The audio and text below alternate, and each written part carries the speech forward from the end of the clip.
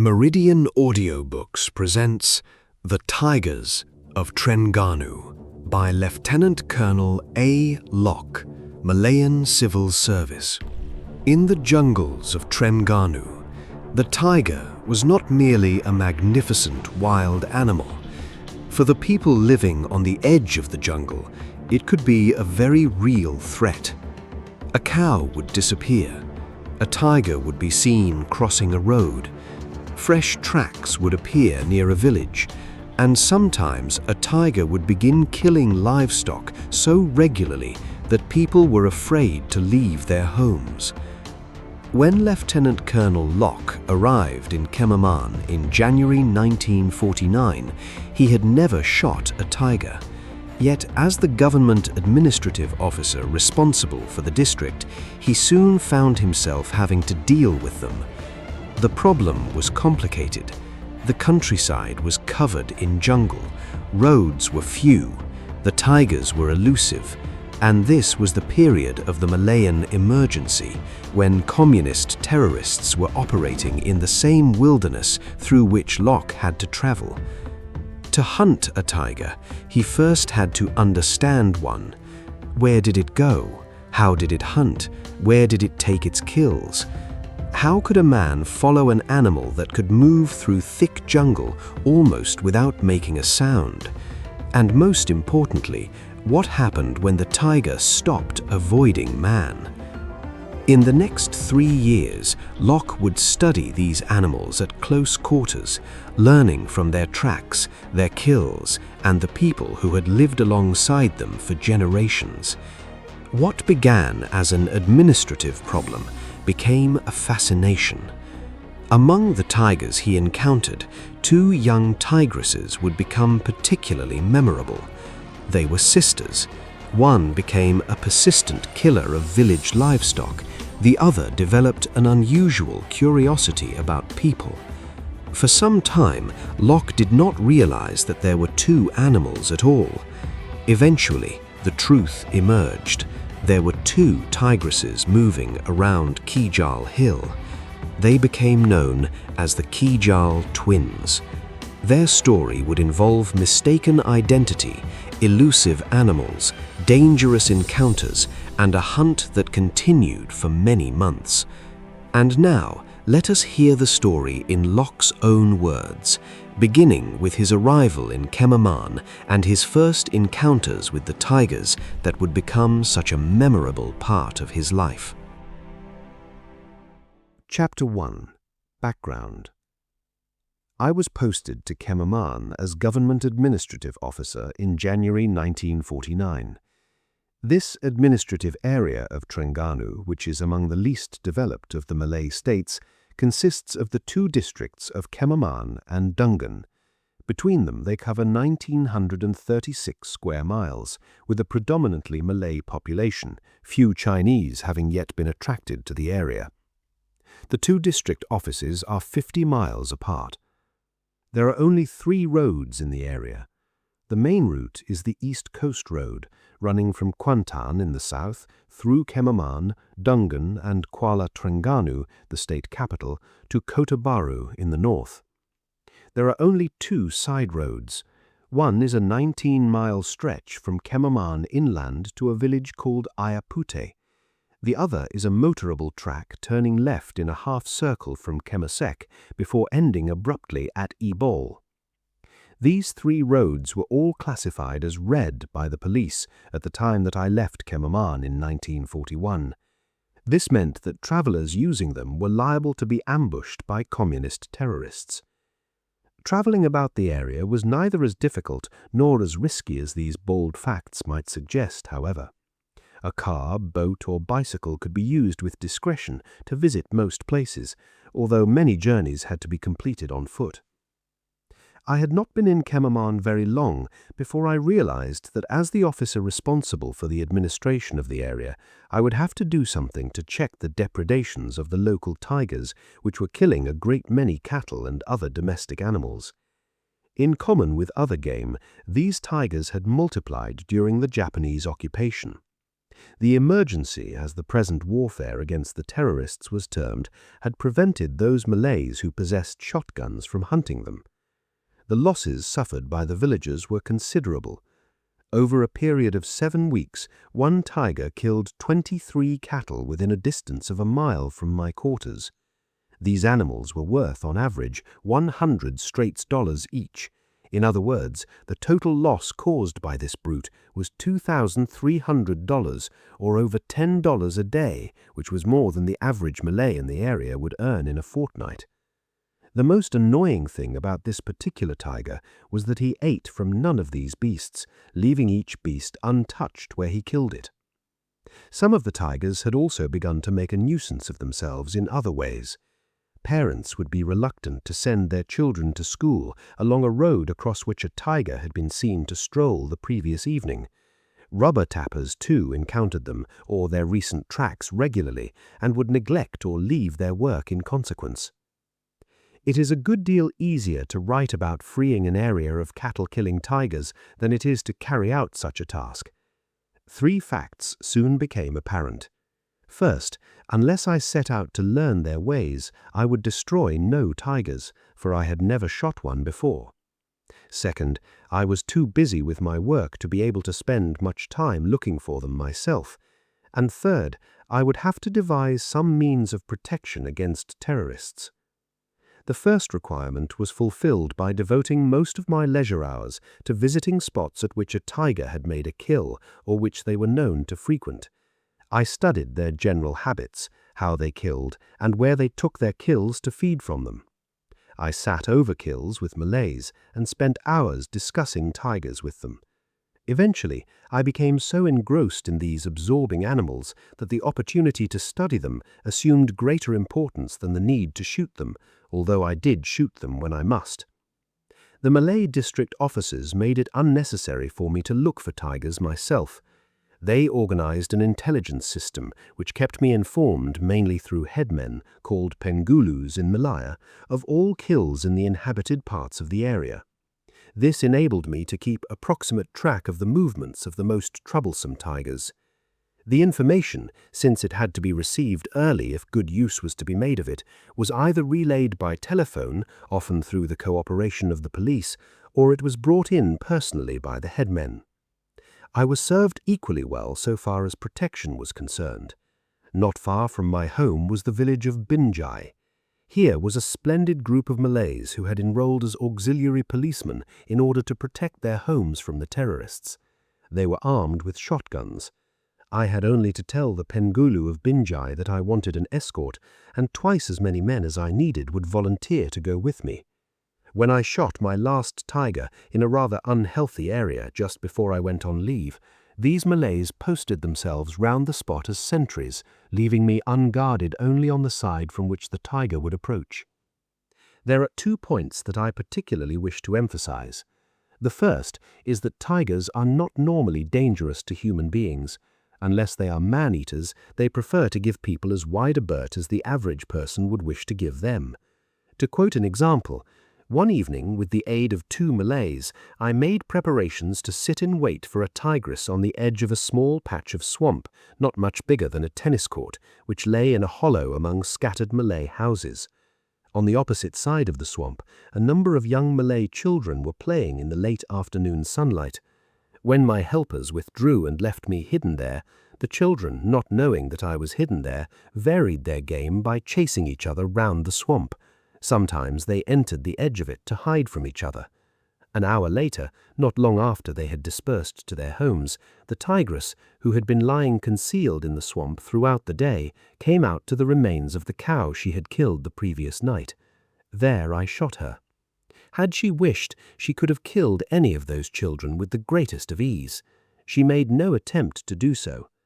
I will go even further and say that the idea of attacking them probably never even entered her head. My second point is that experience with other game, including that gained during 3.5 years spent in Africa and India, has proved to me that the Malay tiger is an extremely difficult animal to study. He is as evasive as a shadow, particularly during the hours of daylight. His uncanny ability to move with complete absence of sound, even in the thickest cover, coupled with his remarkable senses of hearing and sight, would defeat the most patient and skillful observer.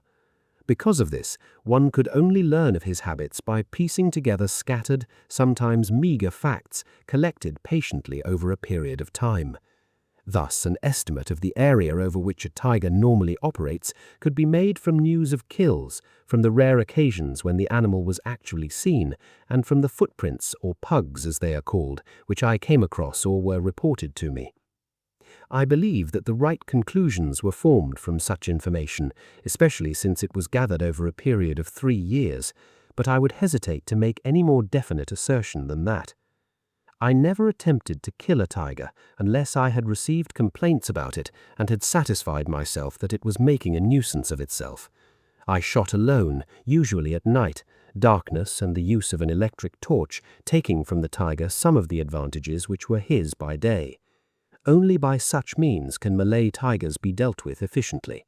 It is practically impossible to stalk one in daylight unless he be a man-eater. The heavy undergrowth in most of those parts of the Malay Peninsula which are frequented by tigers makes it futile to even attempt that noiseless approach which is but the first stage of the hunt.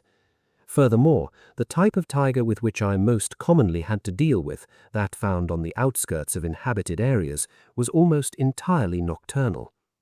In almost all circumstances, night shooting is unsporting. If excitement is sought, however, I commend to those who may criticize my methods the lone wait in darkness on a platform placed just high enough to permit the tiger to walk beneath it if he comes that way, and the subsequent follow-up of the wounded animal in the dark. Let the scene of the hunt be a mile or two from the nearest habitation, in an area which communist terrorists are known to frequent, and I maintain that the average sportsman should not feel too ashamed of himself when the tiger is dead. I would add that, apart from those unfortunate animals caught in traps, which might otherwise have been sold into captivity, I have rarely shot a tiger without a pang of regret that another courageous, strong, and graceful creature has died. To me, they will always be by far the most fascinating and magnificent specimens of our Malayan wildlife. Chapter 2. Distribution, Size, and Habits. The tiger, Panthera tigris, once ranged across an enormous part of Asia, from the Amur River in the north to Bali in the south. Yet there were curious exceptions. Ceylon had no tigers, neither did Borneo. In Malaya, the greatest concentrations were found in Trengganu and Kelantan, with smaller numbers elsewhere on the peninsula. Locke once attempted to estimate how many tigers lived in Malaya. He admitted that such a calculation could never be more than guesswork, yet using his observations of individual animals and the territories they occupied around Kemaman, he arrived at a remarkable figure: nearly 3,000 tigers. He believed that Trengganu might contain about 450, Kelantan around 500, and Pahang perhaps 1,100. The figures were anything but certain. Locke himself emphasized that they were largely conjectural. If anything, he suspected that they were too low. There had always been stories of enormous tigers. Older hunters had reported animals measuring 12 feet and sometimes even 13. Locke was considerably more cautious. By his time, a tiger measuring 10 feet between pegs was already an exceptionally large animal. The method of measurement mattered. A tiger could be measured by running a tape over the curves of its body, or by measuring the straight distance from the tip of its nose to the tip of its tail. The first method could add 6 to 8 inches. Locke therefore preferred the second. He also believed that the Malayan tiger was, on average, smaller than the Indian tiger. The famous Bachelor of Pawalgar, described by Jim Corbett, was an enormous Indian tiger. Measured over the curves, he was 10 feet 7 inches. Between pegs, Locke estimated that he would have been about 10 feet. Even so, he considered it an exceptional Malayan tiger. The average was considerably smaller. Leopards. The difference between India and Malaya could also be seen in the leopard. In Malaya, the black form, commonly called the black panther, was much more frequently encountered than the spotted variety familiar in India. The Malayan leopard was generally less dangerous to people than its Indian relative, although it could become a serious nuisance around villages. One black panther shot by Locke accounted for more than 50 village dogs. He considered leopards even more cunning than tigers. They were wonderfully silent and extraordinarily difficult to observe. The tiger's appearance. The Malayan tiger had a rich reddish-brown coat, strongly marked with black stripes. Its belly and the inner parts of its limbs were almost white. The backs of its ears were black, each carrying a conspicuous white spot. No two tigers were marked exactly alike. Even the two sides of the same animal differed. But it was not simply the tiger's coloring that made it difficult to see. In the jungle, the animal seemed to dissolve in the shadows, leaves, and broken sunlight around it. A tiger could be only a few yards away and remain completely invisible. Habits. In some ways, Locke found the tiger surprisingly similar to a domestic cat. It washed itself in much the same manner. It sat and lay in similar positions. Its cubs played like kittens. Even the movements used while stalking and preparing to spring were familiar. There was, however, one important difference. The tiger could not purr. It possessed plenty of other sounds. There were hisses, grunts, snarls, and roars, as well as deep, strange calls that Locke found difficult to describe. The most remarkable was the calling roar.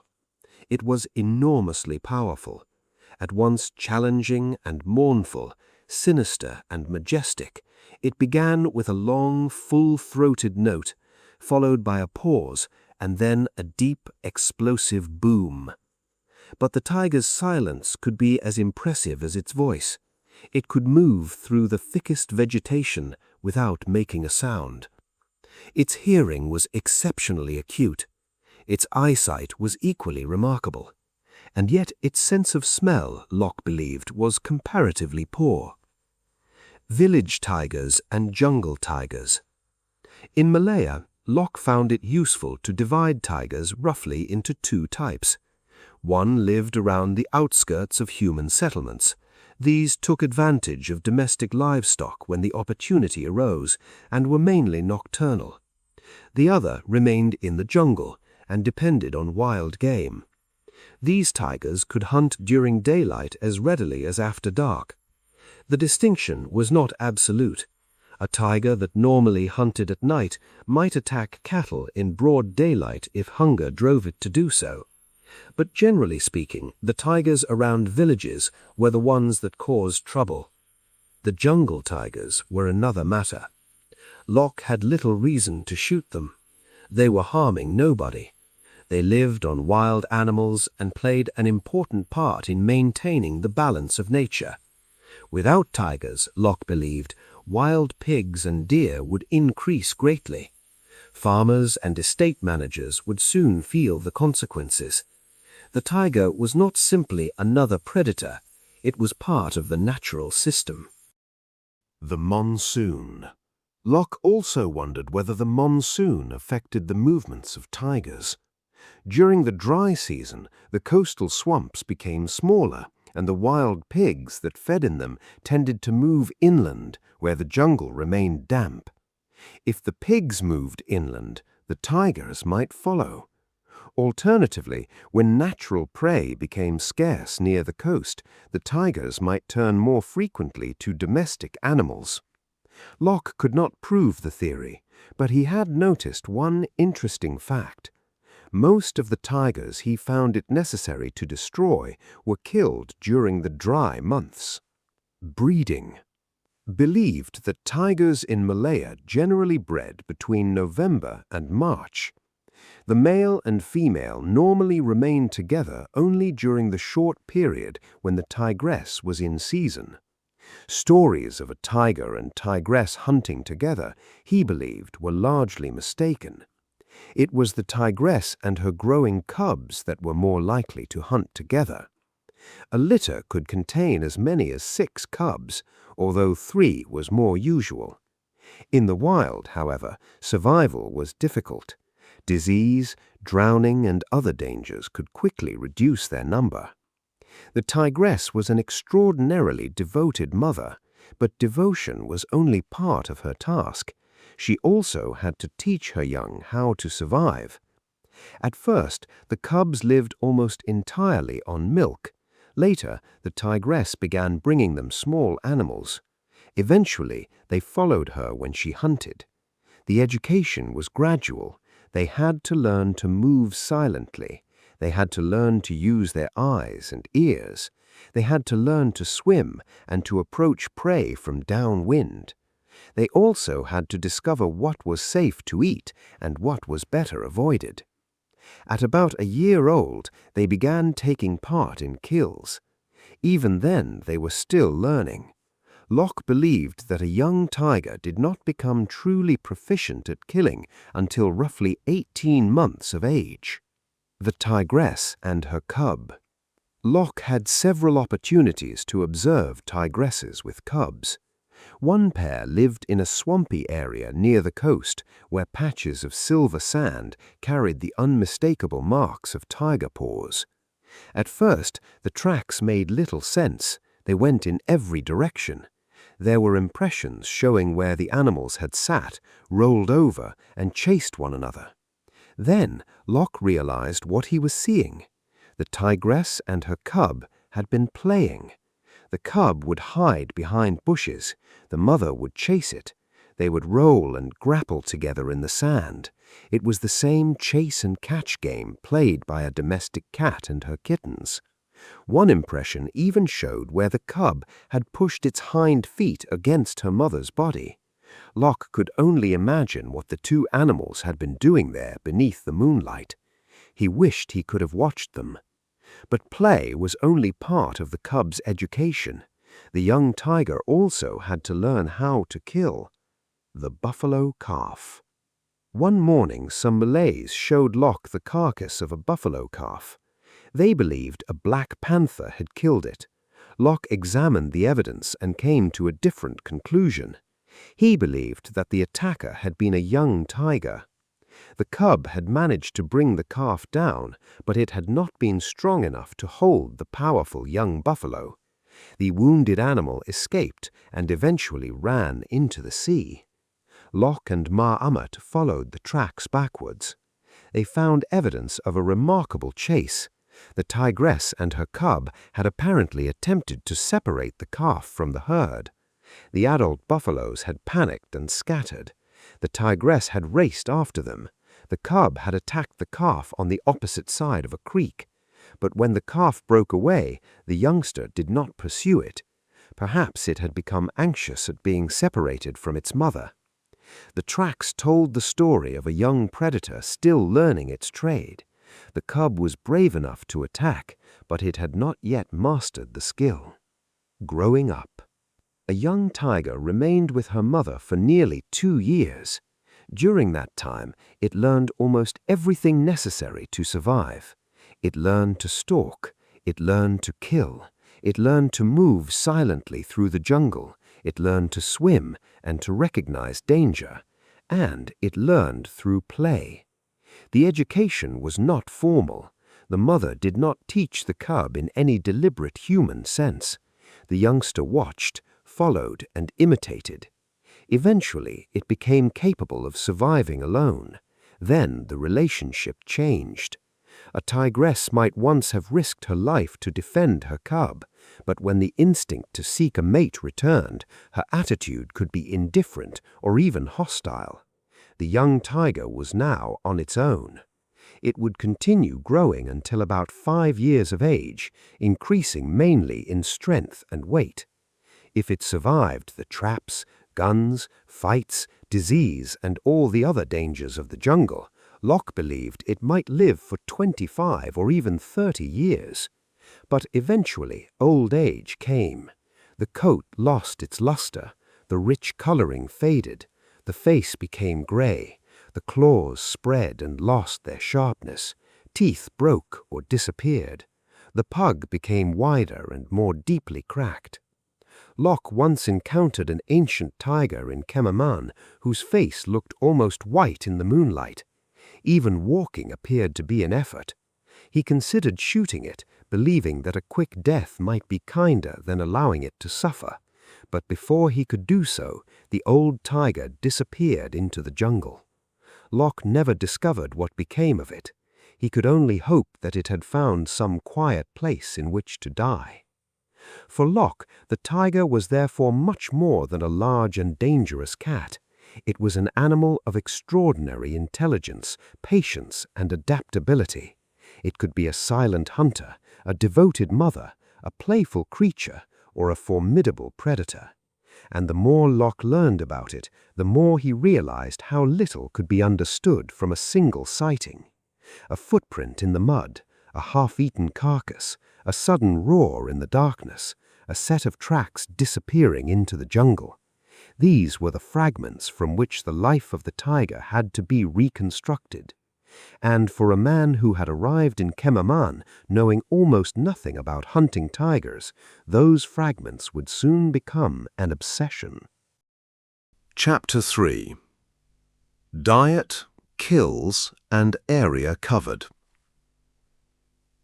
The Malayan tiger did not have as varied a diet as the tiger of India. India offered a great variety of deer, antelope, pigs, monkeys, and other animals. In Malaya, the menu was much more restricted. Wild pigs were by far the most important prey. Occasionally, a tiger killed a rusa, the Malayan equivalent of the Indian sambar, or a barking deer. Mouse deer, jungle fowl, and peacocks were small meals, but a hungry tiger would naturally take whatever food was available. I never heard of a Malayan tiger attacking a wild elephant. I did, however, know of several enormous Indian water buffalo bulls that had been killed by tigers. These great animals could not have been very far behind the wild saladang in size and strength. There is an important point to remember about the way a tiger kills. He does not normally break his victim's neck with sheer force. Instead, he bites deeply into the neck close to where it joins the head. The tiger's long canine teeth are perfectly designed for this purpose. I frequently came across the tracks of tapirs in Trengganu, but I never heard of one being killed by a tiger. Yet an account published in the Malayan Nature Journal described a tiger attacking a tapir near Kuala Lumpur. Both animals fell into an intake well. The tiger escaped, but the tapir was so badly injured that it had to be destroyed. Along the coast, the tiger sometimes encountered another unusual prey. Giant turtles came ashore to lay their eggs, and a tiger could turn one onto its back, leaving it helpless. The tiger was not always successful. One morning in 1951, a young tiger approached a beach where Malay egg collectors had spent the night. Beside the dying embers of a fire lay a strange object. It had no head, apparently no limbs, and did not move. The tiger had never seen anything like it. Curiosity overcame caution. He approached and gave the mysterious object a gentle nip. The object suddenly came alive with a roar of pain and terror. The tiger fled. A few hours later, the Malay man who had been sleeping there was in hospital with the bones of one elbow crushed by that single exploratory bite. But wild game was not the only food available. Around villages there were buffaloes, cattle, goats, pigs, dogs, cats, tame monkeys, and poultry. Dogs were taken particularly often. Cattle came a close second. Sometimes a tiger killed more than one animal during a single attack. A herd might scatter when the tiger seized one cow. Then another animal would return to see what had happened. The tiger, disturbed while feeding, would attack again. Thus, a second cow might die for no reason except curiosity. Tigers also developed individual preferences. One tiger might acquire a taste for beef. Another might become an expert at taking dogs. I'm fond of dogs, and it sickened me to see the way one particular tiger hunted them. Sometimes it would creep silently up the steps of a house and seize a dog sleeping on the veranda. More often, it would slip underneath a Malay house, which traditionally stood several feet above the ground, and take the dog from its favorite resting place. One dog belonging to a Chinese man had successfully avoided several attacks. It abandoned the outhouse whenever danger threatened and hid among the vegetables in the garden. Eventually, the tiger caught it in the open. The tracks told the whole story. The dog had changed direction repeatedly in an attempt to escape. It had avoided the tiger twice, but finally it was caught while moving between two cultivated patches. A small animal such as a dog can be carried completely off the ground. The pug marks reveal this because the deep impressions made by the tiger's front paws show the extra weight he is carrying. Method of killing. Tigers kill with their teeth. They do not normally kill by striking their prey with their forepaws as many people imagine. The attack usually begins with a leap onto the head, neck, or shoulders. The tiger grips the victim with its powerful claws and bites deeply into the neck. In most cases, the weight of the tiger and the force of the leap bring the victim down. The fatal bite is delivered while the tiger lies across the fallen animal. Sometimes the neck is broken, but that is incidental. The principal weapon is the bite. There are two principal methods of attack. The more usual begins with a successful stalk. The tiger moves silently to within striking distance and then launches itself at its prey. When close approach is impossible, it may charge instead, relying upon its extraordinary initial speed and the surprise of its sudden appearance. Sometimes the charge is accompanied by a blood-chilling roar. I once saw an old boar, obviously nearing exhaustion, pounding across a large coconut estate. About 70 yards behind him came an equally exhausted tiger. I should very much have liked to see how that chase ended. Unfortunately, my work called me elsewhere. I have witnessed only one actual kill by a tiger. It was a stray dog. A tigress overtook it in a series of great bounds. Her final leap must have covered at least 8 yards. I was so concerned with trying to save the dog while attempting to take a photograph at the same time that all I clearly remember is the tigress coming to rest with the dog between her paws, biting at its head and neck. I fired as the leap was completed, but succeeded only in wounding her hind leg. 10 days later, she was shot after Pa Matt had constructed a wooden cage in which a dog could be used as bait without being harmed. I used the cage only because of the number of dogs this particular tigress was killing. Tigers are not as cruel as they are sometimes supposed to be. Most prey attacked by an adult tiger are killed quickly. Nor does a tiger normally kill another animal when he already has a fresh kill upon which to feed. There are exceptions. I once heard of 13 sheep being killed inside a small pen. Perhaps the milling animals enraged the tiger.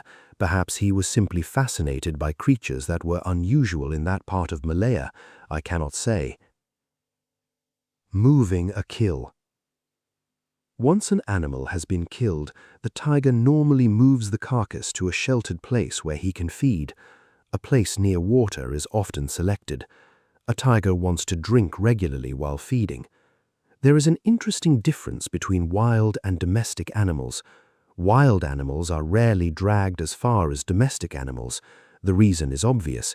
Domestic animals are often killed close to human habitation, and the tiger must move them farther away if he wishes to feed undisturbed.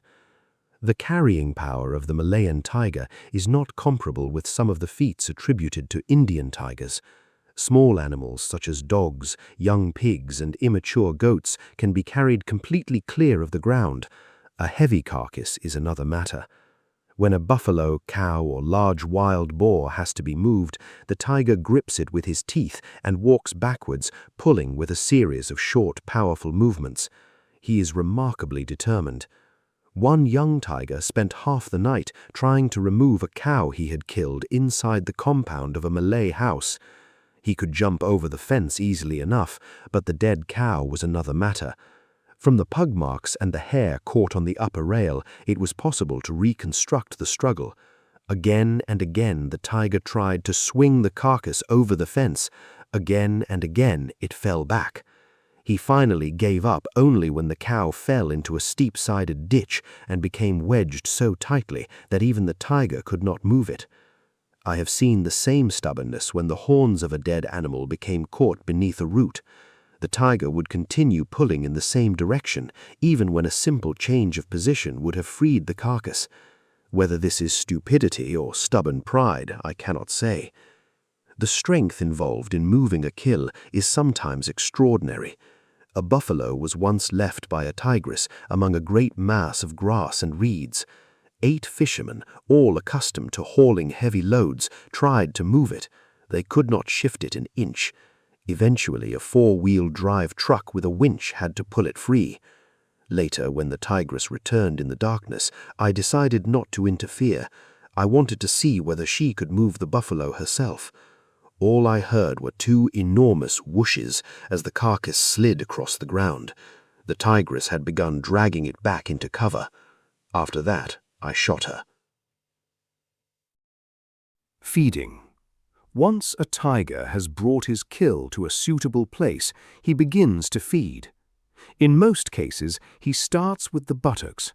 He then works through the hind legs and gradually moves forward towards the head. A half-eaten tiger kill, therefore, has a remarkably recognizable appearance. Usually, the front part of the body, the forelegs, and the head remain. A hungry tiger is far from a particular eater. He will eat almost anything he can kill. He will also eat animals that he finds already dead. Even crabs and frogs have been recorded as tiger food. Sometimes a tiger becomes an outright scavenger. A tigress and her cub in Trengganu regularly visited a town refuse dump to see what scraps they could find. An animal shot by a hunter and left as bait was equally acceptable. This fact enabled me to bring the career of more than one cattle thief to an end. A fully grown tiger can eat a remarkable quantity of meat at one meal. I once heard a tigress making strange blowing noises while feeding on a dead buffalo. Almost nothing remained except a seething mass of maggots.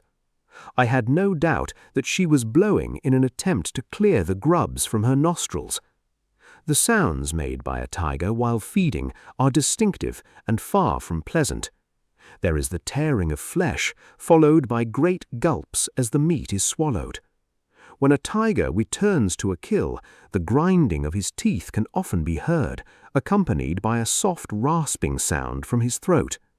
It is perhaps the feline equivalent of a domestic cat smacking its lips in anticipation of food. A tiger will almost invariably return to a kill from which he has fed. Yet there are exceptions. The Khemesek man-eater once behaved in a particularly strange way. I had tied up a live cow for him. The tiger was walking along a sandy track carrying a dead mouse deer in his mouth when he discovered the cow. He could hardly have been hungry. He dropped the mouse deer, killed the cow, and dragged it into a nearby swamp. But after killing the cow, he seemed not to know what to do with it. He chewed most of the flesh from its face and then abandoned both animals. He never returned to either of them. It is difficult to explain such apparently pointless killing. A tiger may go to considerable trouble to secure an animal and then simply lose interest in it. I took great care on several occasions to ensure that cows killed in this manner were not disturbed. I checked the surrounding ground and found no human footprints, yet the tiger never returned. Tigers are certainly individualistic. One tiger I knew always headed for the nearest water after making a kill. Once there, he would tow the carcass through the shallows. This probably made moving the body easier, but it made tracking him much more difficult because there were no pug marks or drag marks to follow. And, contrary to popular belief, tigers do not have permanent lairs. They may occasionally carry prey to the same feeding place, but usually only when circumstances make it convenient. One tigress repeatedly took dogs from houses near a police enclosure. She carried them up a steep hill behind the police station and ate them among the bushes at the summit. When I discovered the feeding place, I found 6 dog collars there. The place was so close to the police station that I could stand there and look down upon the roofs below. I wondered how the Malay policemen and their families would have reacted if they had known how often a tiger had been so close to them. Area covered. A tiger cannot normally remain in one locality for very long. The local game begins to move away almost as soon as the tiger arrives. A tiger has a strong, musky smell that other animals can detect from a considerable distance. Then there are the sounds of the kill itself. The squeals of a stricken wild pig are an unmistakable warning to every other animal nearby. I knew of an isolated rubber plantation where a skilled hunter could usually find a wild pig. But whenever Pa Matt and I discovered fresh pug marks of an old tigress on the path leading there, we knew our chances of finding a pig would be poor. Fresh tiger tracks usually meant fewer new pig tracks. Fresh pig tracks usually meant there had been no tiger there recently. When a tiger's movements are plotted over a period of months, a pattern begins to emerge. The most common pattern is roughly triangular. The 3 points are generally 5 to 8 miles apart. A tiger may secure a kill at one point and remain nearby for several days while feeding. Then he moves to another part of his territory and later to a third. Eventually, he returns towards where he began. This allows each hunting area to be revisited roughly every 9 to 12 days. Pa Matt and I proved many times that when a tiger secured a kill, whether domestic or wild, he could generally be expected to return to the neighborhood within about 10 days. But occasionally, a tiger undertook a much longer journey. I once followed the pug marks of a male tiger from behind my house. The tracks led to the main East Coast Road. The tiger followed the road until he reached a river ferry. There he turned away, swam across the river, and continued along the road on the opposite bank. Eventually, he disappeared into the jungle near Panchor. That night, the tiger had traveled at least 12 miles from the time he passed behind my house. Later, the same pug marks appeared along the route once or twice more. Then they disappeared. I eventually discovered what had happened. The tiger had been inspecting territory left vacant by the death of another tiger that I had been forced to shoot. Apparently, he preferred the vacant country to his own and eventually moved into it. This is one of the surprising things about tigers. When one is killed, another often appears surprisingly soon to take over the unoccupied hunting ground. Once a tiger has adopted an area as his own, he will defend it against another tiger attempting to enter. Such disputes are not common, but when they occur, they are usually settled by a fight. I heard of a particularly violent territorial battle in Trengganu in 1951. Local Malays heard the sounds coming from the top of a hill in the middle of the morning. The fight continued throughout the day. Slowly, the struggle moved down the hillside towards a river. At about 4 o'clock in the afternoon, the younger and smaller tiger finally overcame and killed his opponent. Before leaving, he stopped for a brief meal from the body of the tiger he had just defeated. Such fights are rather like quarrels between domestic cats. Much more time is spent circling, snarling, and threatening than actually coming to grips. I once shot a tiger that had recently taken part in such a fight. It had a deep bite on one foreleg, 2 missing claws, damage to the mouth, and 2 broken canine teeth. When the animal was skinned, it was found to be filled with black thorns. There was hardly an inch of the underside of its skin that did not contain some of them. Water and movement. Unlike domestic cats, tigers have no dislike of water, quite the opposite. They enjoy lying in water during the heat of the day and are powerful swimmers. One tiger was reputed before the war to swim about 4 miles to an island off the Malayan coast in order to hunt the pigs living there. There was also an old Malay belief that when a tiger crossed a river, he selected a particular point at which to land. If the current carried him downstream, he would swim back and make another attempt rather than come ashore elsewhere. I had never been inclined to believe this. Then one day, during monsoon floods, I saw something that made me wonder. I was with a police patrol. We followed tiger tracks to a swollen, fast-moving river. The pug marks led straight to the water and ended abruptly. We crossed with considerable difficulty.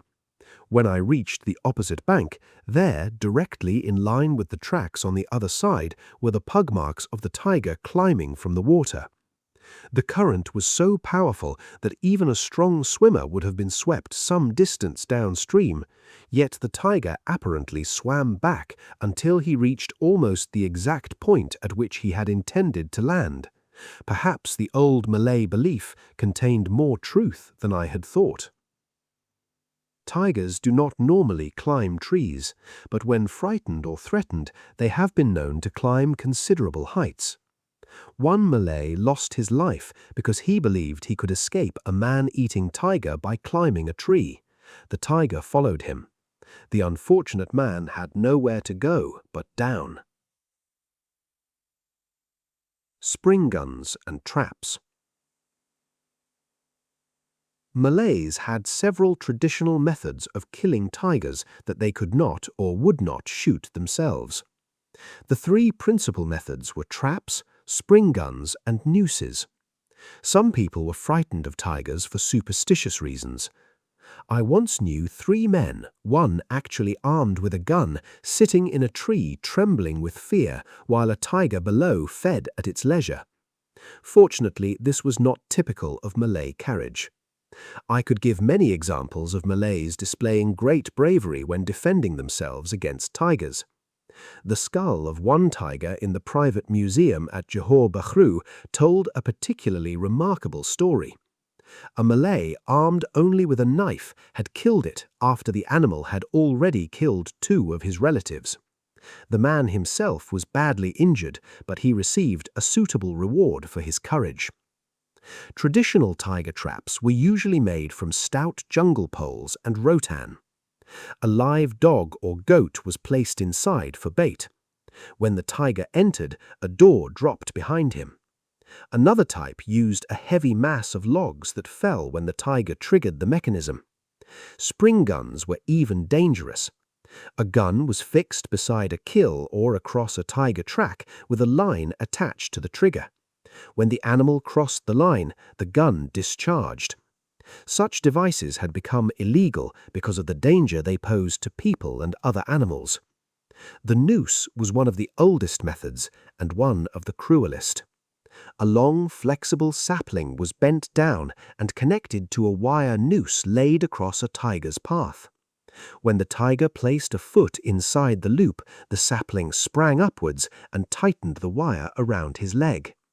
Once a tiger had been caught, someone still had to kill him. The final act was often carried out by a local firing squad.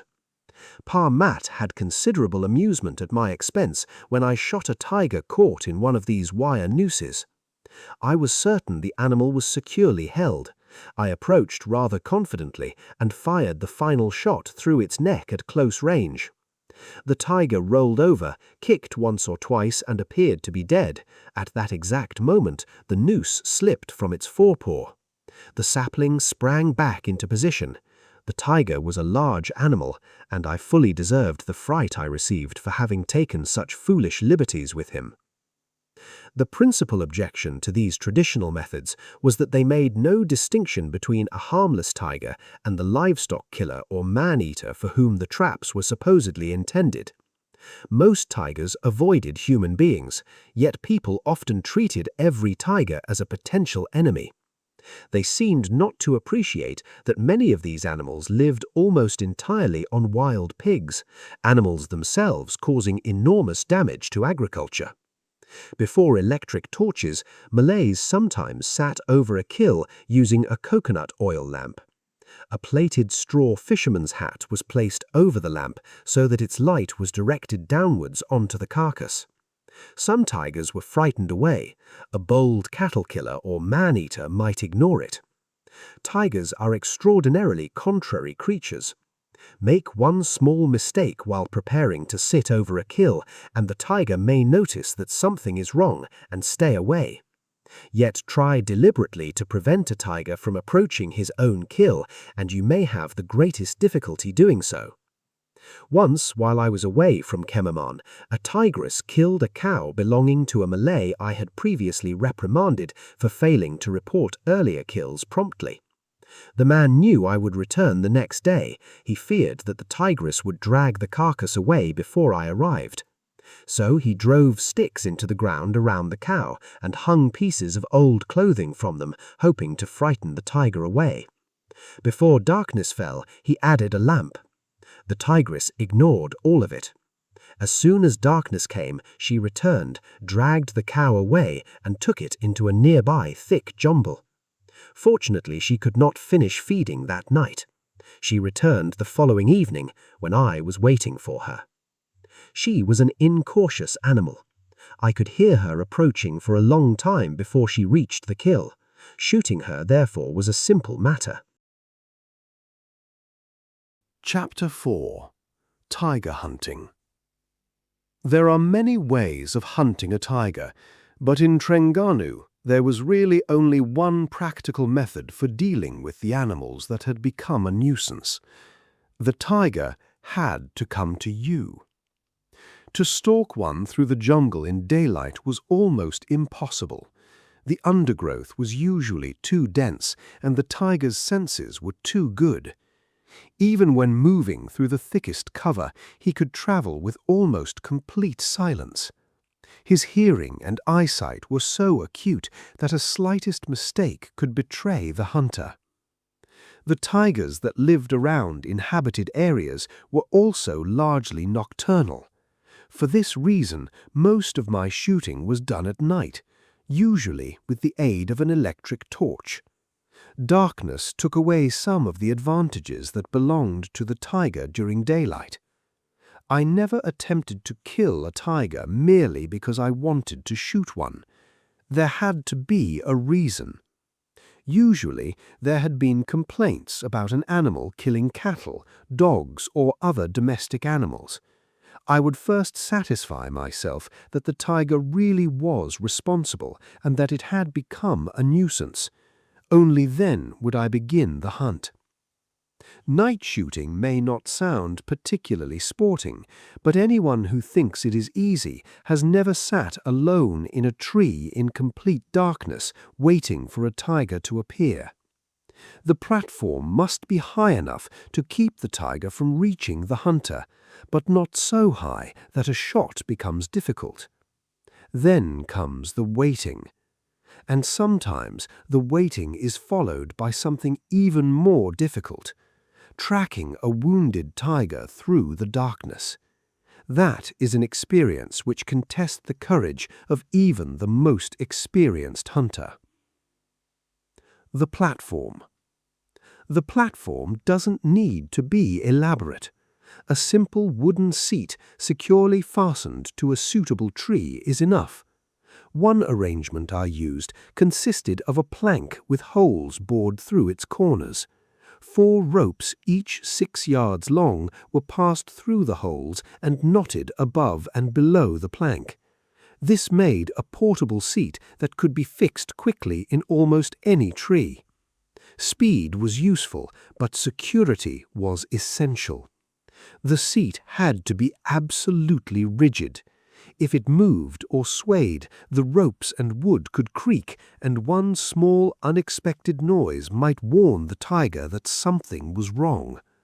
Once the seat was in position, it had to be concealed.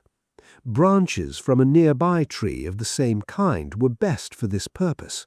I never took branches from the tree in which I intended to wait, because the freshly broken vegetation could make the position obvious.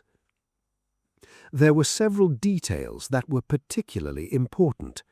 The branches used for camouflage had to be fixed the right way up. It was easier to hang them downwards, but reversed leaves were surprisingly conspicuous, especially under moonlight. The hunter's legs and feet had to be completely hidden, but they should not touch the surrounding camouflage. Otherwise, even the slightest movement could produce noise. There also had to be enough foliage behind the hunter's head to prevent it from being outlined against the sky. What looks like complete darkness to a human being may appear almost like twilight to a tiger. And the finished platform should never resemble a huge bird's nest. It had to blend naturally into the tree and remain difficult to detect from the ground, even in daylight. I once had an amusing demonstration of just how effective good camouflage could be. I was sitting concealed beside a track over a dead buffalo when a group of fishermen came along. They stopped beside the carcass. They stood there talking, and not one of them noticed me. Later, when I told them where I had been sitting, they flatly refused to believe that I could have been there. I repeated one of the remarks I had overheard, and only then did they realize that I had been listening to them from above. Silence was equally important while preparing the platform. On another occasion, I discovered that the tigress I intended to shoot had been lying only 15 yards from the tree while we were putting my seat into position. She knew we were there, yet she remained. I was able to shoot her later only because I sat completely motionless for the 2 hours before darkness. That long period of silence apparently convinced her that there was nothing to fear. The final preparation was to make certain that nothing obstructed the shot. The best way to do this was to sit in the platform and look for myself. Usually, only a few small twigs needed to be removed. They had to be taken away completely rather than left lying around the kill. Large branches could sometimes be tied aside instead of being cut. Building and concealing a platform alone was tiring work because the hunter had to climb the tree repeatedly.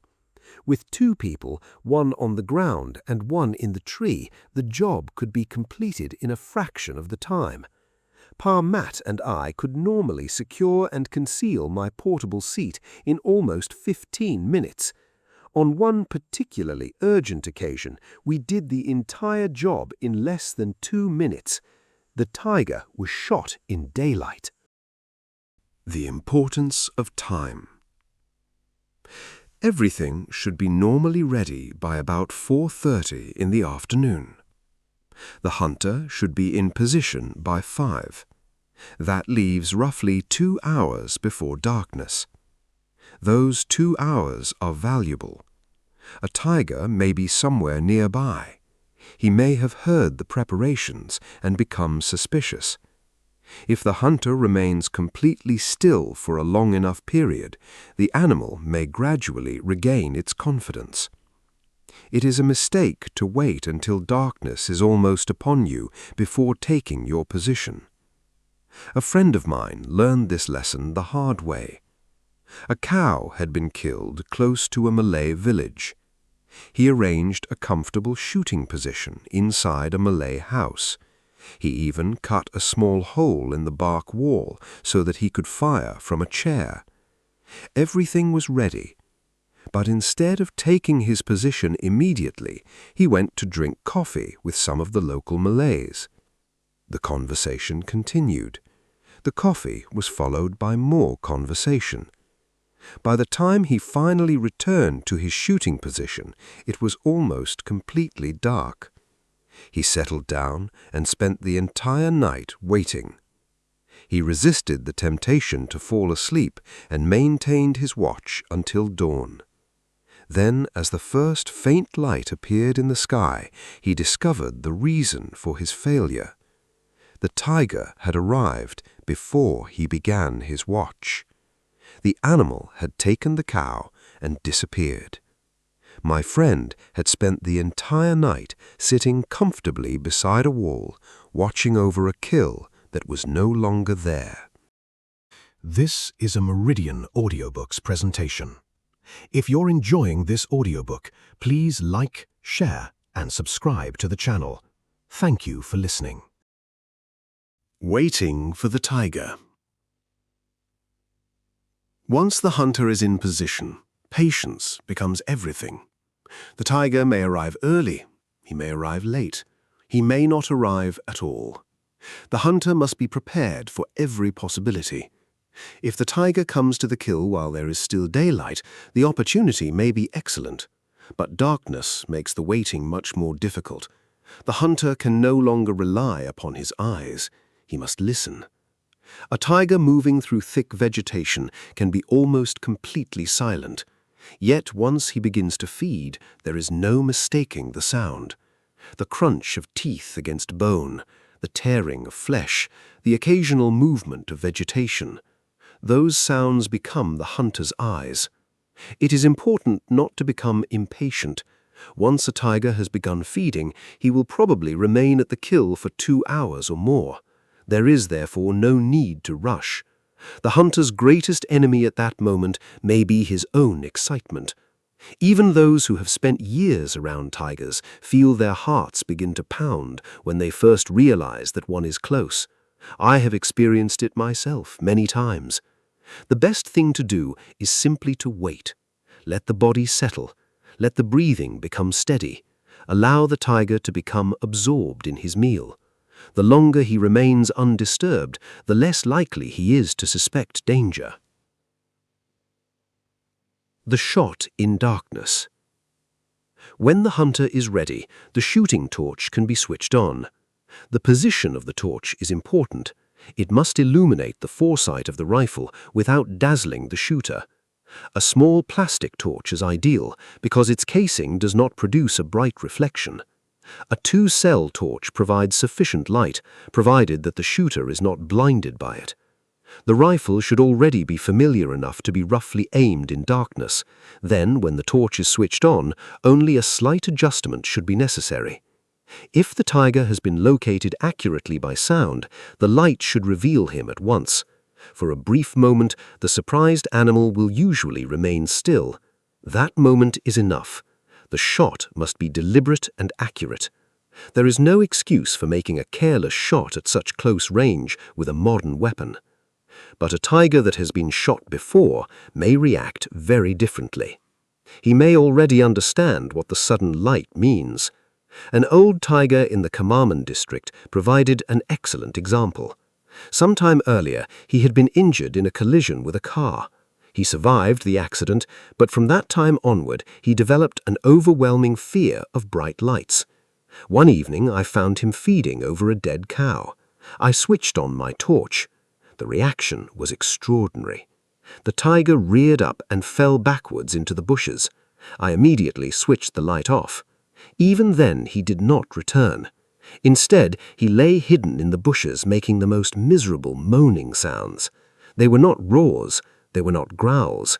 They sounded almost like the cries of an animal in mental anguish. I became convinced that the tiger believed another car was coming. Eventually, the moaning stopped. For 20 minutes, we waited in silence. Then, apparently having gathered enough courage, the tiger crept out of the bushes and returned to his meal. When the tiger is wounded. The most dangerous part of a tiger hunt may begin after the shot. A wounded tiger is a very different proposition from a tiger that is calmly feeding. If the shot has been successful, the animal may die immediately. If not, the hunter must be prepared to follow. This is where darkness becomes a serious disadvantage. The jungle can conceal a wounded tiger only a few yards away. The hunter must therefore proceed with great caution. At the same time, there is a responsibility to recover the animal. A wounded tiger left to wander is potentially more dangerous than the animal was before the hunt. This is one reason why I never regarded shooting a tiger as a matter of simply pulling a trigger. The responsibility continued until the animal had been found. When the tiger had been killed, there were also practical matters to deal with. The head and feet were tied with sacking to prevent the whiskers and claws from being removed by anyone helping to carry the carcass. The body also had to be handled carefully. Dragging it roughly along the ground could damage the skin. After going to all the trouble of killing a tiger, it seemed foolish to ruin the trophy through careless handling. Dealing with the dead tiger. The carcass had to be kept out of direct sunlight. The heat of the sun would cause the hair to loosen much more quickly. If the tiger could not be carried to the nearest road or river without excessive effort, it was possible to skin it where it lay, leaving the head and feet till later. The simplest method was to place the animal on its back and secure the legs with ropes to poles or trees so that they remained upright and apart. The first cut ran down the belly, from the chin to the tip of the tail, following the natural parting in the hair. The cuts along the inside of the legs helped the finished skin to appear symmetrical when mounted. The pads of the feet were opened and cleaned. The whiskers could be removed separately and sent to the taxidermist. The head was the most difficult part, particularly around the eyes and mouth. For that reason, skinning was best left to experienced local workers. Even then, close supervision was advisable. 2 experienced men could skin a fully grown tiger in about 4 hours, slightly less if the animal was still warm when they began. Once the skin had been removed, as much flesh as possible was cleaned from the skull. The remaining flesh could then be removed by careful boiling. The skin itself required further treatment.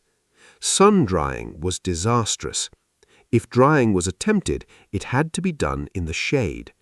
Where skilled skinners were unavailable and some flesh remained attached to the skin, it was safer to preserve the skin in a pickling solution than to attempt amateur drying. The important thing was to make certain that no air bubbles remained trapped in the folds of the skin.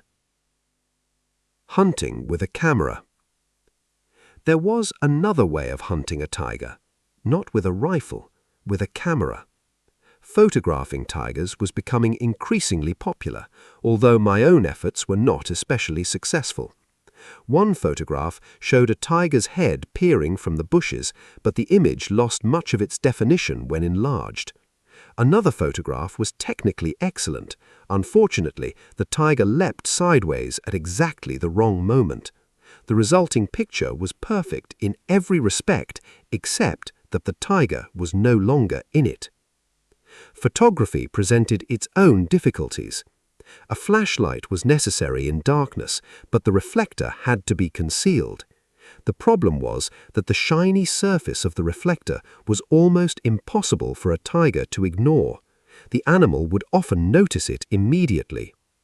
There was also the difficulty of setting up a camera, hiding the equipment, and arranging some form of remote control without leaving too much human scent or disturbance around the kill. There were rarely enough time to do all of this properly. For the most part of the photographs in the book, I therefore used an ordinary Brownie camera. It was inexpensive enough to survive the sort of treatment that would have been dangerous for a more valuable camera. Carrying expensive photographic equipment through jungle, water, and mud was hardly practical. The camera had to survive the expedition before it hoped to photograph the tiger. The real test. A tiger hunt could look simple from a distance.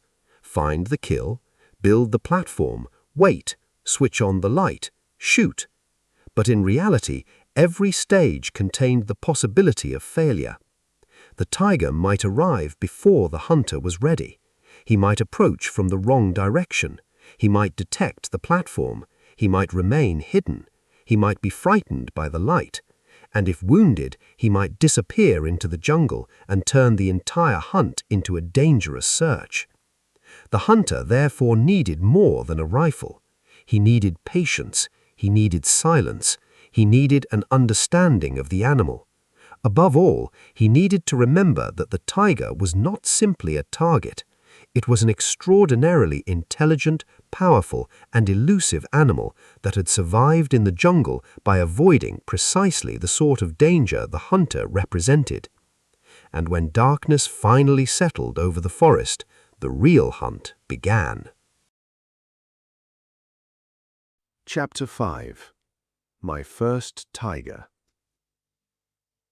It was not until I had been in Kemaman for nearly 6 months that I succeeded in shooting my first tiger.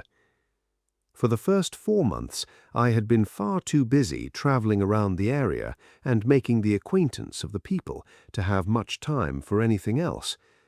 During that period, I was also learning what I could about tigers as a necessary preliminary to any attempt to destroy those which were killing livestock. When I finally began, my efforts were marked by a series of complete failures. Lacking experience and knowledge, I depended too much on the advice of my Malay friends.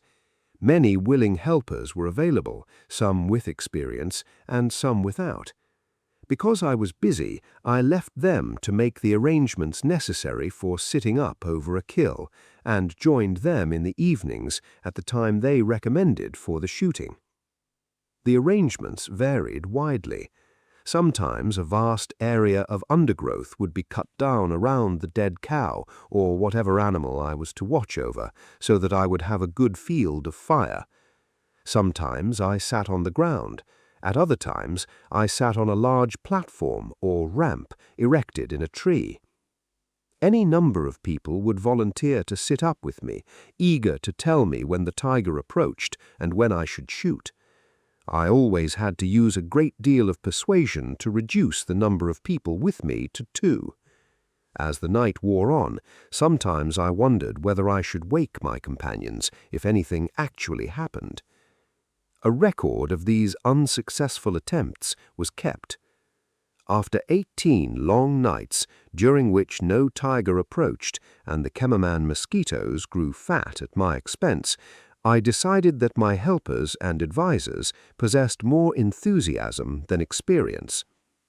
So I made up my mind that the next time a tiger killed anything, I would make all the necessary arrangements myself and would try to shoot the animal alone. Word was passed around to the ketuas, the unpaid village headmen of the local villages most frequently visited by tigers. They were instructed to report the next kill to me personally at once, and above all, not to interfere with it in any way. There was not long to wait. On the 20th of June, 1949, I received information that a tiger had killed a cow at Kampong Kubang Kuras the previous night. The village was really a collection of widely scattered Malay houses within the Kemaman township. The kill had occurred only half a mile from the Kemaman hospital. Nothing had been done to interfere with the dead cow. Of this I could be certain, because efforts to find the carcass had failed. I had sent Pa Mat away to take a Malay girl by road to Kuala Lumpur, the capital of the Federation, 299 miles away, for an urgent operation on her eyes. So I set off alone. I took a shotgun, as I was without ammunition for my Mannlicher rifle at the time, together with some lengths of stout rope and cord and some additional clothing. At first, I could find nobody who knew anything about the kill.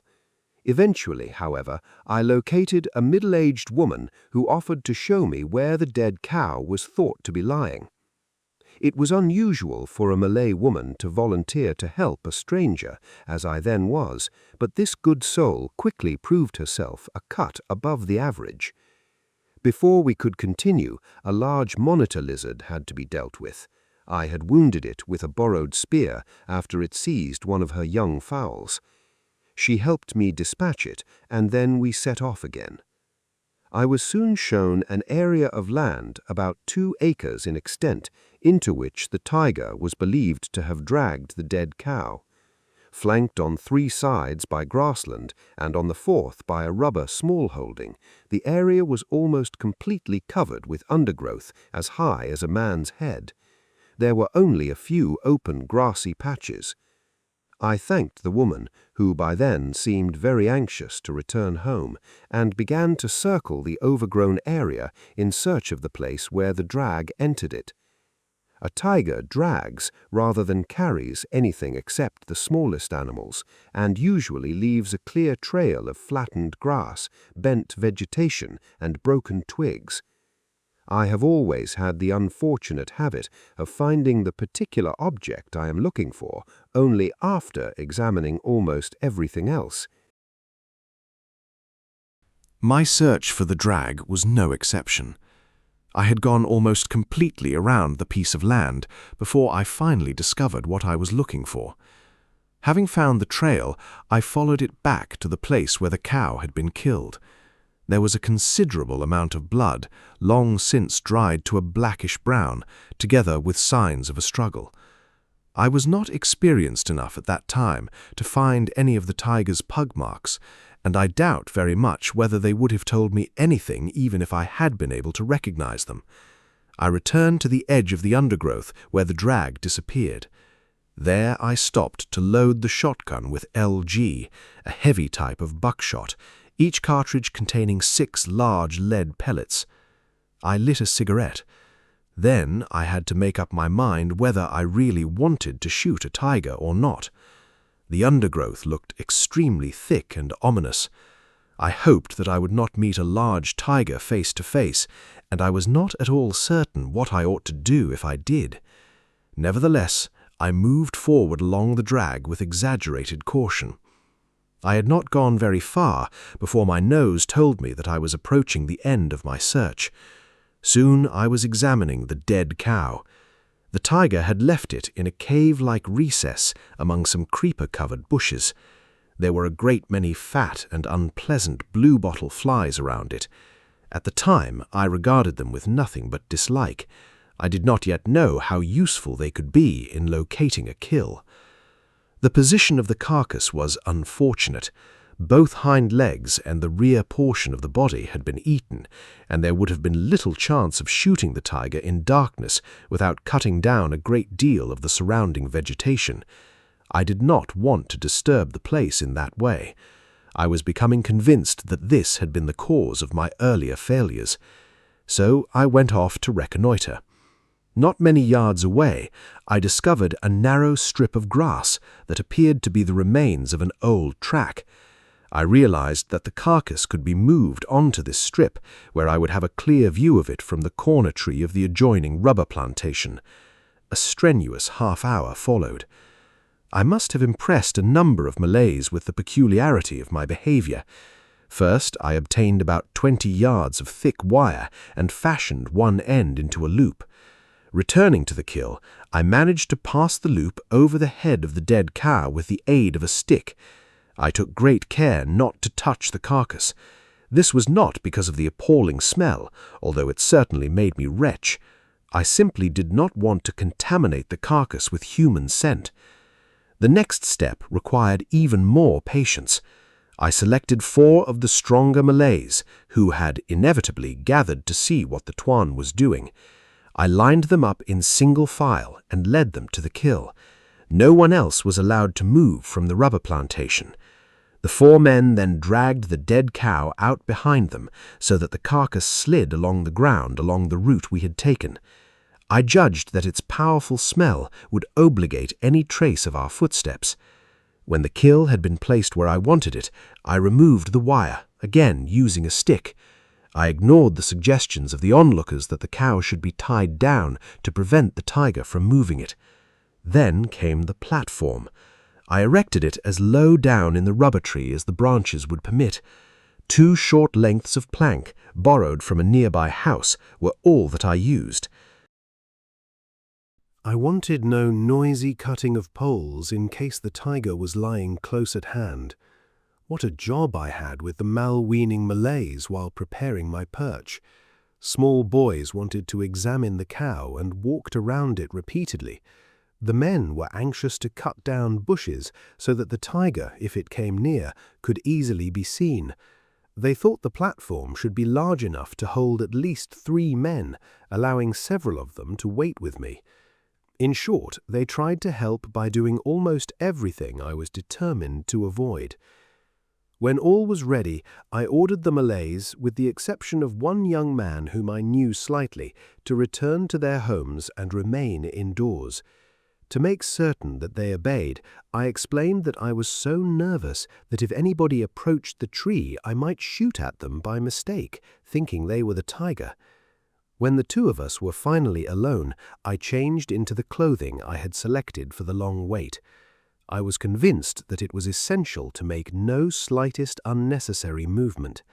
The shorts I had been wearing were replaced by green drill trousers, over which I bound long puttees.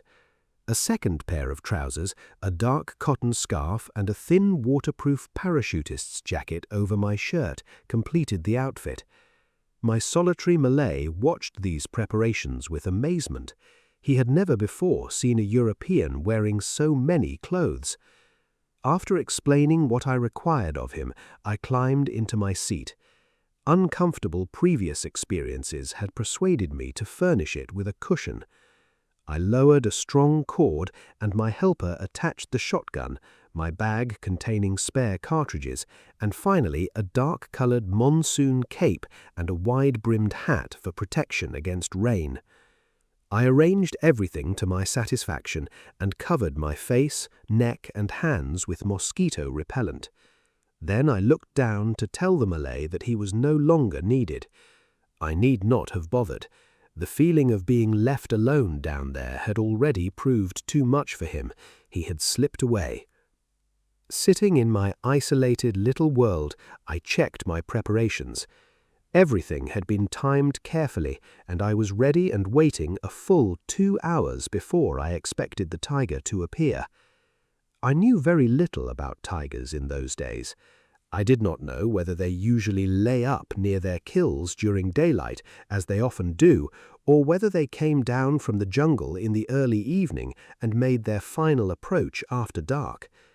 I had arranged my position so that I could remain there in reasonable comfort for several hours. Then I settled down to wait. I believed then, as I do now, that complete stillness is essential before darkness falls.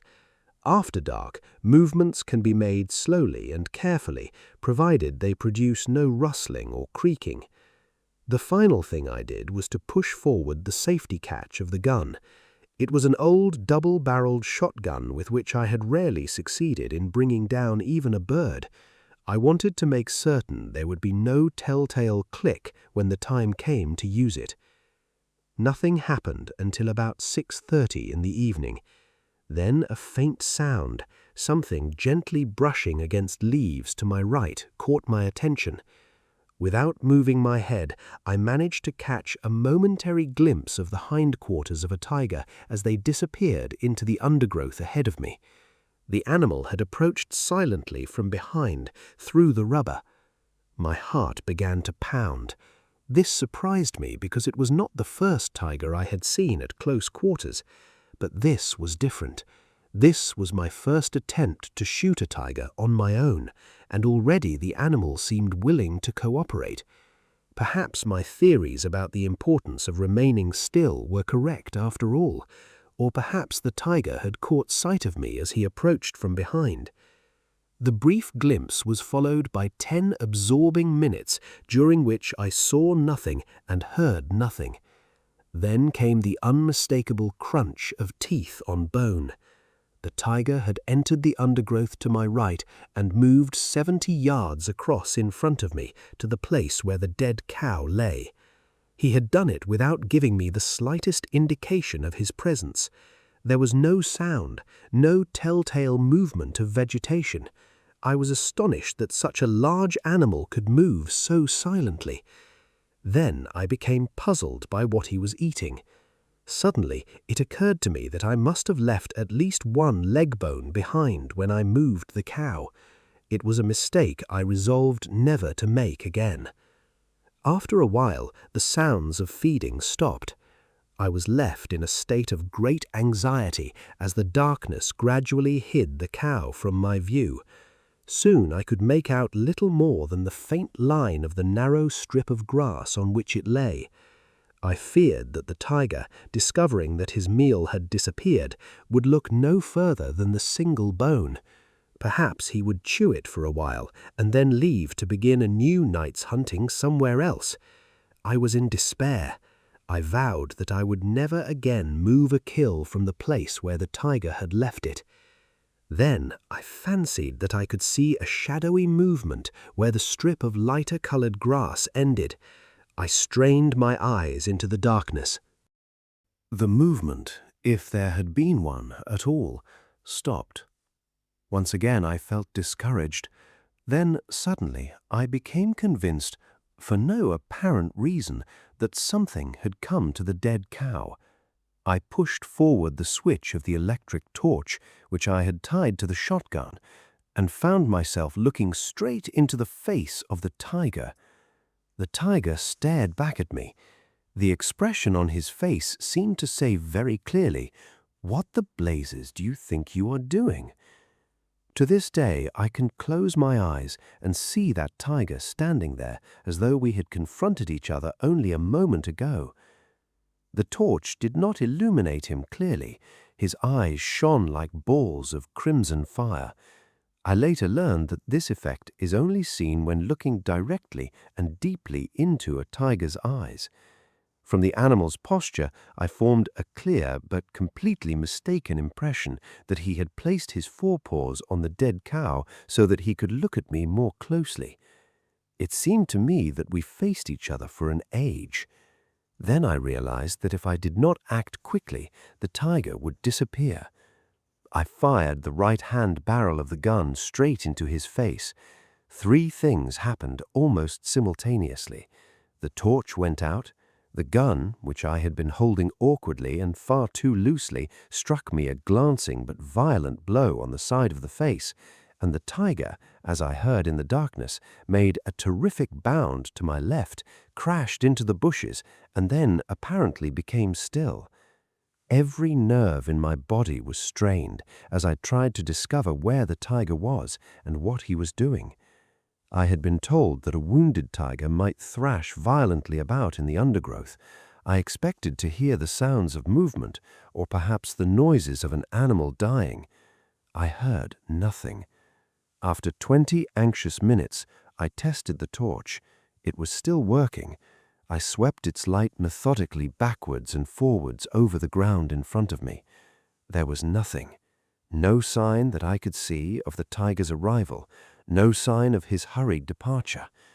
I switched the torch off again, lit the cigarette I so badly needed, and wondered what the intrepid big-game hunter I had read about so often would do next.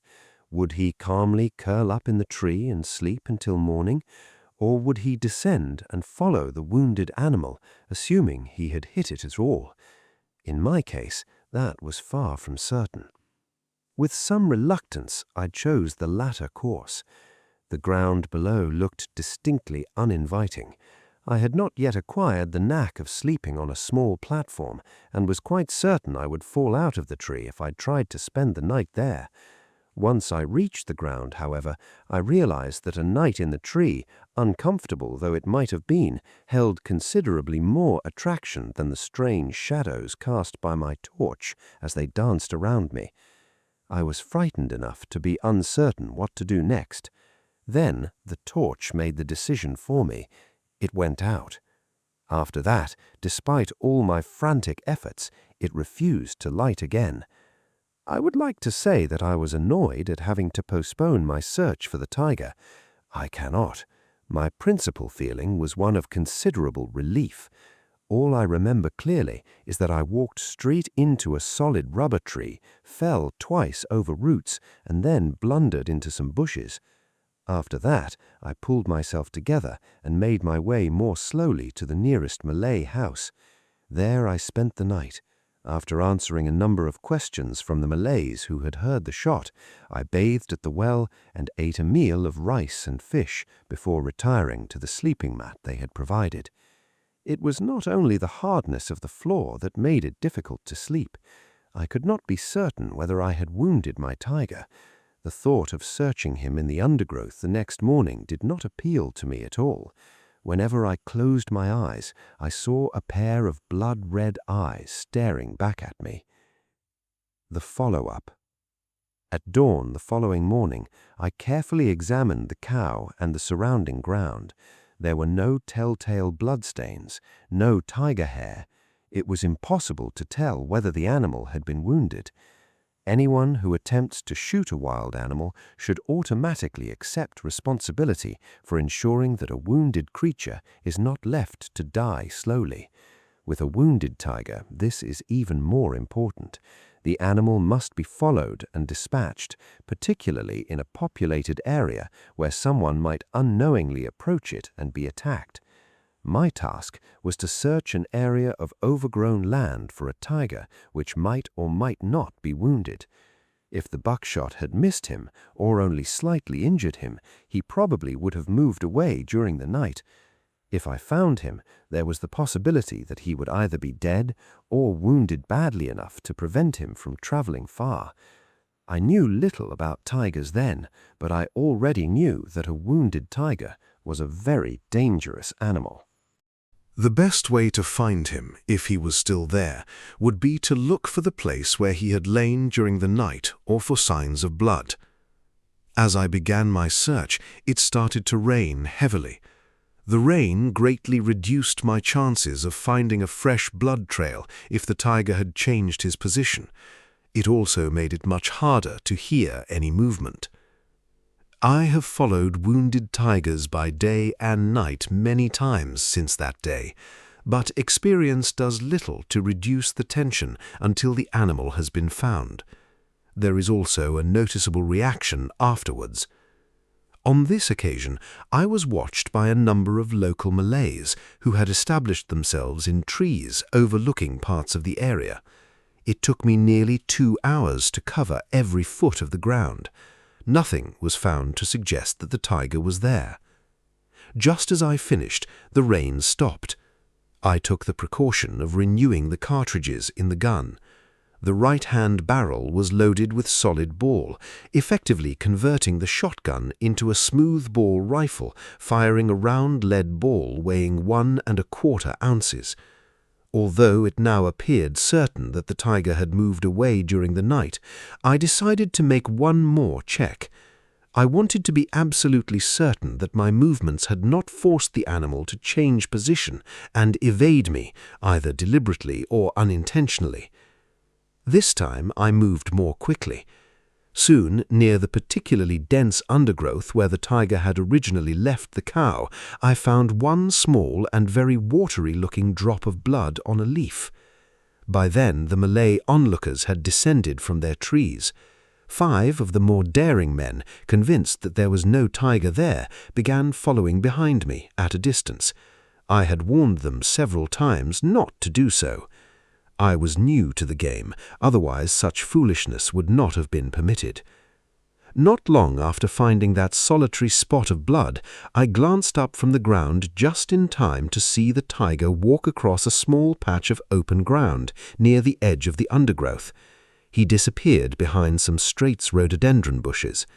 I turned to warn the men behind me. They had already vanished completely without making a sound.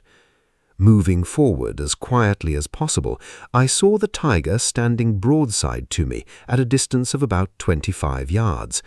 I was lucky enough to bring him down with the solid ball. I discovered later that the bullet had gone too high and passed completely through the animal's body just below the spine. The tiger fell and appeared incapable of rapid movement. As I approached close enough to make certain with a final shot, he turned snarling and tried to drag himself towards me, using only his front paws. It was a sickening business. I was glad when it was over, although I could feel not at all proud of the thoroughly unbusinesslike way in which I had brought about the animal's death. I examined my first tiger with considerable satisfaction. I had learned a great deal, and I hoped to do better next time. The animal was a young tigress in very good condition, with remarkably few of the ticks normally found on these creatures. Measured later, she was 7 feet 5 inches between pegs. My shot in the darkness the previous night had been aimed too high, a natural tendency when firing downward. Only 3 of the lead pellets had struck her head. 2 had grazed the skull, ricocheting and leaving clearly defined lines. The 3rd had struck the left eye, blinding her on that side. That explained why she had failed to notice me when I finally located her.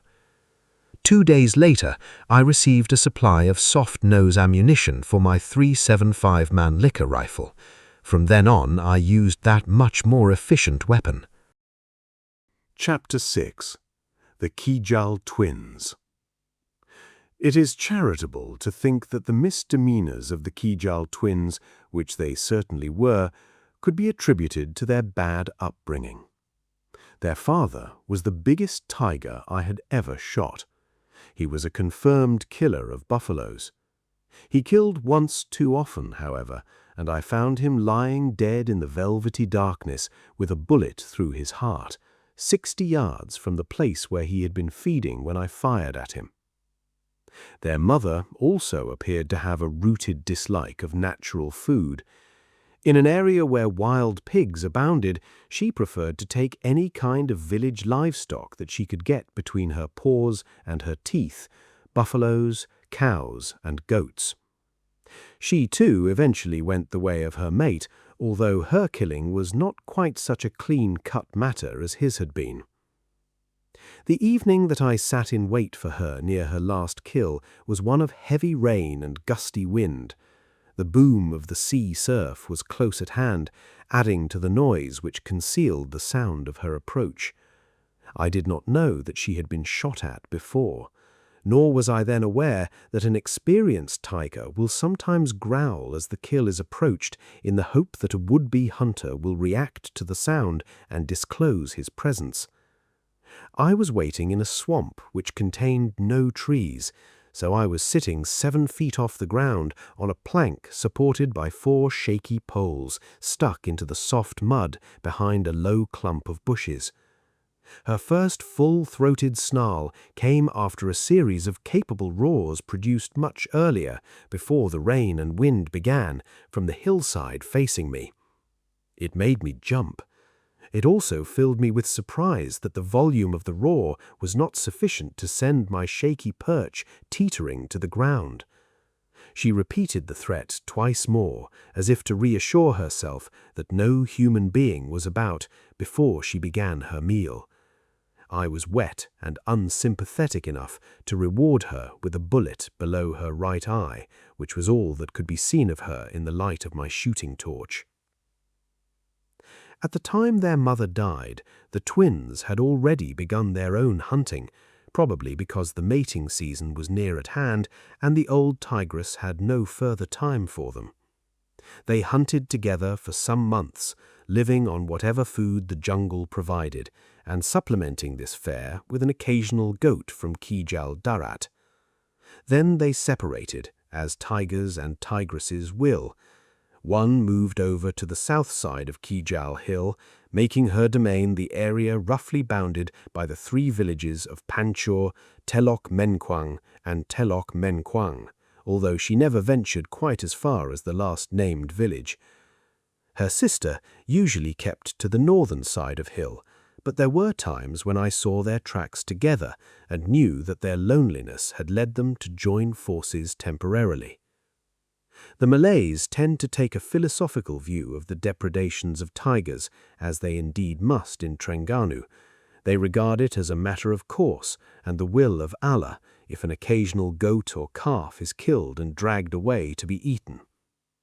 All would have been well with the twins, and they would probably have been alive to this day had they contented themselves with reasonably infrequent raids on the livestock of the neighboring villages, or had they adopted the respectful attitude shown by the majority of their kind. Unfortunately, parental influence was not what it should have been, and they began to make their presence felt in equally unpopular, although quite different ways. The young tigress on the northern side of KIJAL Hill apparently decided that goats were plentiful and easy to kill. She began slaughtering them at an alarming rate. Her sister, on the Panchor side of the well-wooded slopes, showed little desire to feed on village livestock. Her interest appeared to be in the Malays themselves. Although she never attacked anybody, she was sufficiently curious and playful to cause them considerable alarm. Stories reached me of tired woodcutters returning from work along the road to Telok Kalong, who looked over their shoulders and saw a tiger padding along at a distance behind them. Hysterical children described how a huge tiger, quite 15 feet long and 5 feet high, had snarled at them from a roadside bank as they drove their father's buffaloes home. The calls for help which I received from the Penghulu of KIJAL and the Ketua of Telok Kalong reached me within 8 days of each other. At first I was inclined to believe that it was the same tigress that killed goats at KIJAL and frightened the good people of Telok Kalong and Panchor, but there was soon proof that they were different animals. The tracks of tigers are easily found and identified when made on open soil, whether it is a well-used jungle track, the loose earth at the side of a road, or the dazzling white sand peculiar to Trengganu and parts of Pahang and Kelantan. Rain, especially torrential tropical rain, wipes the slate clean, so that it is a simple matter to remember the last downpour and assess how long the tracks have been there. Dew also leaves its mark on the tracks, especially when they are in sand, and gives a further and more accurate indication of the interval since the animal passed that way. It was this ability to judge the age of tiger tracks, aided by conveniently spaced rain and dew, which finally brought me to the conclusion that the KIJAL tigress, as I had thought her to be, in fact were two different animals, although their footprints, so far as I could see, were identical. One morning, a long way back from the road north of KIJAL Hill, I examined the pug marks accompanying the blood spots and faint drag marks made by a young tigress when she had killed and carried off a goat. Malays who had heard the commotion told me that the tigress had come into the village at about 10 o'clock the previous night. The goat that had been taken was not fully grown, so there was no point in following the drag, as the carcass must have been eaten overnight.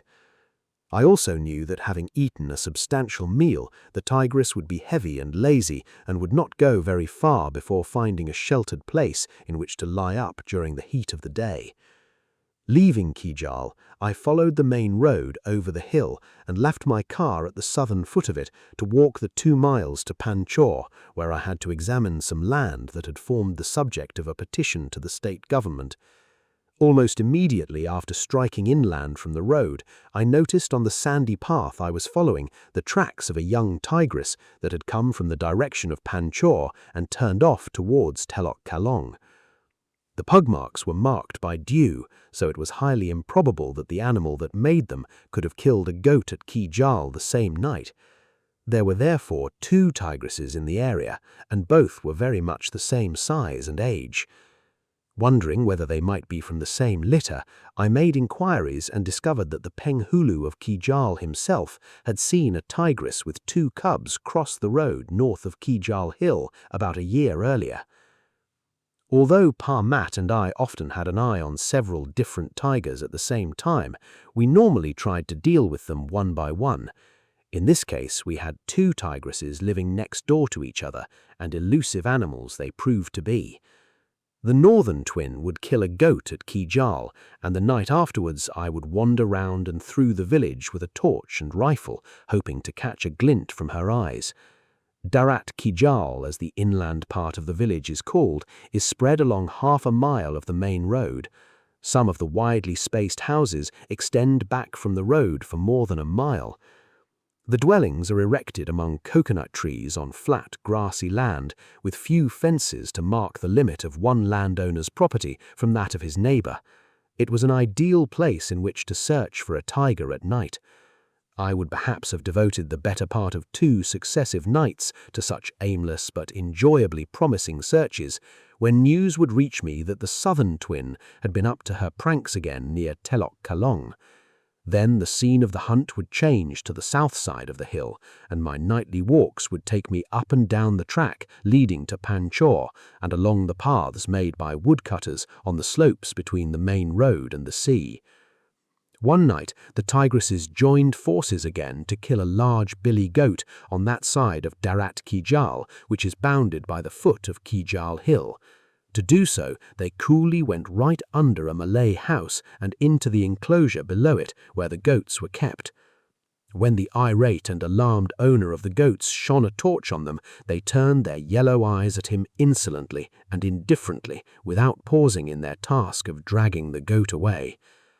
The next night I sat up for them on the path we thought they would take if they returned to the house for another goat. All I got for my pains was a collection of highly irritating pig ticks, so small as to be barely visible to the naked eye. Afterwards, neither tigress was seen or heard of for nearly 2 weeks. This prompted some of the more foolish local Malays to say that they had discovered I was after them and that the tigers had moved away. This gave Pa Mat a certain amount of amusement and caused me further, though quite unreasonable, irritation to add to that caused by the pig ticks. The tigresses soon returned to haunt their respective sides of KIJAL Hill and to continue to be a source of annoyance, fear, and loss to the people of Darat KIJAL, Panchor, and Telok Kalong. So matters continued until June 1950, when the fishermen of Pantai KIJAL decided to follow the outdated custom of opening the Kula, or river mouth. These celebrations involved the expenditure of considerable sums of money on a ritual designed to placate the gods of the sea. They normally included a performance of Mak Yong, a week-long type of operetta couched mainly in old-style formal Malay. As this would probably be my only opportunity to witness one of these performances, I went over to KIJAL in the evenings as often as possible. On the night of the 7th of June 1950, Pa Mat and I left Pantai KIJAL by car fairly late, having seen most of that night's episode of the show. We were descending the far side of KIJAL Hill when an excited exclamation from Pa Mat brought me back with a start from the world of courts and rajahs into which I had drifted. Looking down the decline in front of us, illuminated by the lights of the car, I was just in time to see a tigress make an abrupt about-face and move off down the hill again at a lolloping gallop. Fortunately, I made it a habit to carry my rifle loaded with the torch attached to it beside me in the car when we travelled at night. At my urging, Pa Mat shot the car forward around the next bend and brought it to a quick standstill. I was out on the road in no time. But even so, the tigress was moving so rapidly that she was already little more than a flat shape at the extreme limit of the headlight's range. This was no time for steady aiming and gentle squeezing of the trigger. The hasty snapshot which I took was probably the luckiest shot that would ever fall to my lot to fire. The recoil of the Mannlicher was sufficient for me to lose sight of the tigress momentarily. To my chagrin, when I next focused my eyes upon the animal, I saw her walk off the road, apparently unhurt, and disappear into the long grass beside it. Pa Mott, however, was certain that the animal had suddenly sat down in the road when I fired, and also had lurched as she disappeared from sight. Quickly, we ran the car down to the place where she had disappeared so that we could use the lights to examine the surface of the road. The first thing we noticed was a wet, brownish-yellow stain about 18 inches long and 1¼ inches wide. Neither of us had seen a tiger leave a mark like that before, and we were puzzled until I remembered the dry swamp beyond the hill. Obviously, the mark had been made by the tail of the tigress striking the road and depositing on it some of the clay that she had picked up while crossing the swamp a short time earlier. A few feet beyond this long stain, I found one small splinter of bone, which I placed in my wallet for closer examination later. A few small drops of blood leading from this fragment of bone vanished at the narrow roadside verge. The verge was flanked by high, coarse grass, running level for only a few feet before falling abruptly down a steep embankment to the jungle some distance below. While we were standing at the edge of the grass and peering into the darkness beneath, I heard a low growl. The tigress was near at hand. Now that I had been unsporting enough to take a snapshot at a tigress I met on the roadway on the assumption that she was one of the KIJAL twins, it was up to me to follow her and find out how badly she was wounded. We extinguished the lights of the car, as they were of no further use to us owing to the steepness of the slope. Watched by a rather anxious Pa Mott, I set off down into the darkness, aided by the light of the torch attached to my rifle. I had no sooner entered the grass than my feet encountered space instead of firm ground. Although I threw myself backwards into a sitting position, I continued to slide rapidly down the slope until I had almost reached the foot. It is a tricky enough business to follow up a wounded tiger in the dark without having to do it at some speed in a sitting position. I scrambled back to the roadside rather promptly. A second attempt met with little more success, so I tried to find a less precipitous way down from the road. The embankment continued for some distance, but I eventually located a side drain which enabled me to descend with some semblance of dignity. Working back along the fringe of the jungle to the spot above which Pa Mott was standing, I gathered that he was quite relieved to hear my voice. I had left him unarmed in the darkness, and he thought he had heard the tigress growl again. To reassure him, I had him switch on the headlights of the car, but their blaze only served to embarrass me, so they had to be put out again. It was a simple matter to see where I had slid down the slope, but I could find no trace of the way the tigress had taken. Each time that I moved too far into the jungle, I would hear rather plaintive noises from Pa Mott. Having been frightened many times myself, I know what a nasty sensation fear can be. Besides, while I was occupied, I was also armed. He, poor fellow, had no weapon and nothing which I could give him to do to take his mind off the real or imagined growling noises. These are not pleasant to hear if one is standing alone in the dark. Pa Mott flatly refused to enter the jungle and leave me to play with a wounded tiger. His uneasiness eventually communicated itself to me, mainly because I could not concentrate on looking for the tigress. Every time I stopped making soothing remarks in order to use my ears, his voice became more and more tinged with alarm. Eventually, he thought up a new plea.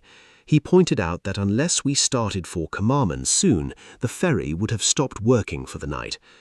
By this time, I was hot, tired and impatient, and I abandoned all thought of trying to find the tigress until the following morning. Although the next day was a Friday, which is observed as Sunday in Trengganu and some other Malay states, I had agreed to attend a gathering of school teachers. I must confess that the proceedings were speeded up a little by my anxiety to return to KIJAL Hill. At last the meeting was over, and we could change into our shooting clothes and be off. This time I took with me Chi Abdullah bin Ishaq, Penghulu of Binjai, one of the quickest Malay trackers I ever met in Trengganu. How different the spot looked in daylight. The car had barely stopped before Chi Abdullah was showing me where the tigress had left the roadside in a great bound, had somersaulted once down the slope, and finally entered the jungle, leaving a clear trail in the undergrowth. The marks of my slide the night before ran parallel to the tracks of the tigress and were only 2 yards away from them. For some reason I could not account for, I was confident that the tigress was already dead. It took me but a moment to assume a sitting position and arrive still in that posture at the edge of the jungle. Fortunately, I made it a habit to carry my rifle loaded with the torch attached to it beside me in the car when we traveled at night. At my urging, Parmat shot the car forward around the next bend and brought it to a quick standstill. I was out on the road in no time. But even so, the tigress was moving so rapidly that she was already little more than a flat shape at the extreme limit of the headlight's range. This was no time for steady aiming and gentle squeezing of the trigger. The hasty snapshot which I took was probably the luckiest shot that would ever fall to my lot to fire. The recoil of the Mannlicher was sufficient for me to lose sight of the tigress momentarily. To my chagrin, when I next focused my eyes upon the animal, I saw her walk off the road, apparently unhurt, and disappear into the long grass beside it. Parmat, however, was certain that the animal had suddenly sat down in the road when I fired, and also had lurched as she disappeared from sight. Quickly, we ran the car down to the place where she had disappeared so that we could use the lights to examine the surface of the road. The first thing we noticed was a wet, brownish-yellow stain about 18 inches long and 1¼ inches wide. Neither of us had seen a tiger leave a mark like that before, and we were puzzled until I remembered the dry swamp beyond the hill. Obviously, the mark had been made by the tail of the tigress striking the road and depositing on it some of the clay that she had picked up while crossing the swamp a short time earlier. A few feet beyond this long stain, I found one small splinter of bone, which I placed in my wallet for closer examination later. A few small drops of blood leading from this fragment of bone vanished at the narrow roadside verge. The verge was flanked by high, coarse grass, running level for only a few feet before falling abruptly down a steep embankment to the jungle some distance below. While we were standing at the edge of the grass and peering into the darkness beneath, I heard a low growl. The tigress was near at hand. Now that I had been unsporting enough to take a snapshot at a tigress I met on the roadway on the assumption that she was one of the KIJAL twins, it was up to me to follow her and find out how badly she was wounded. We extinguished the lights of the car, as they were of no further use to us owing to the steepness of the slope. Watched by a rather anxious Parmat, I set off down into the darkness, aided by the light of the torch attached to my rifle. I had no sooner entered the grass than my feet encountered space instead of firm ground. Although I threw myself backwards into a sitting position, I continued to slide rapidly down the slope until I had almost reached the foot. It is a tricky enough business to follow up a wounded tiger in the dark without having to do it at some speed in a sitting position. I scrambled back to the roadside rather promptly. A second attempt met with little more success, so I tried to find a less precipitous way down from the road. The embankment continued for some distance, but I eventually located a side drain which enabled me to descend with some semblance of dignity. Working back along the fringe of the jungle to the spot above which Parmat was standing, I gathered that he was quite relieved to hear my voice. I had left him unarmed in the darkness, and he thought he had heard the tigress growl again. To reassure him, I had him switch on the headlights of the car, but their blaze only served to embarrass me, so they had to be put out again. It was a simple matter to see where I had slid down the slope, but I could find no trace of the way the tigress had taken. Each time that I moved too far into the jungle, I would hear rather plaintive noises from Parmat. Having been frightened many times myself, I know what a nasty sensation fear can be. Besides, while I was occupied, I was also armed. He, poor fellow, had no weapon and nothing which I could give him to do to take his mind off the real or imagined growling noises. These are not pleasant to hear if one is standing alone in the dark. Pa Mat flatly refused to enter the jungle and leave me to play with a wounded tiger. His uneasiness eventually communicated itself to me, mainly because I could not concentrate on looking for the tigress. Every time I stopped making soothing remarks in order to use my ears, his voice became more and more tinged with alarm. Eventually, he thought up a new plea. He pointed out that unless we started for Kamaman soon, the ferry would have stopped working for the night. By this time, I was hot, tired, and impatient, and I abandoned all thought of trying to find the tigress until the following morning.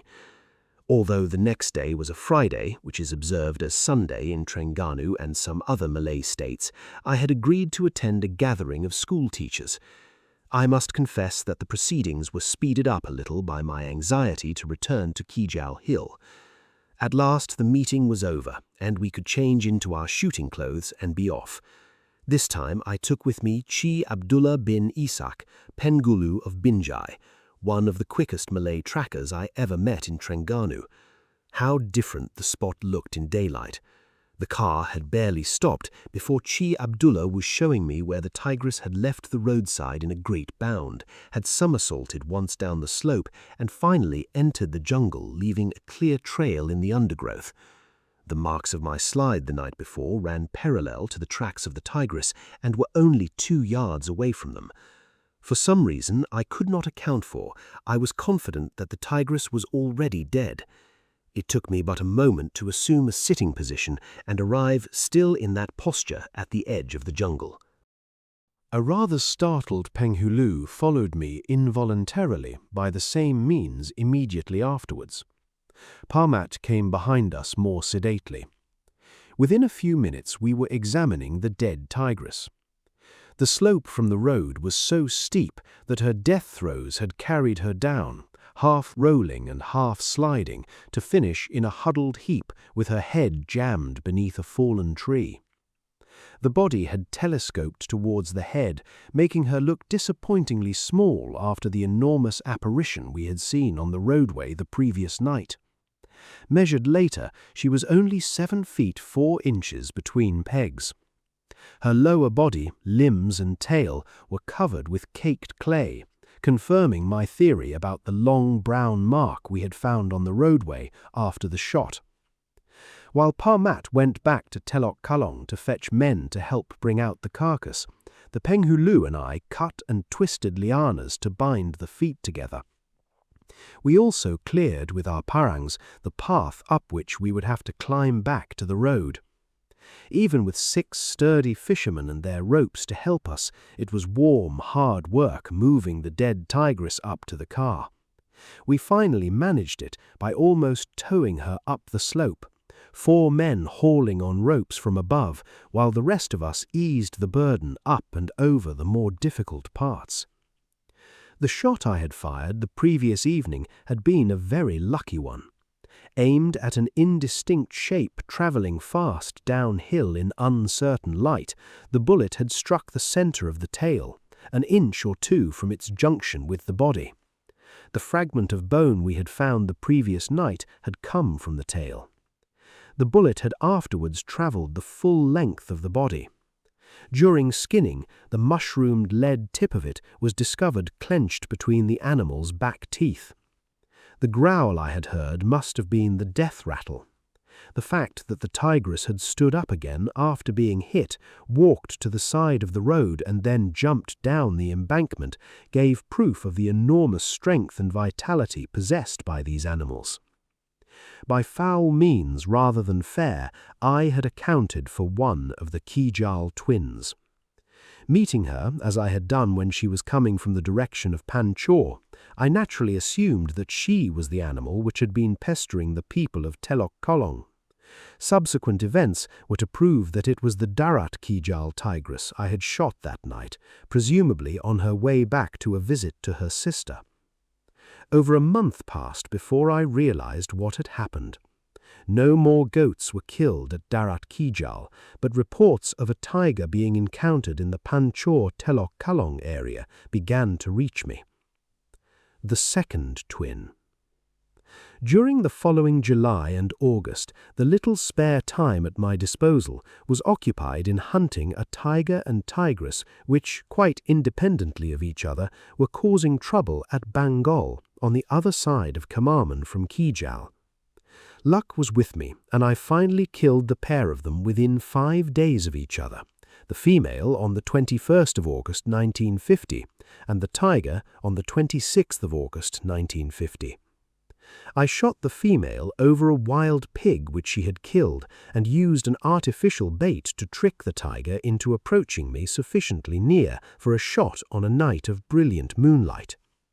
Meanwhile, we had not lost sight of the remaining KIJAL twin, who appeared to have settled down to a fairly regular circuit between Panchor, Telok Kalong and the coast.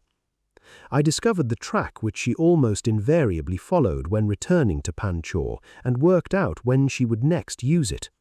That night I waited for her on a convenient grassy hillock overlooking the path. All my calculations were right except one, and that only one exception was enough to prevent me from getting a shot at her. When the tigress returned towards Panchor from the direction of the coast, she almost invariably struck the road after crossing a small open patch of grass.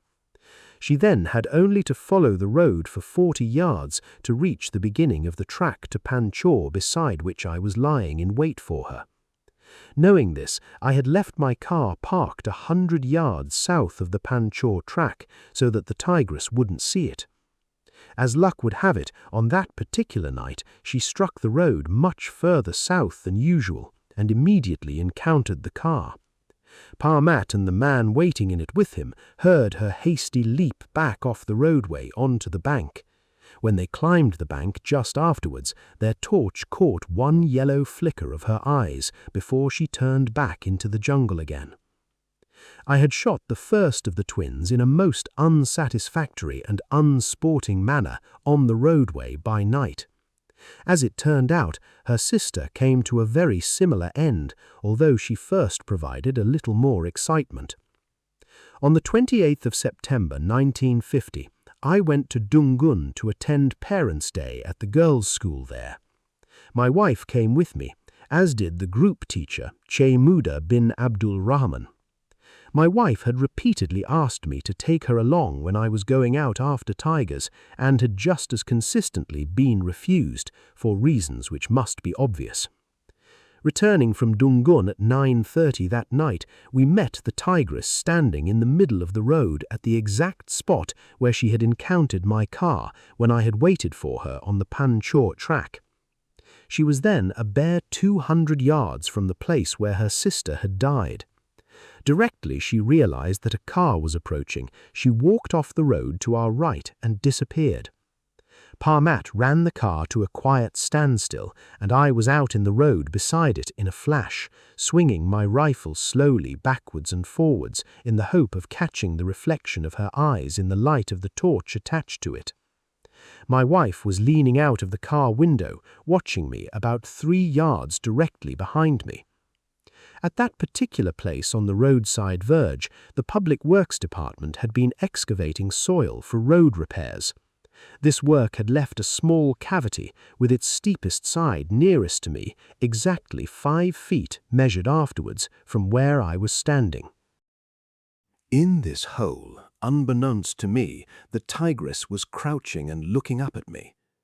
To behave in this fashion was contrary to the habits of a well-mannered tiger, and proved that all that had been told me by the people of Telok Kalong had not been exaggeration.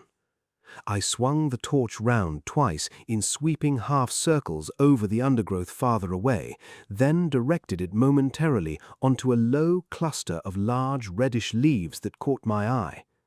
I was bringing it round again, rather low down, when I caught sight of 2 odd-looking rounded tufts projecting above the edge of the bank near my feet. I deflected the rifle and torch downwards and shone the light straight into the face of the tigress. It had been her ears that caught my attention. Taking rooted objection to being discovered, she immediately reared up and let out a short, threatening roar. My wife received the full benefit of this at unpleasantly close range. She told me afterwards that the group teacher, who was sitting in the front of the car, immediately wound up the window nearest to him with great dexterity. I found myself in a rather embarrassing position. The tigress was demonstrating immediately below and in front of me. The car containing my wife was directly behind. Between them, I had very little room in which to maneuver. Had I been armed with a shotgun, I could have fired both barrels together with some effect. As it was, I had little time to make certain with the rifle. I did the first thing that entered my head. Raising both my arms and the rifle into the air, I shouted at the tigress to the fullest extent of my lungs. The creature had apparently never been addressed in this way before, and although there is no doubt that my action cannot have caused her as much alarm as she had given me, it produced the desired result. She jumped away sideways, ran swiftly in the direction of Telok Kalong, and emerged onto the road about 20 yards away. Pa Mat answered my call for light with commendable speed, and had the headlights switched on promptly. Again, it was necessary to take a hurried snapshot at a fast-moving, indistinct target. At the shot, the tigress turned a reverse somersault. Her back legs were knocked forward beneath her, so that she landed on her back with her head towards me and her legs waving violently in the air. I ran forward, working another round into the rifle with the bolt as I did so, but before I could fire again, the tigress rolled off the road and vanished from sight.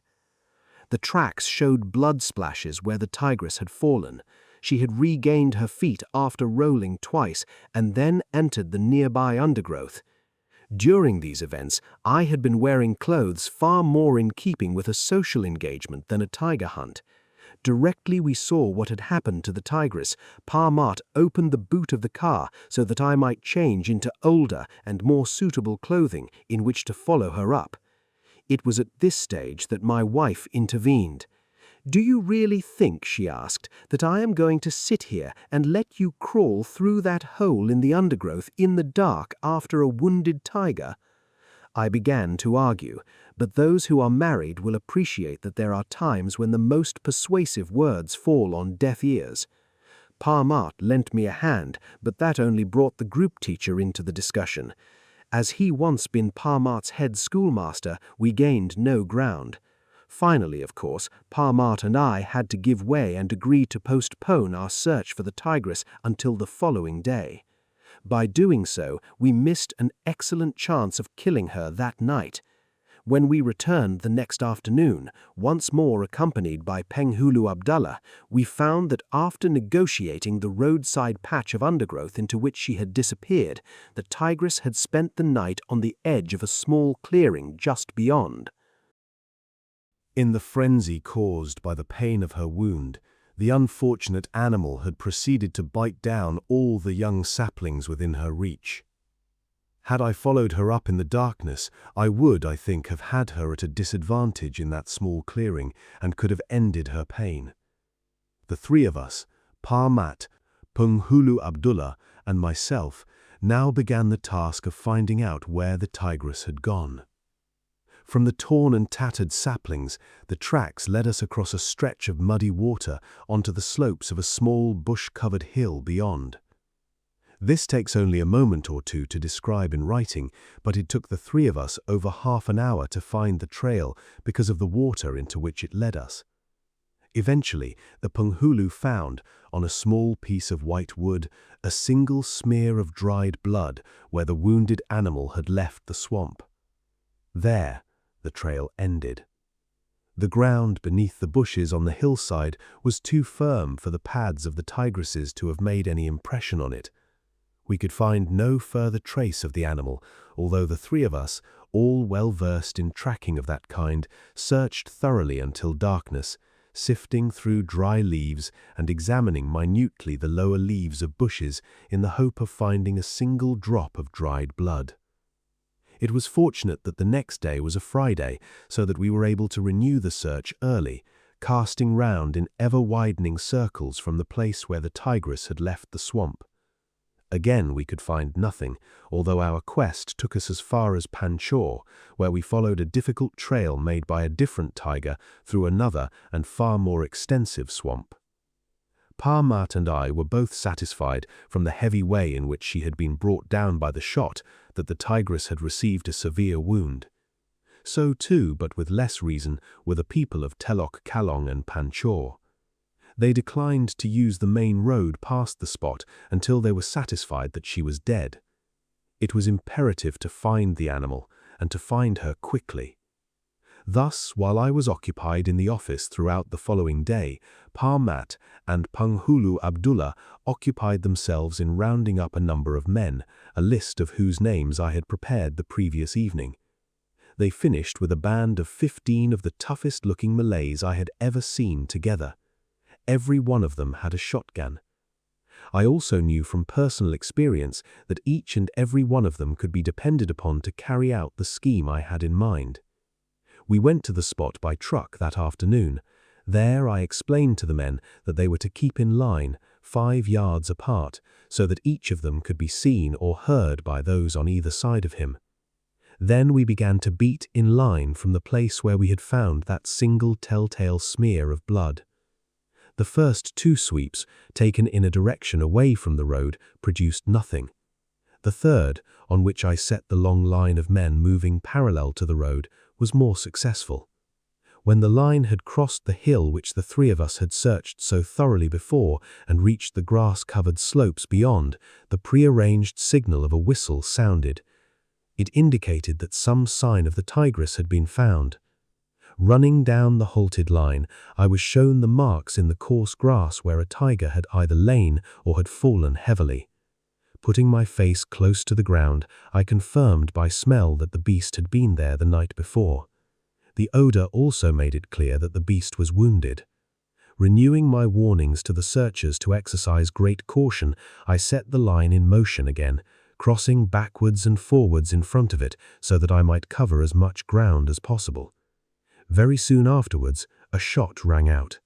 Racing in the direction of the sound, I was just in time to see Penghulu Abdullah fire a precautionary second shot at the tigress, who was now dead and still lying in the position in which a searcher named Ali had found and shot her.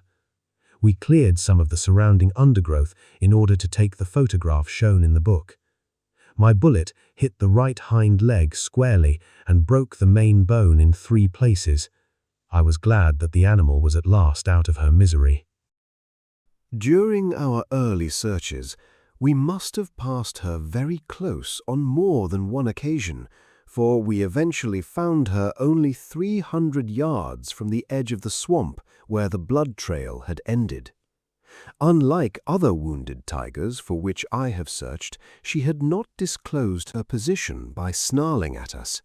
This tigress was 1 inch shorter than her sister, 7 feet 3 inches. In all other respects, they were as alike as 2 tigresses could be. Pa Mat and Penghulu Abdullah were as convinced as I was that she was the twin sister of the animal I had shot on KIJAL Hill not so very long before. So the KIJAL twins died. Both met their end in a manner which any sportsman would regret.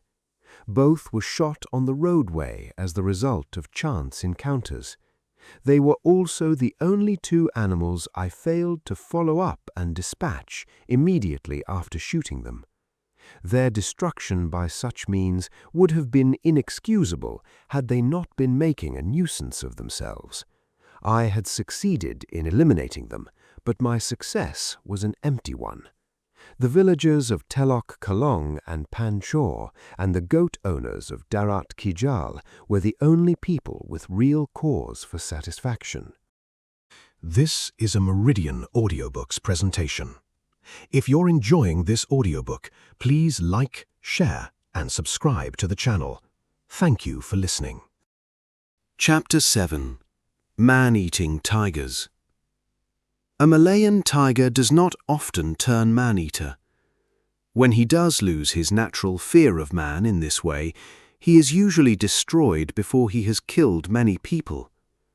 If local huntsmen are unable to deal with him, experts from the game department are called upon, with the result that in most cases the tiger's career as a man-eater is soon brought to an end. I have been told of one tiger which killed 36 people in the Dungan district of Trengganu before the war, but I have been unable to obtain confirmation of this story. This is the greatest number of human lives that I have heard credited to one tiger in Malaya, although there were probably worse cases before the parang, a heavy slashing knife, and the spear were superseded by the shotgun and the modern sporting rifle. Even if the Dungan man-eater's record could be confirmed, it would nowhere near match that of some of the man-eating tigers and leopards of India. Jim Corbett, who wrote 2 superb books about man-eaters, and who, in my opinion, will never be equalled as an authority on this subject, credits the Champawat man-eater, a tigress, with 436 recorded human kills. Several of the other tigers which he hunted successfully nearly equalled this grim record. My own limited experience is that a Malayan man-eater will rarely secure 20 human victims before a stop is put to his reign of terror. More often than not, an accurately placed bullet or a cunningly contrived trap will bring his career to an end before he has as many as 10 human lives to his discredit. The following is typical of most Malayan man-eaters. A tiger operating in Trengganu killed his first man on the 13th of December 1947.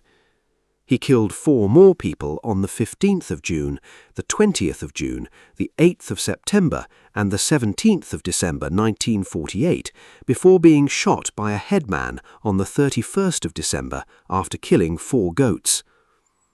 Incidentally, this tiger was a male, as have been all the other Malayan man-eaters of which I have records. On the 11th of March 1951, I followed up the drag marks after a Malay rubber tapper had been carried off.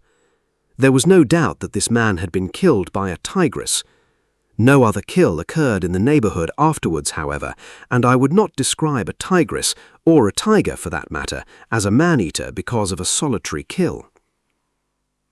Tigresses do become man-eaters in Malaya, however. One killed 7 Chinese in the district of Parit in Perak in 1949. This man-eater was accompanied by 2 cubs, one of which was trapped. She disappeared in 1950, presumably having died or been killed in a pig trap, for there is no record of her death. In my opinion, there are 3 reasons why the Malayan man-eater does not become so great a menace as the man-eater in India.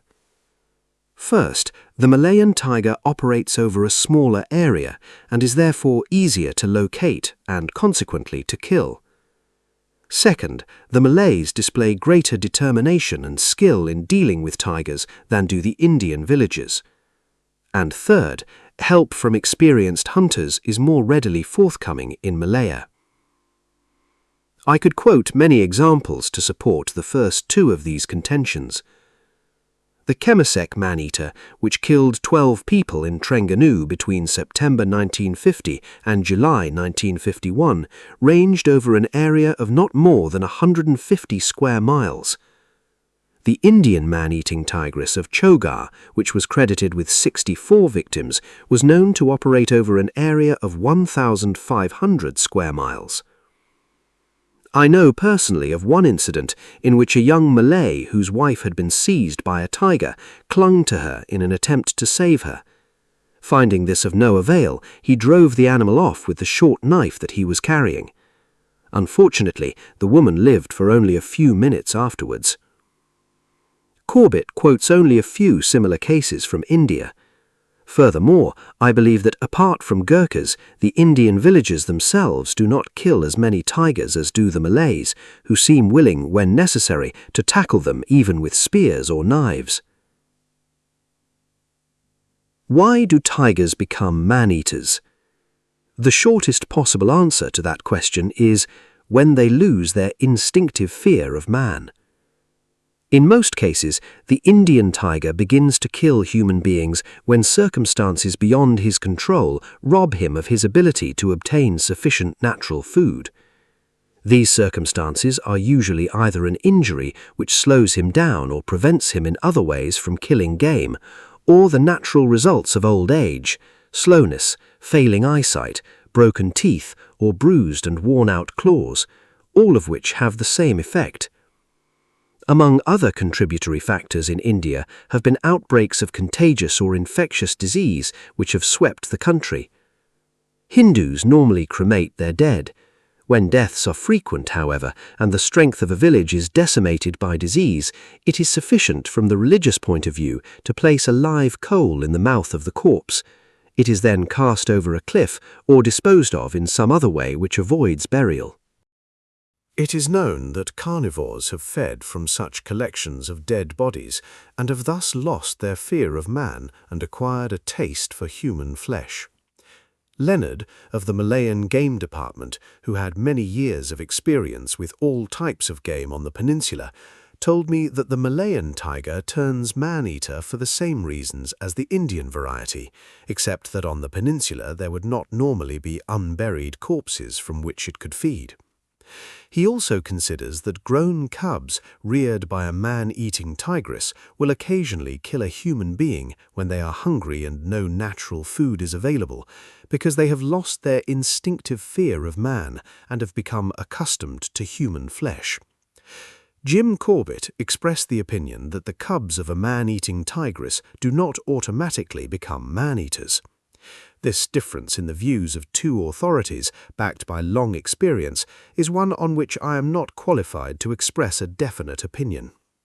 One would imagine, however, that a cub whose mother killed human beings and who shared the resultant meal would not retain its fear of man.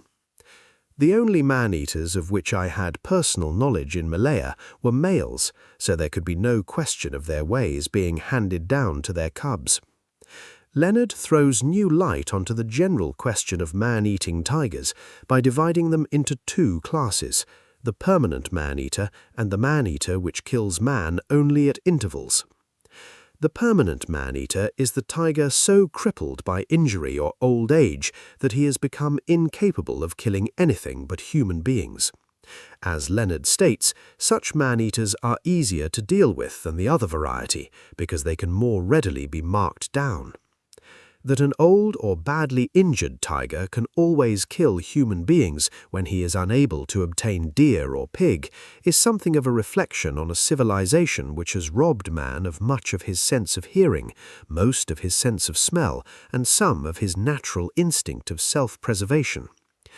One would think that Malays and Chinese born and bred in Malaya would preserve those characteristics which enabled their ancestors to outwit the tiger, the elephant, and the seladang in the jungle many years ago. This is not so. My experience has been that a large proportion of the rural population of Malaya, with the exception of the Sakais and other aborigines who are experts in jungle lore, know little, if anything, about the wildlife of the peninsula. Man has in fact become easy meat for a man-eating tiger in a very literal sense. Twice, whilst searching for signs of the JERANGAU man-eater during periods between his kills, I approached rubber tappers working in the area. In one case, involving a Chinese, I tapped him on the shoulder before he was aware of my approach. In the other, I was within 2 yards of a Malay before he knew that I was near him. The fact that in neither case was I taking more than usual pains to move silently demonstrates how simple it would have been for a tiger to get within springing range of either man. That both were working in an area in which a man-eater had killed recently is a further indication of man's inferiority in jungle lore. Both might have been expected to have been very much on the qui-vive. A typical case of a man-eater, quoted to me by Leonard, was a large male who was in perfect condition when he was shot by him after foiling 8 people over a period of 12 months. When the beast was skinned, it was discovered that he had received at some stage a full charge of buckshot in the face and shoulder. Until this injury healed, this injury was sufficient for him to be prevented from being able to kill his natural food. During this period, he had been forced to kill and feed from human beings. When the animal recovered, he returned to his more normal diet, except that he had lost his instinctive fear of man and would kill a human being when he was prompted by the pangs of hunger and when more natural game was not immediately available to him. A surprisingly high proportion of the tigers that I shot bore traces of wounds inflicted by man, generally in the form of buckshot, which could usually be located beneath the skin by running a hand over the body and limbs. Apparently, the movements of the animal eventually work these leaden pellets to the surface after the skin has healed. There they remain. The JERANGAU man-eater carried one such buckshot over the big biting muscle of his right cheek. The Kimasek man-eater had two beneath the skin over his ribs. A common form of natural injury is the breaking of one or more of the 4 canine teeth.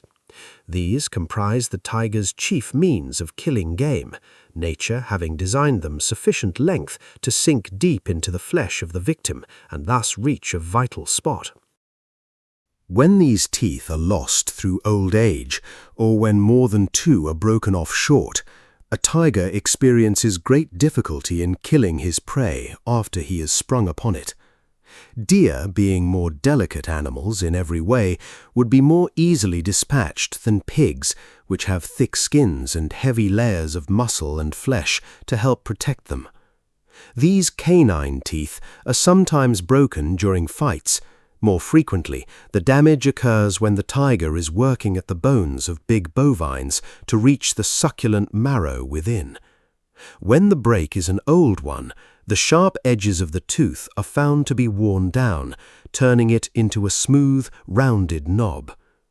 Although gunshot wounds and broken teeth are among the factors which cause tigers to turn man-eaters, not all tigers which suffer from either or both of these handicaps begin to prey on man. The gunshot wound has to be sufficiently severe to prevent the tiger from killing his natural game, at least for a period. The lack of teeth has to be a sufficiently large handicap to rob the tiger of his killing powers. This book is about tigers in their natural environment, so that tigers in captivity should have no place in it. However, while photographing the 2 tigers Bulat and Muntil at the Johor Bahru Zoo, I made one very interesting discovery. Probably owing to their close proximity to visitors to the zoo and having the human scent constantly in their nostrils, both had completely lost their natural fear of man. Both, if released, might well have become man-eaters.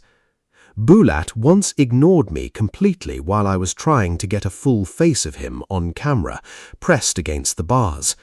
Then, when he thought I was off my guard, he walked forward, as he had previously done a dozen times, to the spot where he always turned away. Reaching it, he made a lightning sideways spring and paw stroke at my face and camera, pressed against the bars. I cannot emphasize too strongly that more often than not, it is man himself who makes the Malayan tiger turn man-eater. While a gunshot wound does not necessarily cause a tiger to develop man-eating habits, the fact remains that most of these tigers, when they are killed, are found to bear the scars of old wounds of this nature. It is for this reason that I would stress again and again that nobody should attempt to shoot a tiger unless he is prepared to follow up the wounded animal and destroy it. When shooting other types of wild game, the follow-up of a wounded beast is necessary for humane reasons. With tigers, humane reasons are of less importance than the danger that others may suffer from the shooter's carelessness and lack of determination.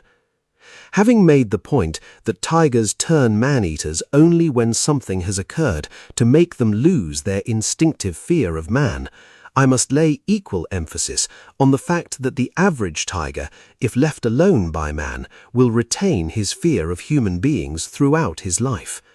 Apart from those which may be attributed to the man-eater, who in Malaya is very much the exception rather than the rule, Attacks on human beings are almost always made by a tigress protecting young cubs. Such attacks are rarely driven home. If the person who is the subject of such resentment is killed during such an attack, no part of the body is eaten by the tigress or her cubs.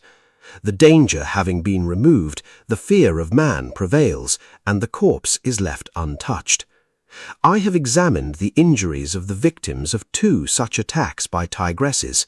In each case, they were confined to claw scratches on the head, neck, and shoulders. In neither case had the attacker's main weapon, her teeth, been used. In both these incidents, there was no doubt that the injured man had inadvertently approached a tigress with cubs, and she had driven him away, in much the same manner that a bitch with newly born pups will demonstrate at the approach of a stranger. One attack by a tigress with a cub, which occurred not far from my home, involved a large bull buffalo. This beast was being led back from work by its master when the pair of them stumbled on a tigress and her youngster, who were lying up in the long grass through which the man and buffalo were passing. The tigress immediately sprang at the man, but contented herself with rearing on her hind legs and tearing at his face and neck with her claws. She was promptly attacked and driven off by the buffalo. The man attempted to make off, but was overtaken and attacked again. Once more the buffalo drove off his assailant. A third attack by the tigress followed, the buffalo again coming to the rescue. When he finally reached the main road, the man met some other Malays, who placed him in a trishaw and sent him off to hospital so that his wounds might be cleansed and dressed. The buffalo was determined not to leave his master, however, and trotted heavily along behind the trishaw until they reached the township.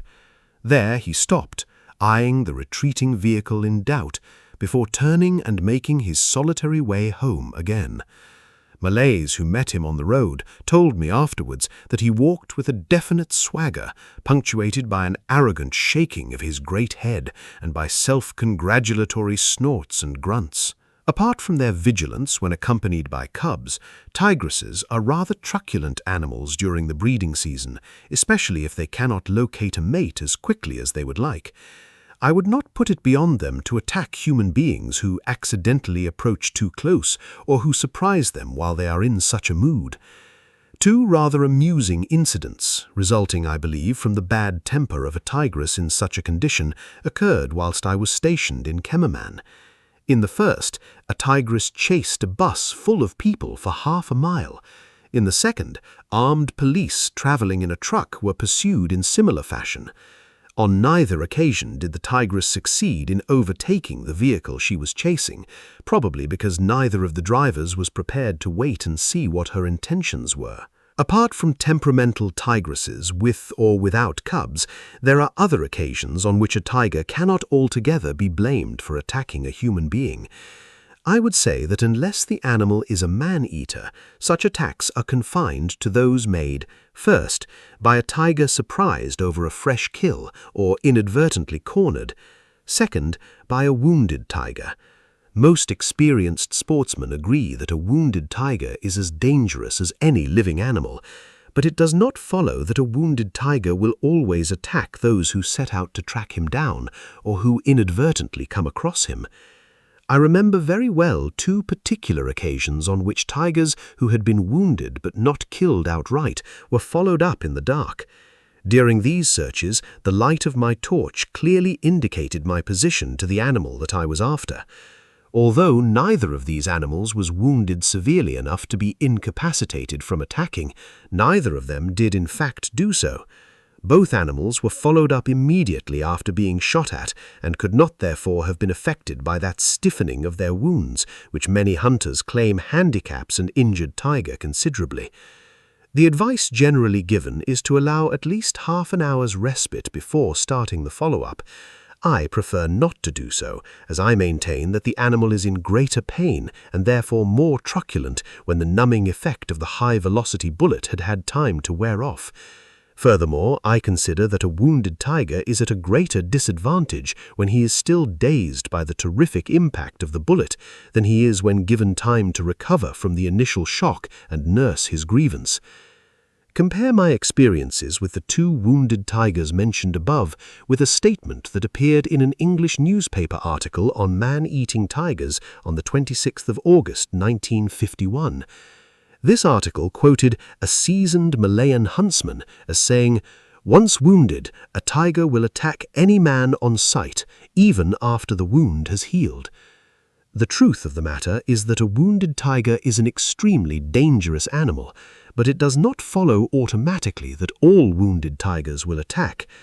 A safer generalization, and one to which I would give my full support, would be that no tiger can be depended upon to behave in any given manner in any particular set of circumstances. A question frequently asked of me is whether man-eating tigers have ever accounted for any of the communist terrorists who sulked in the jungles of Malaya. I have as often replied that the dead man's comrades would report the matter to the police, their enemies, even if such a death occurred. There is, therefore, no information on the subject. I will add this. While I was attempting to shoot the Kemasek man-eater, we found the droppings of a male tiger, the pug marks of which corresponded exactly with those of the killer. Contained in these droppings was a piece of the thick skin from the sole of a human foot.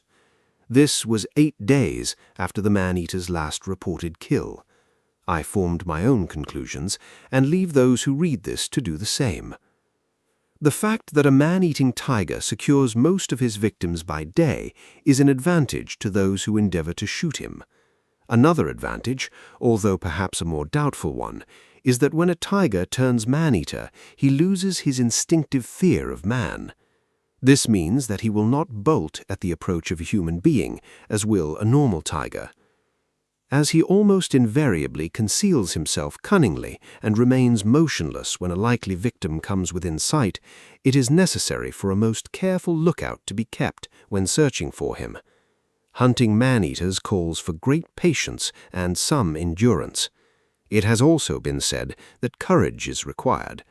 Of this I can only say that the 2 man-eaters which I hunted both frightened me so thoroughly that they succeeded in convincing me that I cannot be a very courageous person. 2 factors in Malaya operate to the man-eater's advantage. The first is that many of the tracks along which villagers must travel run through country which provides excellent cover for a tiger. They are often very narrow, with solid undergrowth on both sides of them. The second is that a man or woman engaged in tapping rubber forms the perfect subject for an attack. There is, again, ample cover to conceal the animal's approach, particularly on the smaller holdings, where little clearing of the secondary growth between the trees is undertaken.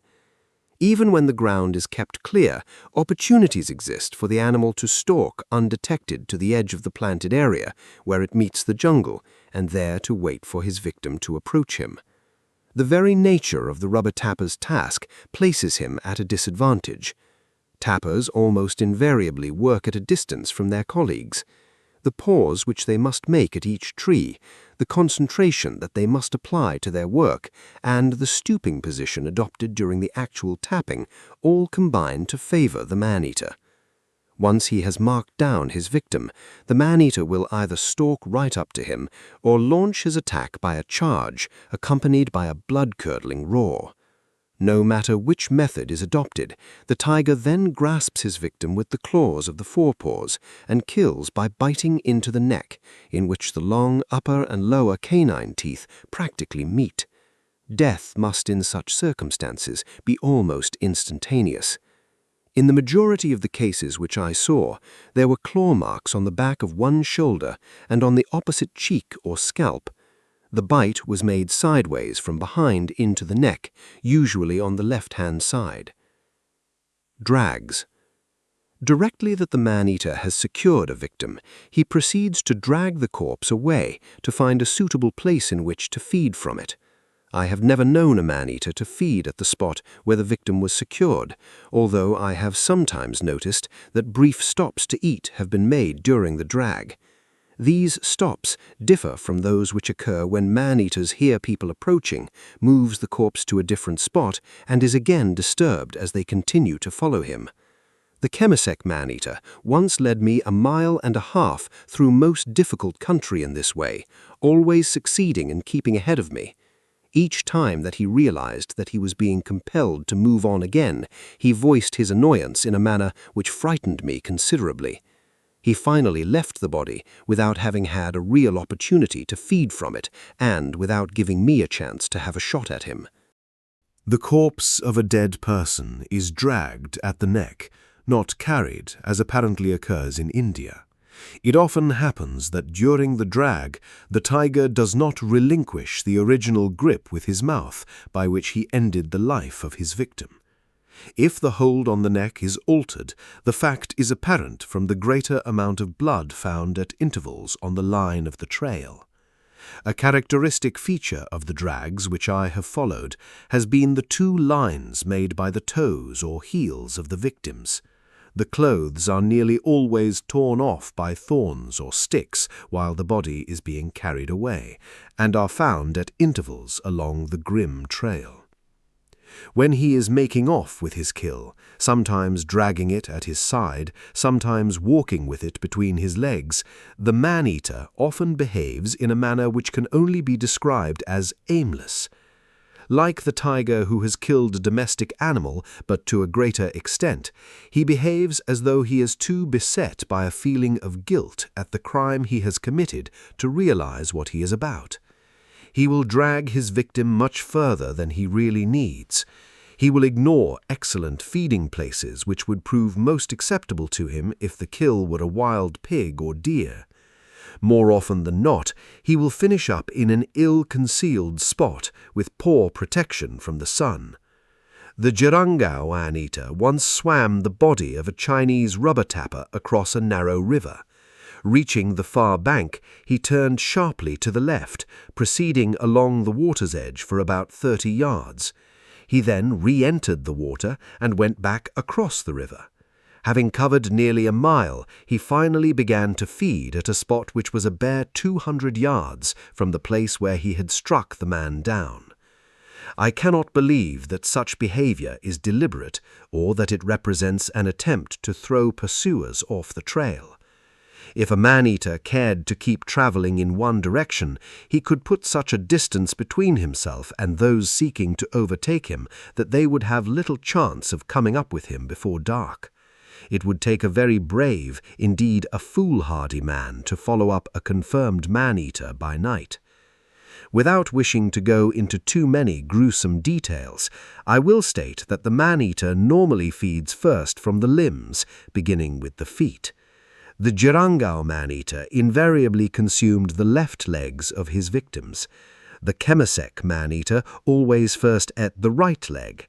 I never knew either of them to depart from these grisly habits.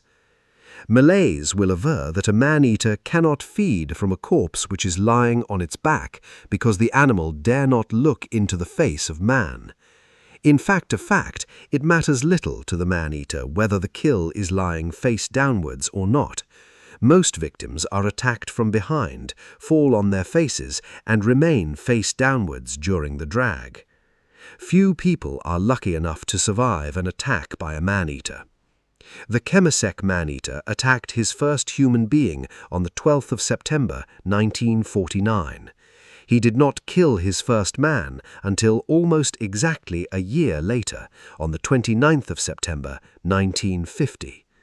The victim of the first attack was a Chinese rubber tapper working before daylight, as Chinese tappers often do, with a lamp attached to his head.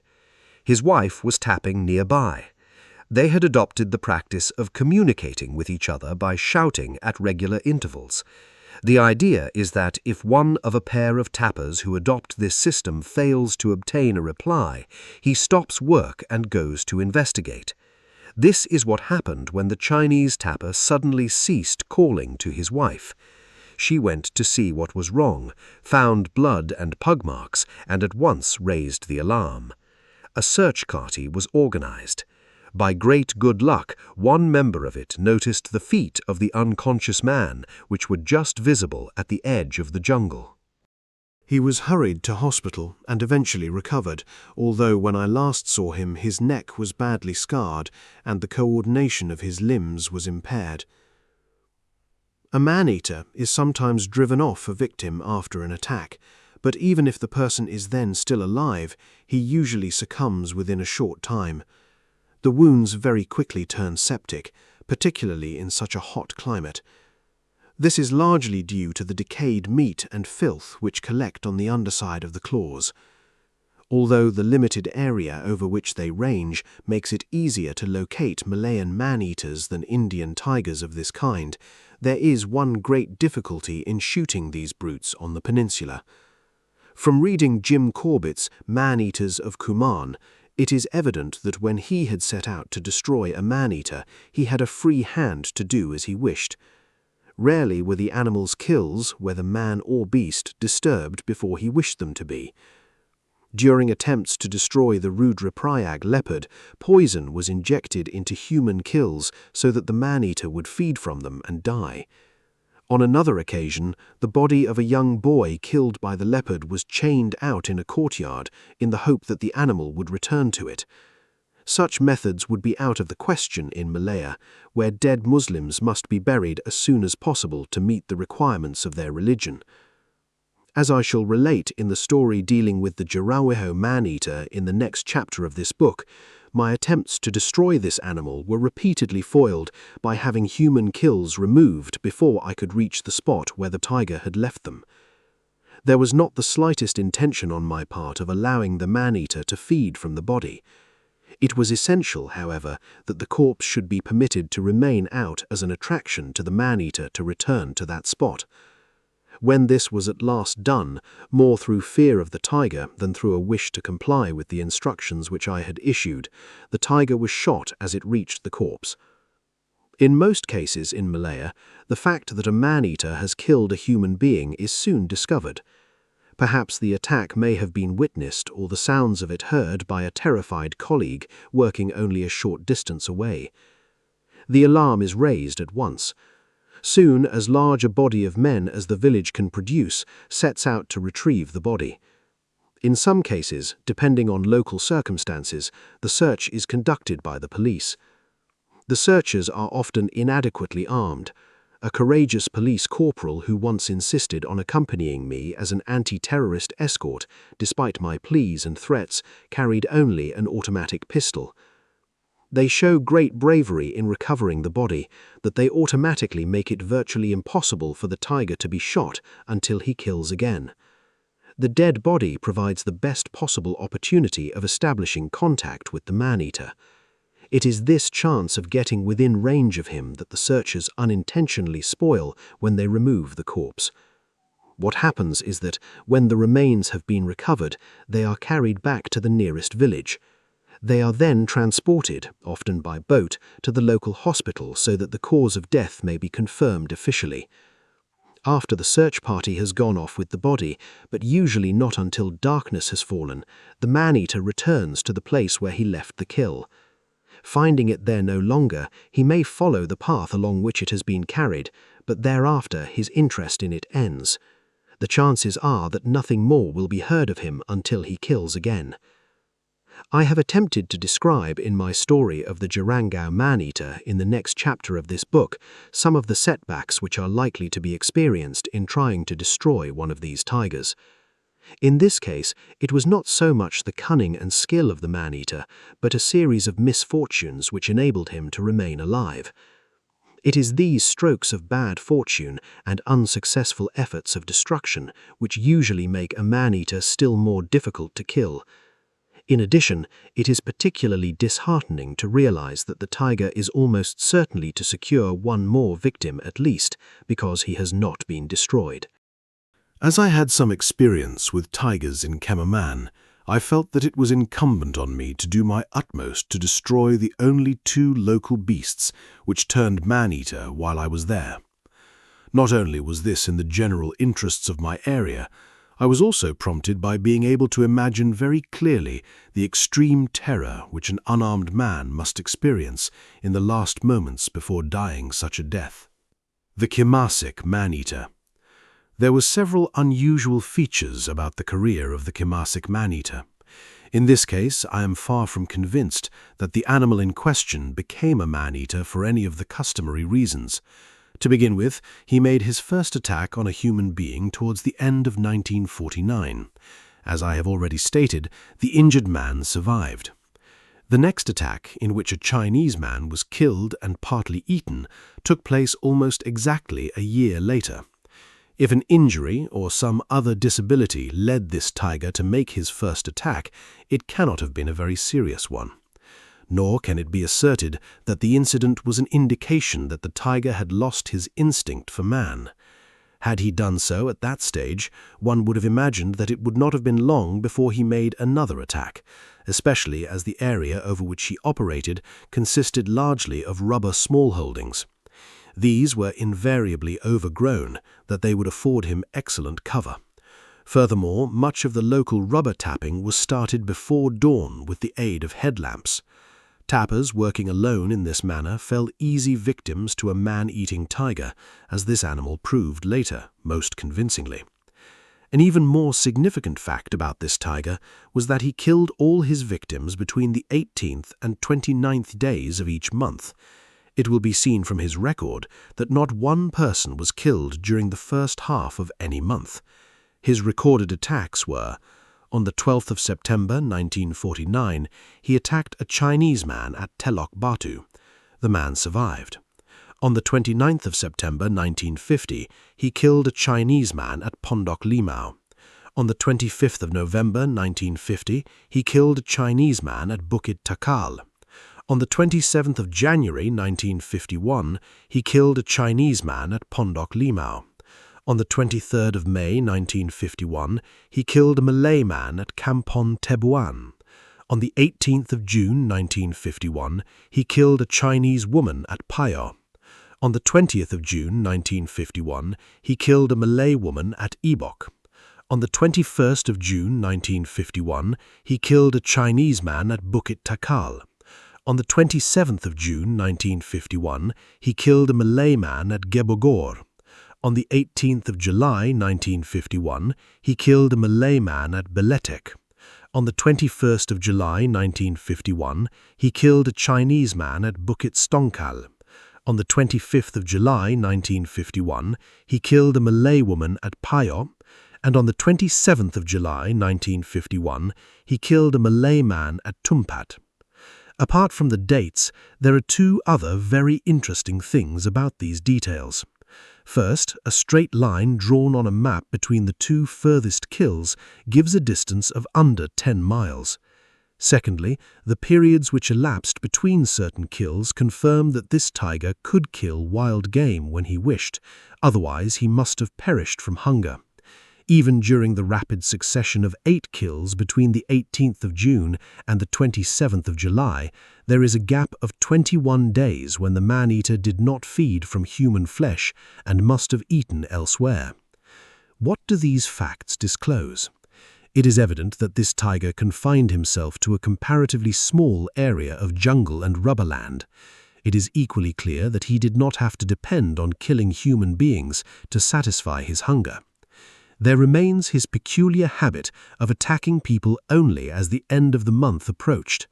I have not heard of such a theory being associated with man-eaters before, but in this case I consider that deafness or partial deafness may have been to blame. A tiger depends on his sight and hearing far more than on his sense of smell to lead him to his victims. There was no moonlight during the latter parts of those months in which he made his human kills. Robbed by the absence of the moon by much of his ability to see, and lacking the ability to hear, this tiger may well have gone hungry until he learned how easy it was to locate and kill rubber tappers. Once he made this discovery, his brief reign of terror, and such it was, began. When this man-eater was dead, I made a thorough examination of his carcass. This tiger was a male, only just 8 feet long. His teeth were in perfect condition. The only signs of an injury or a wound that I could discover, even after skinning the animal and partly dissecting it, consisted of 2 small buckshot just beneath the skin over the ribs. The skin had not adhered to the flesh below when this wound healed, as sometimes is the case. This tiger, as the photograph in the book shows, was a very lean and light beast, carrying little fat. This is consistent with the suggestion that his hunting had been restricted during a part of each month. Even when this man-eater began killing human beings, he was never permitted to make anything like a full meal before the kills were recovered. During my examination of the dead tiger, I paid particular attention to his ears. Unfortunately, I am neither a surgeon nor a veterinarian officer. I could find nothing which would tell me whether the animal had been deaf or not. This tiger suffered badly for worms, as many of his kind do. Apart from these parasites, the stomach contained some hair from a mouse deer, a complete half-husk of a rubber nut, and 2 small pieces of galvanized iron, the larger of which was a little over 1 inch square. I am at a loss to account for the presence of the husk or the pieces of iron. When the Kemesek man-eater made his first attack on a rubber tapper at Telok Batu near Kemesek in September 1949, the other workers on the estate became alarmed and wanted to stop work. The Chinese who was leasing the estate at the time sought my help. A cow was purchased as bait and was sent to the place. I went there myself with Parmat the next morning and gave the estate foreman, a Chinese, clear and simple instructions. The foreman was told and shown where to tie out the bait each evening. We impressed upon him that it was almost certain that the tiger would not return for a week, probably not until 8 to 12 days had passed. I provided him with rope. Everything possible was done to ensure that the instructions would be carried out. To make certain, I had Parmat return to the place alone an hour later. He went through all the instructions again with the foreman. Parmat told me later that when he was leaving, he said to this Chinese, "Do not think that the Tuan does not know what he is doing. Above all, do not stop tying out the cow if the tiger does not return in a day or 2. The Tuan is right in saying that the tiger may not come back to this place until a week or more has passed." In spite of all this, the foolish man tied out the cow for only 3 nights. Then, assuming that the tiger would never return, he kept the bait tethered by a long rope attached to a small stack of lengths of wood behind his house. This was the worst thing that he could have done. The tiger, passing that way on the 11th night, promptly discovered and killed the cow. As it was near the foreman's house, he wished to drag the dead cow away. Each time that he attempted to do so, the pile of wood moved with him. The rope, which the tiger could easily have broken had the other end of it been secured to a stake or tree, resisted all his efforts to free it. Finally, the Chinese foreman, who had heard the commotion, disobeyed yet another of my instructions. He shouted at the tiger from the security of his house until he drove it away. I was in a quandary when I went to the estate the following morning. It is unwise to move a kill in circumstances such as these, but in this case I had no alternative. The only place in which I could conceal myself was in the foreman's house. It was quite impossible to persuade him to take his family into Kemesek for the night. I took the most elaborate precautions when moving the cow away from the house, but even so, this was enough to rouse the tiger's suspicions. He would not approach, although I waited for 3 long nights and once heard him moving stealthily some distance away. Another cow, put out as bait at the same spot some months later, was found by the tiger when he had already eaten his fill from another kill. As I have already described, he merely killed it out of devilment and left it lying close by. The presence of communist terrorists in the area frequented by the Kemasek man-eater complicated my efforts to shoot him when he later began to kill human beings frequently. In this case, we were forced to resort to traps, 4 of which were erected at considerable expense. In the last of these, not long after it had been completed, the man-eater was caught. I destroyed him in the trap by shooting. A glance at his paws was sufficient to confirm that he was the man-eater.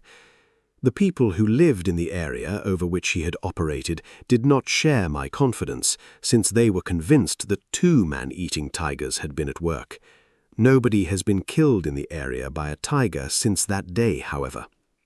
I was able to obtain little information of the other 2 man-eaters which operated in Trengganu while I was there. Both were in the extreme north of the state, some distance from my area. They were both males, and so far as I could ascertain, were ranging over much the same area, which is unusual. Both were destroyed by making use of spring guns. This was reported to me by telegram when I was on the point of leaving to go there to see what I could do to help. One of these man-eaters was killed outright by the spring gun set for him. The second was only wounded. When the local Malays turned out in force to track him down the following morning, he was found still very much alive. He promptly turned on his pursuers. The Malay at whom the charge was directed tripped over a root and fell heavily. He was a very fortunate man. His fall brought him down so suddenly that the tiger's spring carried him right over the prostrate figure. Luck was not on the side of the tiger that morning. His charge took him on into a large hole, probably part of some old mining works, from which he could not escape. Thus handicapped, he was easily destroyed. This is a Meridian Audiobooks presentation. If you're enjoying this audiobook, please like, share, and subscribe to the channel. Thank you for listening. Chapter 8. The JERANGAU Man-Eater. JERANGAU is the name of a small riverside village 15 miles inland from Dungon. On the opposite bank of the Dungon River, but 3 miles downstream from JERANGAU, lies Kampong Wau. Kampong is the Malay word for village. Another 3 miles towards the river's mouth is Kampong Manchis, on the same side of the river as JERANGAU. It was over the area bounded by these 3 small Malay villages, all dependent on their livelihood from the surrounding rubber plantations, that the JERANGAU man-eater ranged during the latter part of 1950 and the first half of 1951. There were 3 ways of reaching JERANGAU from Dungon. The first was by river. In a reliable motorboat, the journey took 3.5 hours, provided you did not strike a sandbank or a sunken log and damage the propeller of your craft. By taking either of the other 2 routes, a saving of half an hour could be made if luck was on your side. In both cases, the journey began on the light railway, which followed the course of the river to the local iron mine. You descended from the train at a halt called Padang Pulit. From Padang Pulit, which was almost opposite Kampong Manchis, there were 2 alternatives. You could go upstream in a dugout canoe, or you could cross the river and walk the 6 miles to JERANGAU through rubber plantations and jungle. I am quite certain which of these 2 was quicker. It was always the one you decided not to take on that particular day. My house at Kemaman was 3 hours by road south of Dungon, so I could not possibly get to JERANGAU until at least 6 hours after news of a death had reached me. Add to that the time required for the killing to be reported at JERANGAU, for a man from JERANGAU to travel 6 miles to the nearest telephone at Padang Pulit, and for the message to be transmitted to me at Kemaman, and it will be appreciated that a delay of 8 hours at the very least must elapse before I could be on the man-eater's trail. Luckily, I was visiting Dungon on duty when some of the killings took place. On those occasions, a considerable part of the delay was avoided. JERANGAU is the name of a small riverside village 15 miles inland from Dungon. On the opposite bank of the Dungon River, but 3 miles downstream from JERANGAU, lies Kampong Wau. Kampong is the Malay word for village. Another 3 miles towards the river's mouth is Kampong Manchis, on the same side of the river as JERANGAU. It was over the area bounded by these 3 small Malay villages, all dependent on their livelihood from the surrounding rubber plantations, that the JERANGAU man-eater ranged during the latter part of 1950 and the first half of 1951. There were 3 ways of reaching JERANGAU from Dungon. The first was by river. In a reliable motorboat, the journey took 3.5 hours, provided you did not strike a sandbank or a sunken log and damage the propeller of your craft. By taking either of the other 2 routes, a saving of half an hour could be made if luck was on your side. In both cases, the journey began on the light railway, which followed the course of the river to the local iron mine. You descended from the train at a halt called Padang Pulit. From Padang Pulit, which was almost opposite Kampong Manchis, there were 2 alternatives. You could go upstream in a dugout canoe, or you could cross the river and walk the 6 miles to JERANGAU through rubber plantations and jungle. I am quite certain which of these 2 was quicker. It was always the one you decided not to take on that particular day. My house at Kemaman was 3 hours by road south of Dungon, so I could not possibly get to JERANGAU until at least 6 hours after news of a death had reached me. Add to that the time required for the killing to be reported at JERANGAU, for a man from JERANGAU to travel 6 miles to the nearest telephone at Padang Pulit, and for the message to be transmitted to me at Kemaman, and it will be appreciated that a delay of 8 hours at the very least must elapse before I could be on the man-eater's trail. Luckily, I was visiting Dungon on duty when some of the killings took place. On those occasions, a considerable part of the delay was avoided. Communist terrorists were reported irregularly as having been in the JERANGAU district. They constituted a threat that had to be ignored, although we did what we could to remain on our guard against them. The death of the man-eater's first victim was not reported to me, nor did I hear of the second death until it was too late to do anything about it. This second victim was a Malay, killed on the bank of the Dungon River between JERANGAU and Kampong Wau on the 12th of July, 1950. Local Malays asserted that 2 tigers had fed from the body. So few of them understood that a tiger's front paws are much larger than his hind paws, however, that they frequently believed 2 tigers had left the pug marks, when in fact they had been made by the same animal. 2 tigers may have been at work on that occasion, that I cannot say, but I do know that the JERANGAU man-eater killed his remaining victims and fed from them alone. The Malay in question had walked from Kampong Wau to JERANGAU to visit relatives. His failure to complete the return journey at first caused no alarm. His wife thought he was still at JERANGAU, while the relatives he had visited knew that he had gone back towards Kampong Wau. Consequently, his disappearance was not discovered until the 3rd day. The search party that then set out soon found his knife lying on the riverbank. Approaching this spot with a man's footprints, following them and superimposed upon them in places were the pug marks of a large tiger. A blood-stained sarong was found inside the jungle, at right angles to the river, at a spot 200 yards from the knife. The remains, bearing little likeness to the man as he had been known, were discovered some 400 yards further on. That night, the tiger followed the path along which the search party had returned with their burden. He approached close to Kampong Wau before giving up his search for what had been left lying in the jungle. This habit of trying to find out where their kill has been taken is, I think, one of the most ghoulish things about man-eating tigers. From the details given to me by the acting Penghulu of JERANGAU, it was evident that this was not an attack resulting from a chance encounter. It had been a deliberate stalk and kill. So I instructed him to warn his people to be on their guard and to go about in groups of not less than 3 people.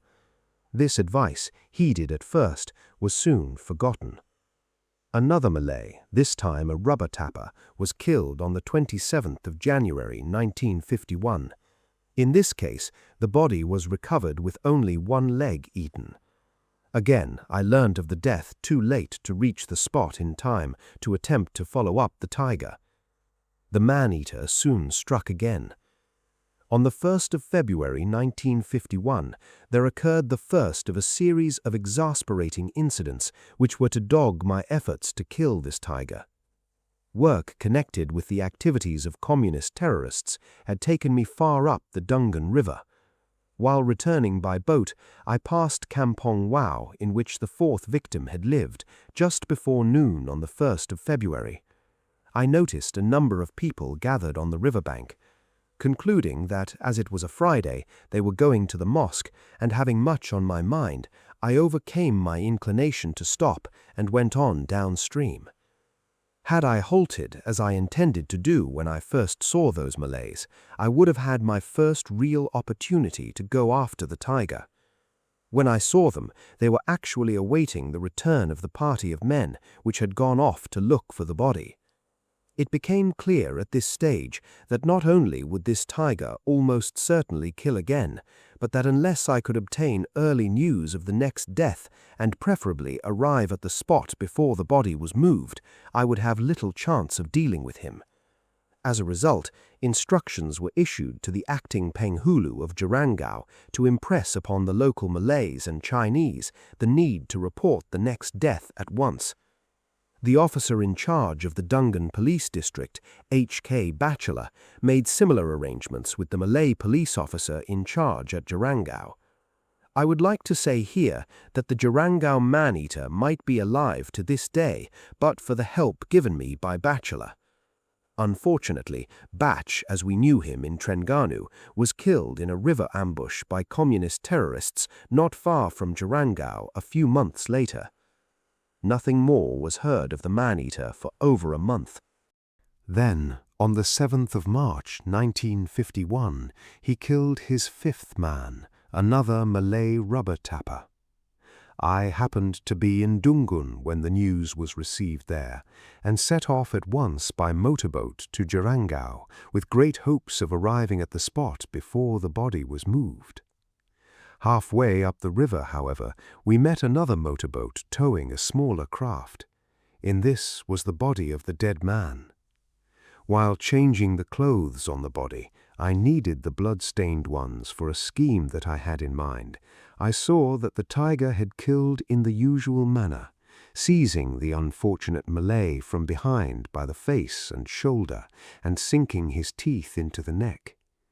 I also noticed from the wounds that the man-eater's lower right canine tooth was either missing or broken. From inquiries which I made at arriving at JERANGAU, I learnt that I would have little chance of finding any clear pug marks, as at least 60 men had joined in the search for the body. At this stage it should be realized that I did not know whether the man-eater was a tiger or a tigress or anything else about it. I could learn a great deal from an examination of its footprints. It was for this reason that I asked first to be shown where the man had been killed. From this spot, a great newly trampled track went off into the jungle, where the villagers had followed the drag. I began to cast around for the place from which the tiger had launched its attack. I had to exercise a great deal of patience while innumerable people pointed to the huge trampled track as though I could not see it, and repeatedly said, "He went that way, Tuan, and not where you are looking." At last my search was rewarded, and I was able to piece together what had happened. The tiger had been coming down through the jungle where it bordered the rubber estate when it had heard or caught sight of the Malay. The man had finished his tapping and was engaged in collecting the liquid rubber from the cups fastened to the trees. After watching him for a while, the tiger crept out among the rubber trees, belly to the ground, as a cat will stalk a bird, until it gained a position behind a rotting mern tree. There it crouched, hidden from view. It waited for a while in the hope that the unsuspecting man would come closer. Then, as it saw its victim turn back from the last tree of a row, it launched its attack. A tiger depends on surprise and its terrific initial speed when making a kill in such circumstances. In the soft ground just behind the fallen tree, I found the 2 deep impressions made by the tiger's hind paws as they thrust it forward at its prey. The man-eater had covered the ground between itself and the man in 2 great bounds. A companion working a short distance away had heard a terrible cry of fear, followed by a snarling roar from the tiger. Then silence. Try as I might, I could find no pug marks sufficiently clear to tell me what I wanted to know about the tiger. Following the wide track made by the searchers, I saw that the man-eater had taken the body into the jungle at the edge of the estate, and then dragged it about 3/4 of a mile before entering a swamp. This was a gloomy place, through which one walked in half-light, in water ranging from 6 inches to 2 feet deep. Visibility was limited to barely 5 yards in the clearer parts of the swamp. On my way, I noticed embedded in a small mound of mud which protruded from the water a small white chip of what I took to be wood. Picking this up on my return journey, I found it to be a portion of human shin bone, indicating that the man-eater had paused to feed at that spot. The point where the body had been found had little to distinguish it from the rest of the swamp, except that a great deal of the surrounding undergrowth had been cut down as a precautionary measure. Apart from being thoroughly uninviting, it was a poor place in which to try to set the stage for the tiger's destruction. Going on a little alone into the swamp, where the search party had not penetrated, I found 3 clear pug marks on a piece of firm soil. These told me that the tiger was a fully grown male with exceptionally large forepaws. The individual toes of the hind paws were unusually pointed, being almost triangular in shape. I knew that I would recognize them again anywhere. Leaving the swamp, I followed the path along which the body had been carried back to JERANGAU, searching for a suitable tree in which to place the small portable seat which I used for shooting tigers at night. Rubber trees, with their sparse foliage, are never satisfactory places in which to attempt to conceal oneself. In this case, I was forced to select a large tree, the overhanging boughs of which were likely to obstruct my view when it came to quick shooting in the dark. When Pa Matt had climbed the tree and I had passed my seat up for him to fasten in position, I turned to the dead man's blood-stained clothes. With the aid of some dry leaves and grass, I constructed from them an imitation corpse, which I arranged on the ground in front of the tree. I hoped that if the man-eater did decide to follow the body back to the kampung, he must come across this dummy. If he paused to smell it, he should give me a chance to get a shot at him. I took my place in the tree a good 2 hours before sunset, sending Pa Matt back to JERANGAU with the police escort which had come with us. The police were told to make a good deal of noise as they moved off, so that the tiger, if he were within hearing, would think that we had all returned. Then I settled down to wait. As the slightest movement might give my position away to the man-eater if he was watching from cover, I sat completely motionless until nearly 9 o'clock without hearing a sound from him. Then I heard him coming towards me in the darkness. He approached not from the swamp on my left as I had expected, but from directly behind me.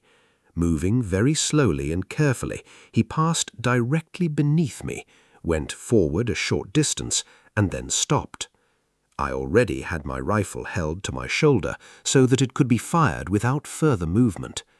Immediately the tiger halted, I pressed forward the switch of the torch secured to the rifle. I found that the tiger was not standing over the dummy corpse, as I had imagined.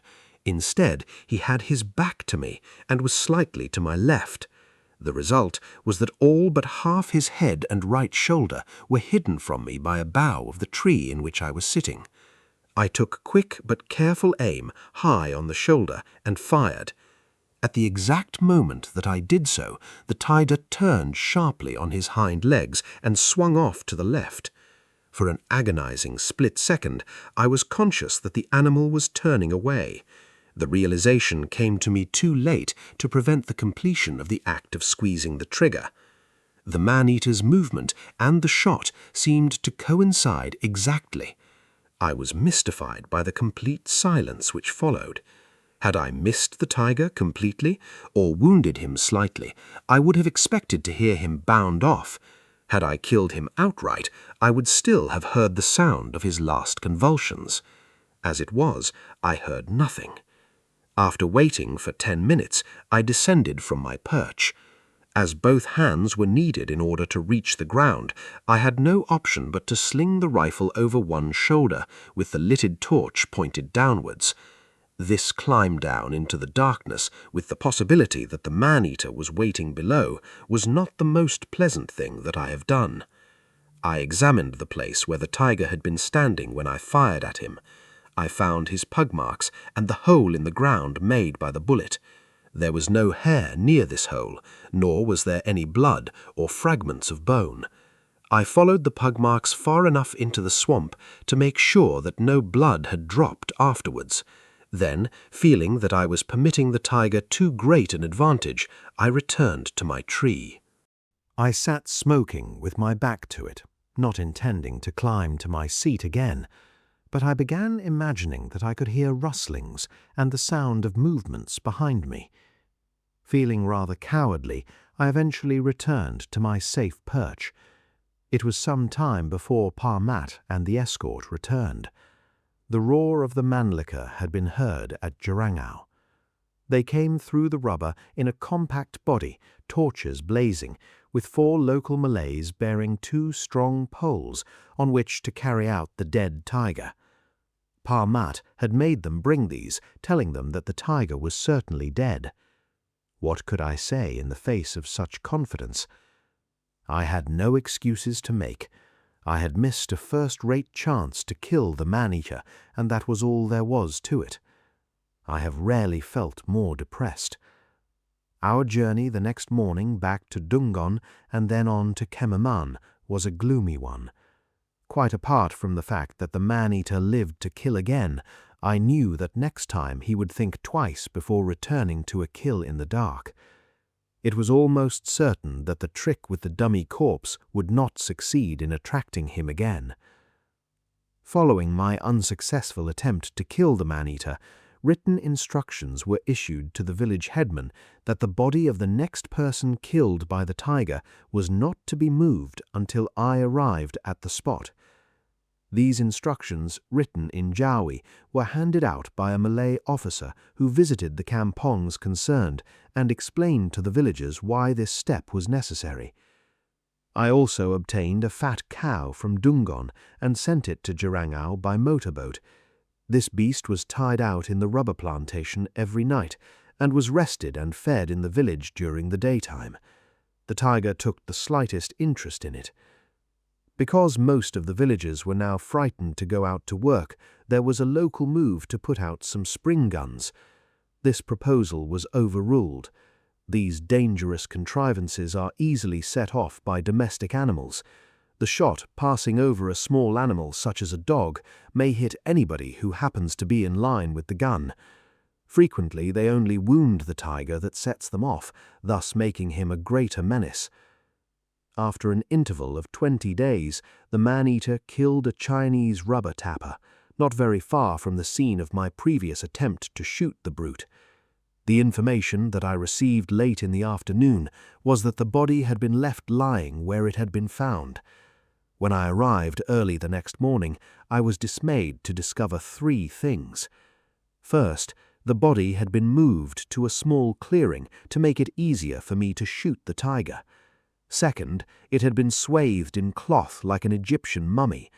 And third, a big platform had been built in a nearby tree, and in this parties of men in relays had been guarding the body to prevent the tiger from approaching it.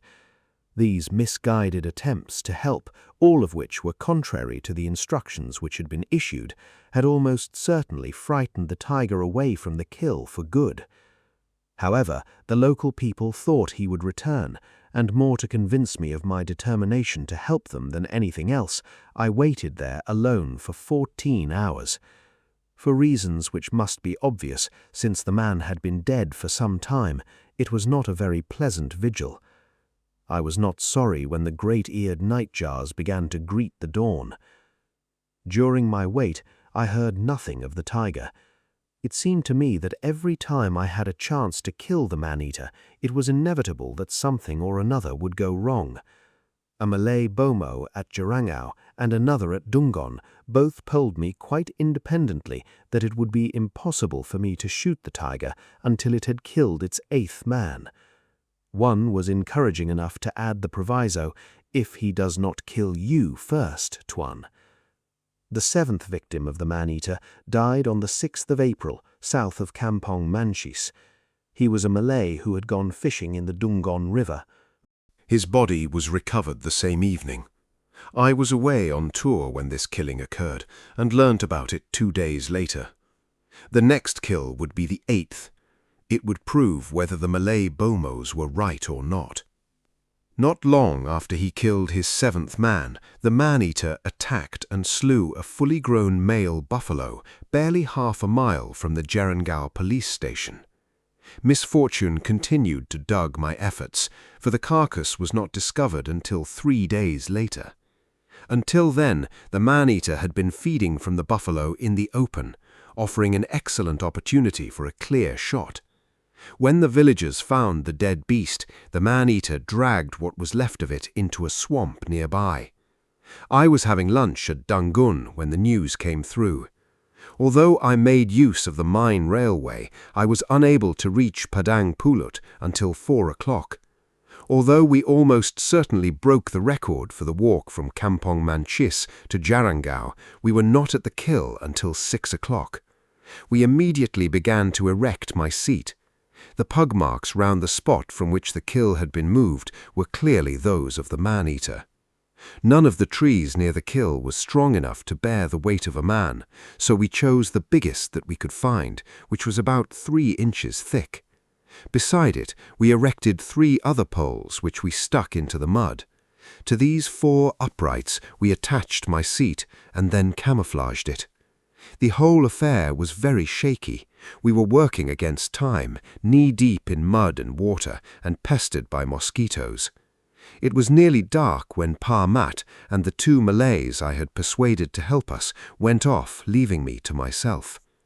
I had a strong but unaccountable feeling that the man-eater had approached while we were at work and had gone off again on hearing the noise that we could not avoid making. Because of this, I did not expect him to come to the kill early, if he came at all. Just before 9:30 that evening, he walked towards the back of my seat, moving with even greater caution than on the last occasion on which I had heard him. He stood there for a full minute. Then he turned and went away again. My seat was well concealed with foliage. I knew from experience that this would make it impossible for me to try turning in order to shoot. The noise I would make moving among the leaves would have sent the tiger off for good. The man-eater's actions confirmed my impression that he had heard us putting up the platform and was suspicious. I doubted very much whether he would return to the dead buffalo, although I was prepared to wait for him until dawn if necessary. I therefore rested my rifle on the stout stick which I always fastened across the front of my seat for that purpose, and adopted a more relaxed position, with my hands resting on my knees. The rifle, the butt of which was in my lap, was placed so that I could return it to the firing position without making a noise. I had sat in silence, listening to the night noises of the jungle for over 2 hours. A glance at my wristwatch later showed that it was nearly midnight when I suddenly became aware that the man-eater, walking with an almost complete absence of noise, which was uncanny view the water in which he trod, had come up behind me again. He stood there for a moment or two. Then, moving forward again, he came in directly under my feet and stopped. It is difficult to describe the period of suspense which followed. My feet, supported by the footrest of my platform, were less than 8 feet from the ground. My rifle was not in my hands. Even if it had been, it would have been impossible to fire it at the tiger with any real hope of hitting him, although the noise of it would almost certainly have frightened him away if necessary. Alarmed though I was, this was the last thing that I wished to do. So, there we remained, in complete silence.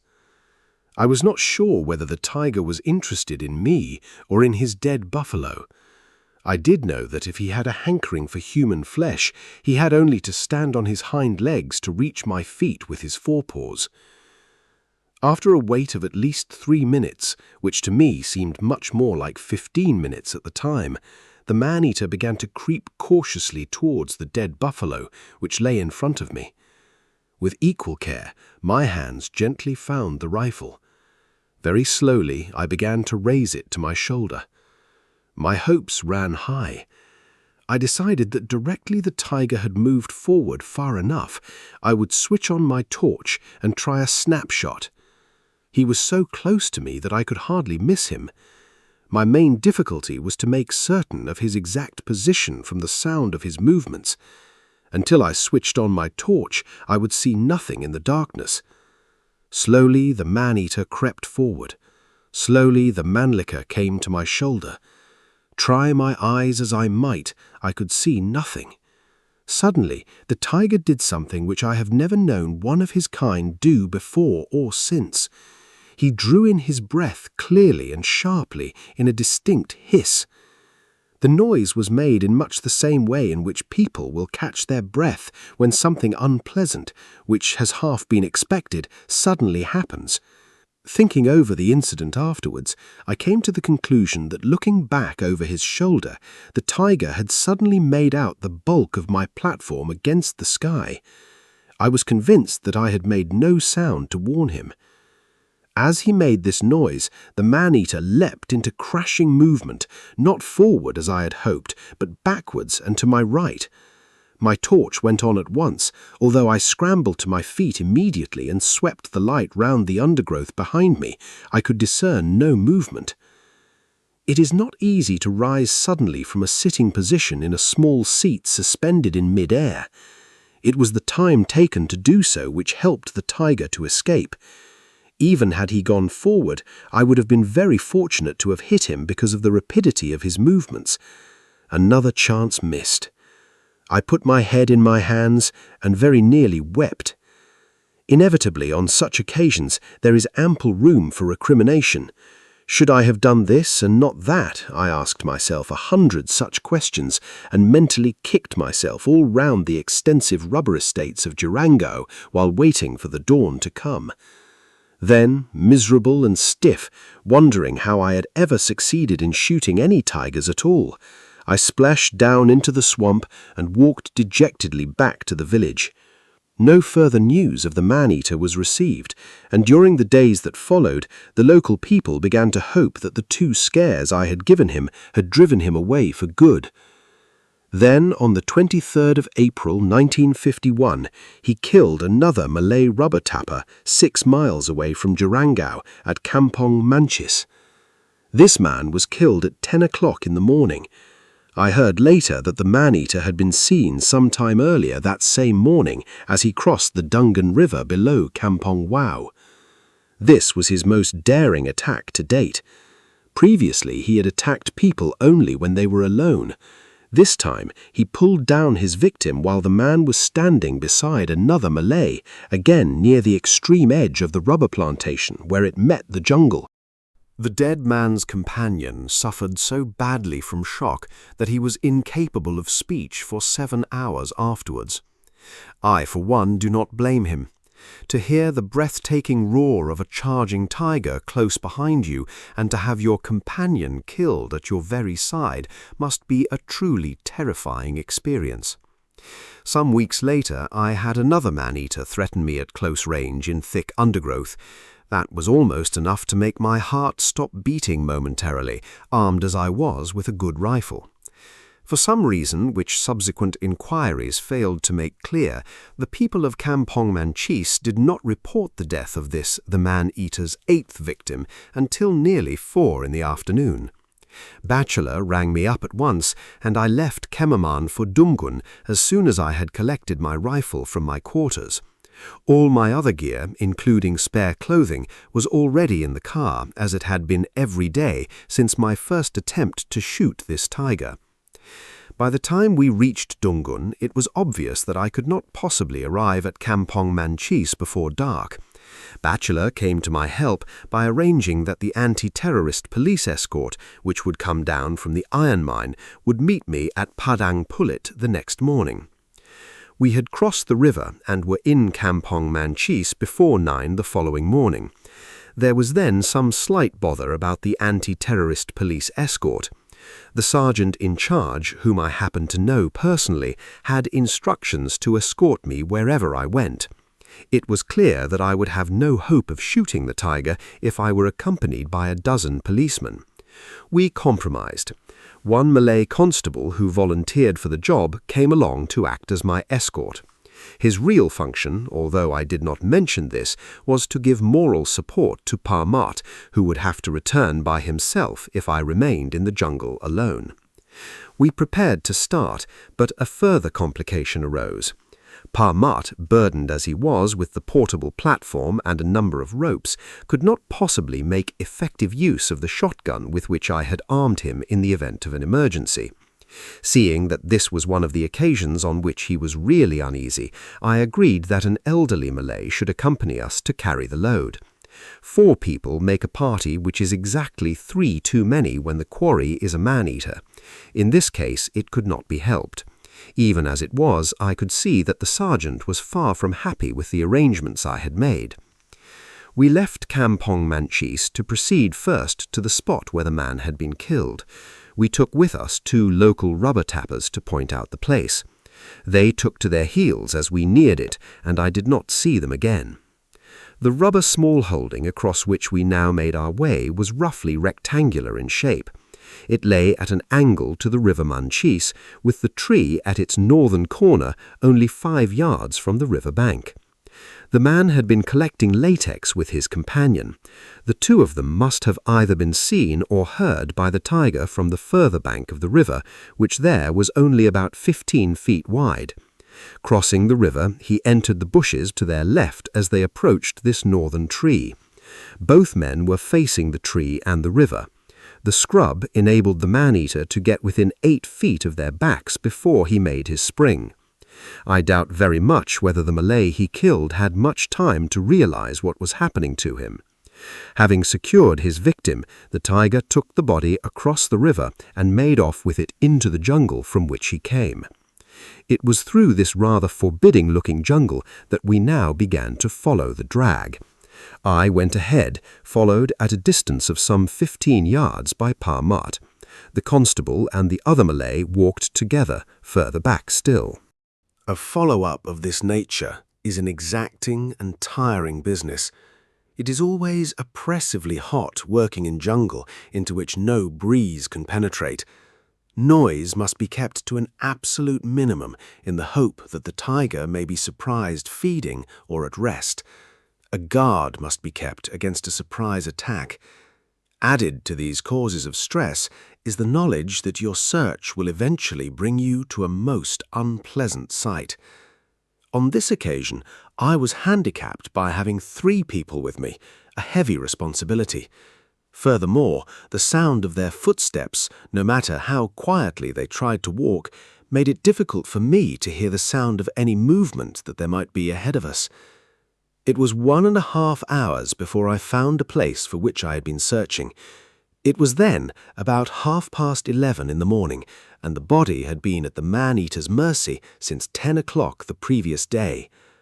What struck me most forcibly was that the face of the victim, a young Malay with a particularly fair skin, was as peaceful in death as it might have been if he had merely been sleeping quietly. Many writers would have their readers believe that persons who die in horrible circumstances have on their faces afterwards an extreme terror. This is not always true.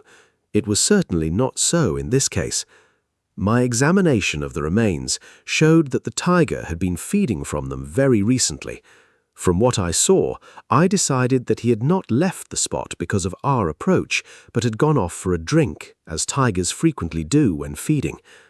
Pa Mutt and I wasted little time over the body, but began to look around for a suitable place in which I could await the man-eater's return. No trees near at hand appeared suitable. It looked as if I would have to conceal myself on the ground near the body. I did not relish this idea for several reasons, among which was the possibility that the tiger would not return until after dark. Whilst we were trying to find an answer to this problem, a squirrel called sharply several times off to my left. I knew that he was scolding to give warning that the tiger was on the move. I gently tapped twice on a tree with my big hunting knife. The squirrel stopped almost immediately. It was safe to assume that the tiger had heard the noise, as I had intended he should, and had stopped, probably lying down to await developments. It was at this moment that I noticed that a stout sapling, ignored previously because of its slender girth, branched into two about 7 feet from the ground. This small tree was about 8 yards from the kill. Mounting to this fork, I found myself looking down onto the bushes beneath which lay the remains of the corpse. It took but a moment or two to jam and rope the platform into place. While Pa Mat carefully removed sufficient foliage for me to be able to make out the body, I fastened a cord in front of me, and over this hung several wild banana leaves, thus hiding myself behind a complete screen. In the center leaf, I tore a small hole, and through this thrust the barrel of my rifle. Directly these hasty preparations were completed, Pa Mat, following the instructions that I had been whispering to him while we worked, ran noisily to where the 2 other men were standing. The 3 of them made off at some speed through the jungle, back towards the rubber estate. I had hopes that the man-eater, hearing them go, would think that they were frightened and that the jungle and the body were his again. I glanced at my watch as the sounds of their departure receded. It was then 11:43 in the morning. I sat with my rifle held ready to my shoulder, the sweat running down my face, chest, and arms. I vividly remember even now how thirsty I was. Not many minutes had passed before the squirrel called again, twice. Shortly afterwards, to my intense satisfaction, I heard the faint sounds made by his great feet as the man-eater advanced towards me. Slowly these sounds came closer. Then the head of the tiger came into view as he neared the body. The manner in which he had approached suggested that he intended to move the remains to a new hiding place. When the head appeared, I was sorely tempted to send a bullet crashing into it, but headshots are not as certain as one would think, so I waited with all the patience at my command until the tiger, reaching out to seize the body, exposed the side of his neck to me. It was at the center of this mark that I took aim and fired. The whole jungle seemed to explode with noise. After the shot, the tiger lay on his belly with his forepaws doubled beneath him. The hind legs worked convulsively several times, each jerk sending the body forward a little until the head had been forced back beneath the trunk and out of my sight. A final convulsion brought one big forepaw flopping out to lie as though protectingly across the human remains that lay close by. When all movement had ceased, I swung my rifle skywards in the direction in which I knew Pa Mat would be standing, having heard the report of the rifle, and fired a second shot to tell him that all was over. It was 11:57 in the morning. Pa Mat returned with the constable, having sent off the other Malay to fetch the remainder of the escort and some men from Kampong Manchis to carry out the remains of the dead man and the dead tiger.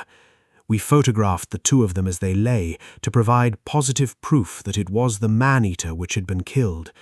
Then we tied the legs of the dead tiger together to facilitate its removal. The man-eater, as I had believed, outsized front paws. He was in splendid condition, apart from one upper canine which was broken. Measured later, he went 8 feet 6 inches between pegs. When the dead tiger had been carried out of the jungle into the sunlight, I took a less gruesome photograph of him. An enlargement of this picture was later sent to the Penghulu of JERANGAU. He affixed it to the wall of the most popular coffee shop there so that it could be seen by the Malays and Chinese who lived in the area that had been terrorized by the man-eater. So far as I was concerned, this was the end of the JERANGAU man-eater. 6 weeks after I shot him, however, a minor Malay official living in Dungun began trying to make trouble. Without bothering to learn the facts of the man-eater's career or of his death, this man sent a petition to the state government of Trengganu. In it, he complained that I had used a dead Malay as bait in order to enjoy the sport of tiger shooting.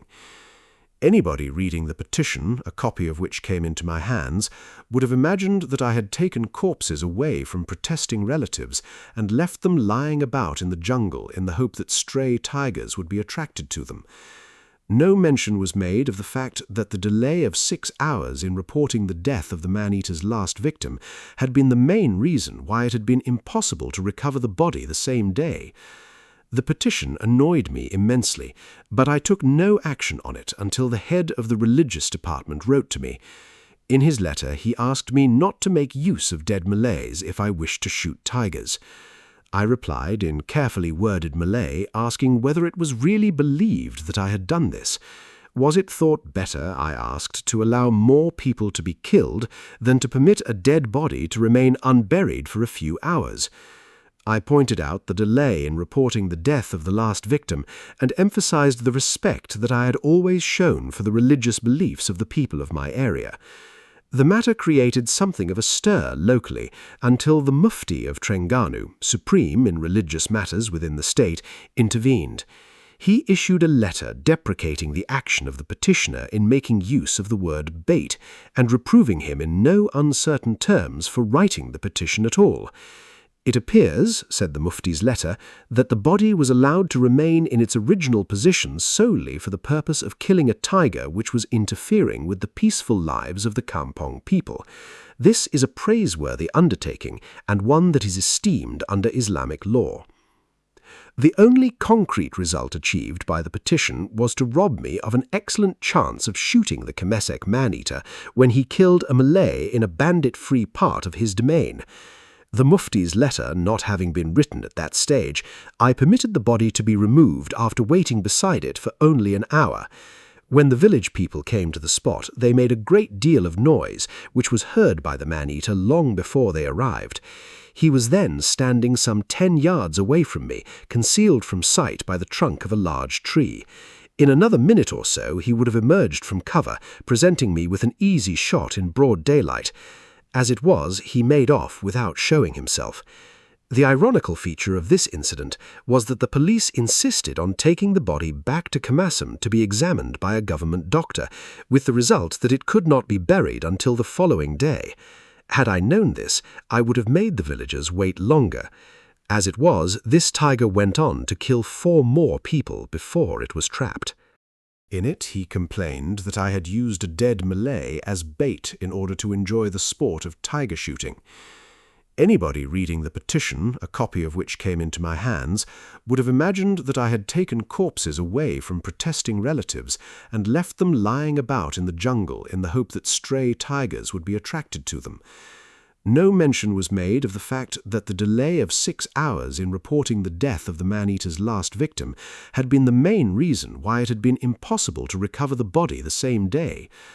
The petition annoyed me immensely, but I took no action on it until the head of the religious department wrote to me. In his letter, he asked me not to make use of dead Malays if I wished to shoot tigers. I replied in carefully worded Malay, asking whether it was really believed that I had done this. Was it thought better, I asked, to allow more people to be killed than to permit a dead body to remain unburied for a few hours? I pointed out the delay in reporting the death of the last victim and emphasized the respect that I had always shown for the religious beliefs of the people of my area. The matter created something of a stir locally until the Mufti of Trengganu, supreme in religious matters within the state, intervened. He issued a letter deprecating the action of the petitioner in making use of the word bait and reproving him in no uncertain terms for writing the petition at all. It appears, said the Mufti's letter, that the body was allowed to remain in its original position solely for the purpose of killing a tiger which was interfering with the peaceful lives of the Kampong people. This is a praiseworthy undertaking and one that is esteemed under Islamic law. The only concrete result achieved by the petition was to rob me of an excellent chance of shooting the Kemesek man-eater when he killed a Malay in a bandit-free part of his domain. The Mufti's letter not having been written at that stage, I permitted the body to be removed after waiting beside it for only an hour. When the village people came to the spot, they made a great deal of noise, which was heard by the man-eater long before they arrived. He was then standing some 10 yards away from me, concealed from sight by the trunk of a large tree. In another minute or so, he would have emerged from cover, presenting me with an easy shot in broad daylight. As it was, he made off without showing himself. The ironical feature of this incident was that the police insisted on taking the body back to Kamasam to be examined by a government doctor, with the result that it could not be buried until the following day. Had I known this, I would have made the villagers wait longer. As it was, this tiger went on to kill 4 more people before it was trapped. This is a Meridian Audiobooks presentation.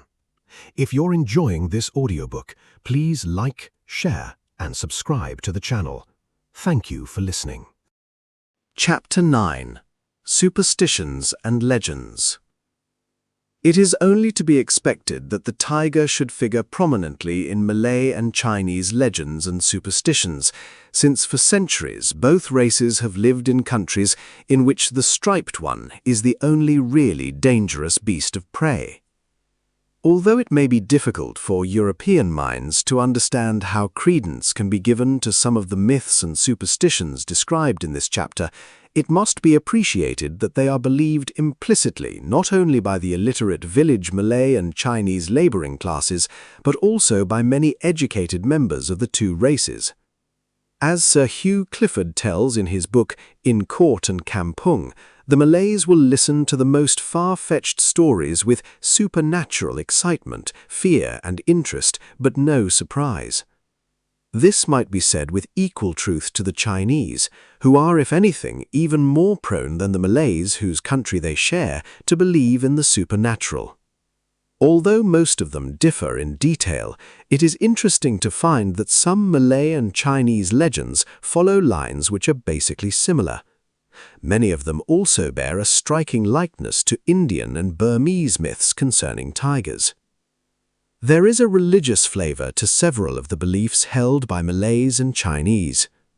Ask your Malay why a tiger attacks his human victims from behind, and he will tell you that this is inevitable because on the forehead of every person is inscribed a verse of the Quran proclaiming man's superiority over all other creatures. It is this inscription that the tiger cannot face. Argue with the Malay that it is made from behind because that is the direction from which the tiger may best approach his victim unseen, and you will not be believed. Many Malays also place great faith in reciting certain passages of the Quran before they enter the jungle, holding that this practice will prevent a tiger from attacking them. The commonest Malay superstition, and that most widely known to Europeans, concerns the ability of certain human beings to turn themselves into tigers. That it is human beings who turn themselves into tigers and not tigers which change themselves into human beings is the reversal of the original legends, as I will explain later. The belief is based on the assumption that men or women may possess supernatural powers, enabling them to turn into tigers, in which form they prey on animals and upon their fellow men. These persons usually become tigers as dusk is approaching, the transition back to human form taking place either at dawn or just before returning to the house in which the tiger lives when adopting his more normal human role. I discussed the belief several times with Parmat, who would always talk to me with absolute freedom, and it was clear to me that even he was far from convinced that the idea was absurd. I heard in Kemaman a first-hand account from a Malay who, with two of his friends, had encountered in the jungle a wild-looking man who was on his hands and knees when they saw him. He was frothing at the mouth and, so I was told, growled at the men so fiercely that they made off. Clearly, said the Malay who described the incident to me, the man was in the act of transforming himself into a tiger. We were fortunate to escape from the spot unharmed. Although the possibility cannot be overruled that the trio encountered some unfortunate fellow in the throes of a fit, I believe it more likely that they met an abnormal and probably uncouth stranger, and that their imaginative and superstitious minds built up the story round this chance meeting. After all, a story loses nothing in the telling, whether it be told in a village in Malaya or on the banks of a trout stream in England. There is a fascinating story about a man who could change himself into a tiger, or who was believed to possess the ability to do so. Very briefly, it is that a stranger went to live in a Malay village, on the outskirts of which he soon built himself a small house. Not long afterwards, livestock belonging to the villagers began to be killed by a tiger. Soon this animal had killed and devoured a number of Malays as well. Suspicion fell on the newcomer, who had been noticed leaving his house at dusk to go off into the jungle, not returning until dawn the next day. No action was taken against him, but some of the more enterprising men of the village built a tiger trap, baiting it with a live goat. One evening, the newcomer was returning to his home through the jungle when he became aware that a tiger was stalking him. There were no suitable trees into which he could climb. Seeing the new trap, he ran to it, and having entered, sprang the release so that the great door fell into place. Now, a trap built to keep a tiger in will keep a tiger out just as effectively, so the man was safe, although he had an uncomfortable night ahead of him. Not long after dawn the following morning, the man's shouts attracted the people from the village. They gathered round the trap. He explained to them what had happened. Instead of releasing him, however, they maintained that his presence inside the trap was proof that he was a tiger, now back in human form. Without further ado, they took up their spears and stabbed him to death. Betty Lumsden Milne tells this story far more neatly than I can in her book Damit and Other Stories. Jim Corbett relates a similar incident in The Man-Eating Leopard of Rudraprayag. Infuriated Indians had seized a sadhu, or holy man, contending that he was the leopard who had killed so many people, and were about to wreak their vengeance on him. Fortunately, an experienced government officer intervened and persuaded them to guard the man for a number of days before dealing with him. During this period, the leopard killed another man, thus absolving the suspect from blame. I like the attitude adopted by the revengeful Indians in Jim Corbett's book when it was thus proven to them that the holy man could not have been responsible. "The wrong man has been apprehended," they said, "but next time no mistake will be made." There are many Malay tales about were-tigers, some of them featuring the Sakai, the aborigines of the Malay jungle, others concerning men from Kerinci, a small state in Indonesia. One of them describes how a visitor to a village became ill and vomited up the feathers of a number of fowls. His hosts did not regard this unusual feature of his illness with any great favor, as a tiger had killed several chickens in the village the previous night. Another legend tells of an unfortunate girl who married Haji Ali and woke one morning at first light to see him entering their house. He was standing halfway up the rough steps leading to the house when she first noticed him. What made him particularly repugnant to his young bride was that he had his own head, but his body was that of a tiger. As the horrified girl watched, the body gradually turned into that of a man, the process finally ending with the disappearance of the tail. Rather naturally, the girl made off. Nothing would persuade her to return to her husband, despite his great wealth. Some weeks later, the headman of this village, following the pug marks of a tiger which he had shot at and lamed in a front leg, found that the tracks took him to the steps of Haji Ali's house. His way into the house, beneath which lay a pool of bloody water, as though someone inside had been bathing a wound, was barred by the Haji's 2 armed sons. When the headman returned the following day, backed up by some of the other elders of the village, he found that the family had fled, leaving all their possessions behind them. Much later, a traveller brought to the headman news that Haji Ali had settled down in another neighbourhood. He also told how Haji Ali apparently suffered some form of accident, since one of his arms was gnarled and twisted, as though the bones had been shattered by a gunshot wound. I heard several modern versions of this story in Trengganu. The belief that men possess the ability to transform themselves into tigers originates from ancient Malay legends that tigers can change themselves into men. It has a parallel in the Chinese story of the warrior who always appeared in striped clothing, by doffing which he turned into a tiger so that he could prey upon solitary travelers. The Malay legends, when compared, are much the same, but credit 3 different tigers with being king of their race. In the states of Trengganu and Kelantan, the home of the tigers is referred to as Kandang Balok, which is reputed to be in Ulu Kemaman. Here rules Dato Uban, the king, in a house built of human bones, thatched with human hair. Here the tigers walk about in the guise of human beings and live as such. To leave their village, they must make their way through a tunnel beneath a white river. It is while they are passing beneath this river that they turn into tigers. In the state of Negri Sembilan, it is Dato Paroy who rules the tigers, which have a settlement on Mount Angsi. There, in human form, they even study, undertake farming, and read the Quran. Dato Paroy is believed to be a were-tiger who to this day wanders through Negri Sembilan, Malacca, and northern Johor. There is a place bearing his name on the road between Seremban and Kuala Pilaf. It is called Keramat Tok Paroy and is considered by Malays, Chinese, and Indians to be well worth visiting to offer up prayers and to make small offerings.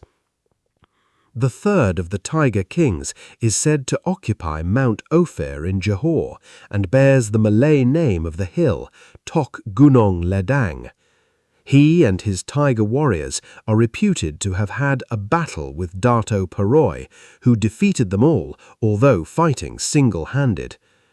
The Chinese also have many legends about were-tigers.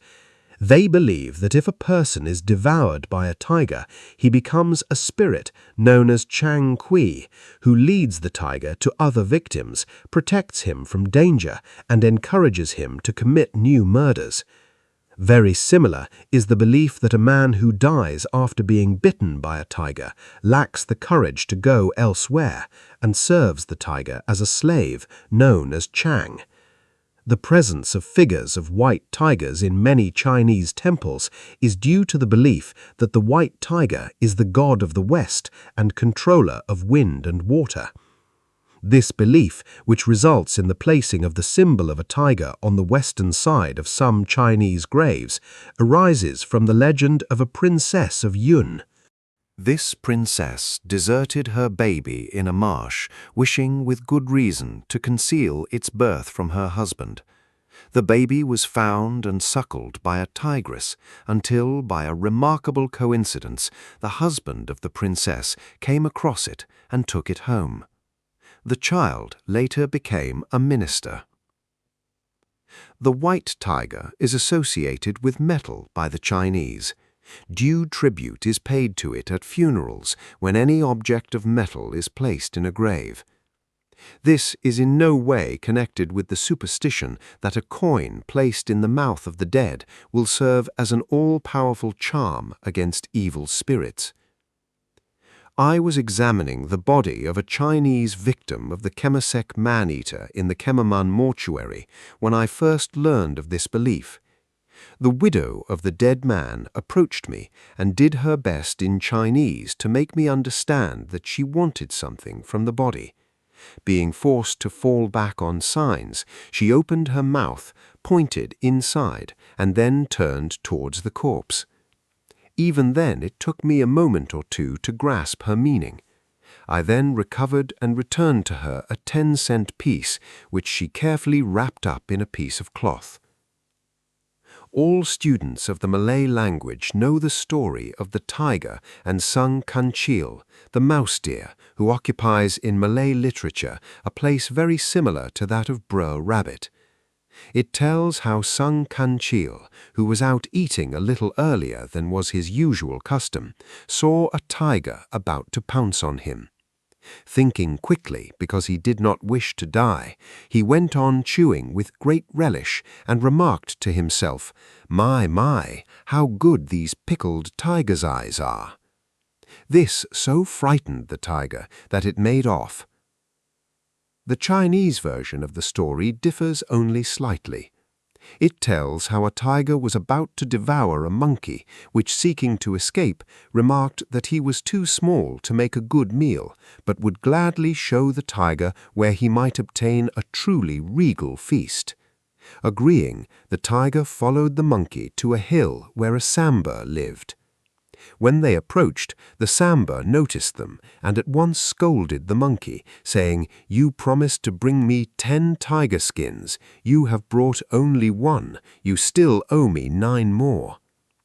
These words scared the tiger out of his wits so that he ran away, leaving the monkey and the Samba to congratulate themselves on their escape. This story, although attributed to the Chinese, is actually, I believe, of Indian origin.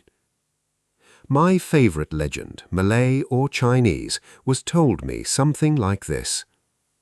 Many, many years ago, before the time of guns and tigers were numerous, a handsome young Malay saw and fell in love with a girl of great beauty. Fortune favored the couple, whose parents did not object to the match, and after the observance of the usual formalities, they were married and settled down to a life of great happiness. This was to prove all too short, however. After a few months, a tiger killed the young wife and made off with the body into the jungle. The husband returned to the village just in time to join the party of men which set out to recover the corpse. When it was found, he would not permit it to be touched. Instead, he forced from his companions a promise to remain at the spot while he went back to the village. "I shall return just before dusk," he told them. When they rejoined the waiting group, they noticed with surprise that he had donned the rich and colorful clothes which he had worn at his wedding. Also that he carried 2 of the wicked Malay knives known as krises instead of the customary one. They were all the more surprised when he told them to return to the village and to leave him alone with his dead wife. Fearfully they obeyed. When they were out of sight, the husband tenderly lifted the body. Lying down in the place which it had occupied, he drew it on top of him so that it almost completely concealed him. Thus he waited with a bared kriss in each hand until darkness fell and the tiger returned. Then, as it stood over them, he plunged the two weapons simultaneously into its sides. Leaving the krisses embedded in the body of the dead animal, he picked up the body of his wife and slowly returned with it to their home. Perhaps my fondness for this story might be attributed to the fact that I thought it to be an original one, not previously published. It was not until some time later that, in a book on Malay magic by W. W. Skeet, I came across a similar tale, connected there, however, with the superstition that a tiger's victims must appear to him as headless before he may kill them. More widely known to Europeans is the Malays' dislike of uttering the word harimau, or more commonly rimau, meaning tiger.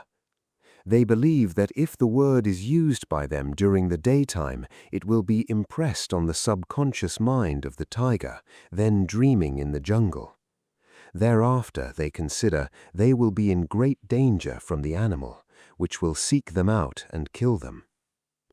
During my last year in Kemaman, I noticed that many of the Malay men whom I knew and who were aware of the number of tigers which I had killed were using the word harimau quite freely. After a time, I questioned first Parmat and then one of the men, a paid government headman. Both, I thought, looked a little sheepish, but both gave the same answer. This was that no harm would come to anyone who used the word in my presence, as all the tigers knew of me and would do everything within their power to keep away from me and from my friends. I had read before I went to Trengganu that Malays would prefer to use fancy names such as Tok Belang, the striped prince, or Si Pudong, old hairy face. In point of fact, I heard the first used only once by a storyteller fond of extravagant terms, and have never known the second to be used in conversation. The village Malay I met preferred the word dia, he, or avoided mentioning the tiger directly by name. Despite many attempts, it proved quite impossible for me to convince Malays that tigers could possibly open a durian, those odoriferous but delectable tropical fruits whose skins are covered by strong, sharp spikes.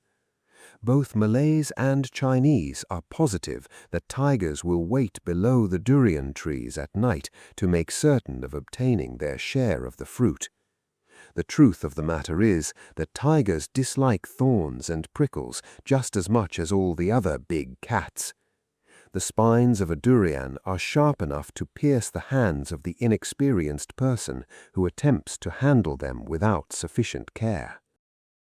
How then could a tiger, with his comparatively tender pads, tear open the fruit in order to eat the creamy substance within?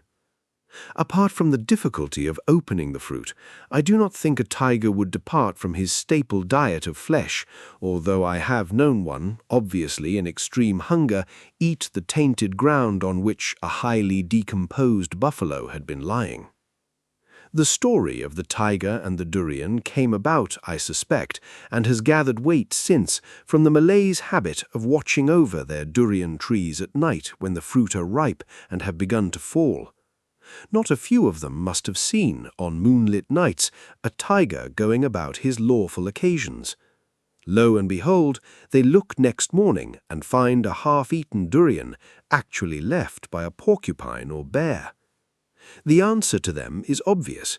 The king of the jungle has stopped on his way home to partake of a dainty dessert. Occasionally one hears tales of Malays who are able to befriend tigers to such an extent that the animals will come to them and feed from their hands. A Malay to whom these powers were attributed lived at Cherating, south of Kaman, but somehow never seemed to be at home when I went there, and always had pressing business in Kuantan when the Malay district officer sent for him. As he was a Pahang Malay, and Cherating being in that state was outside the district officer's jurisdiction, I could hardly blame him. A former Penghulu, then so old that his hands shook and his eyes watered, told me an amazing story of a Malay who lived alone on a small clearing at the jungle's edge at KIJAL when the Penghulu was a boy. The old man, who would have been offended deeply if I had questioned the truth of his story, described this Malay as being so at home with tigers that he always kept a large platter of cooked rice and other food for them on the ground near his house. Often 2 or 3 tigers would be seen sitting or lying near his home like great domestic cats, but would leap up and disappear at the approach of a visitor. The man's favourite was a huge male, which, the villagers said, used to accompany him and watch over him when he entered the jungle. One day, at dawn, just when the small patch of paddy, or growing rice, was at its greenest, a herd of seladang visited the clearing and did irreparable damage to the young plants.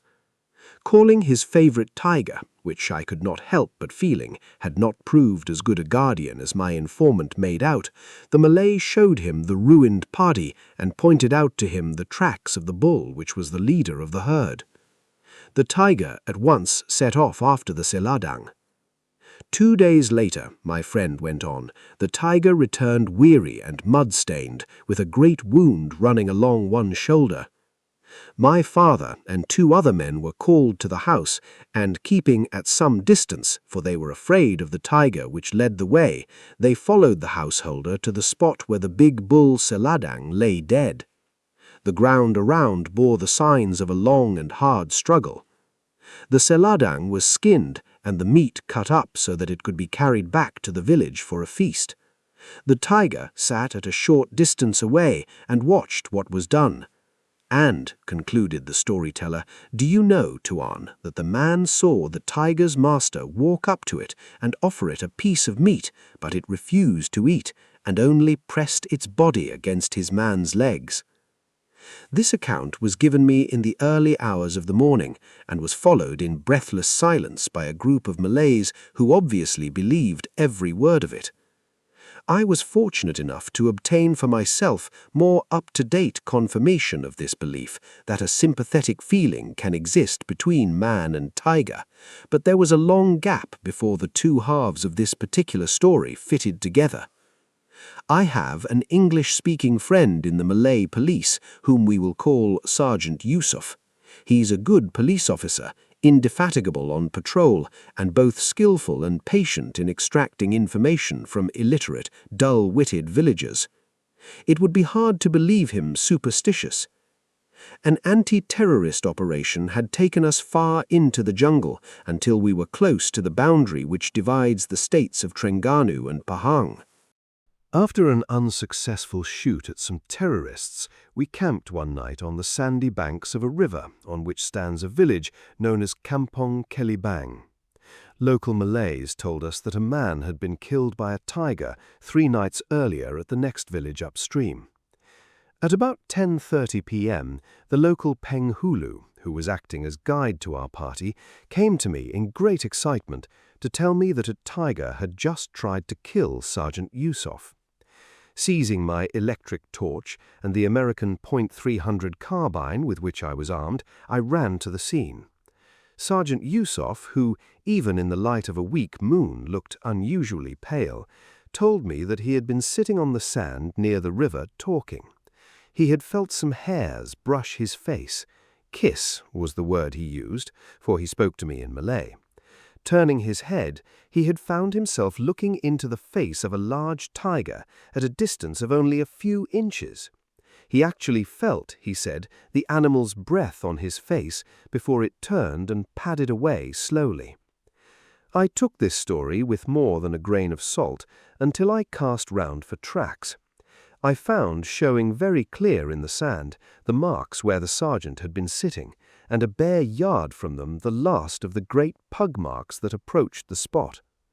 I went after the tiger immediately, as it was not certain whether he would return, but the tracks finally led off into the jungle, and I had been asked not to fire the carbine and thus disclose to the terrorists that we had not left the spot unless it was unavoidable. It was just as well that the tiger was not overtaken. I discovered later that, unused to its mechanism, I had failed to cock the carbine properly so that it would not have fired had I needed it. Well over a year later, in August 1951, I shot a tiger near the road running from Kemaman to Ayapute. He had been killing buffaloes regularly, and his time to die had come.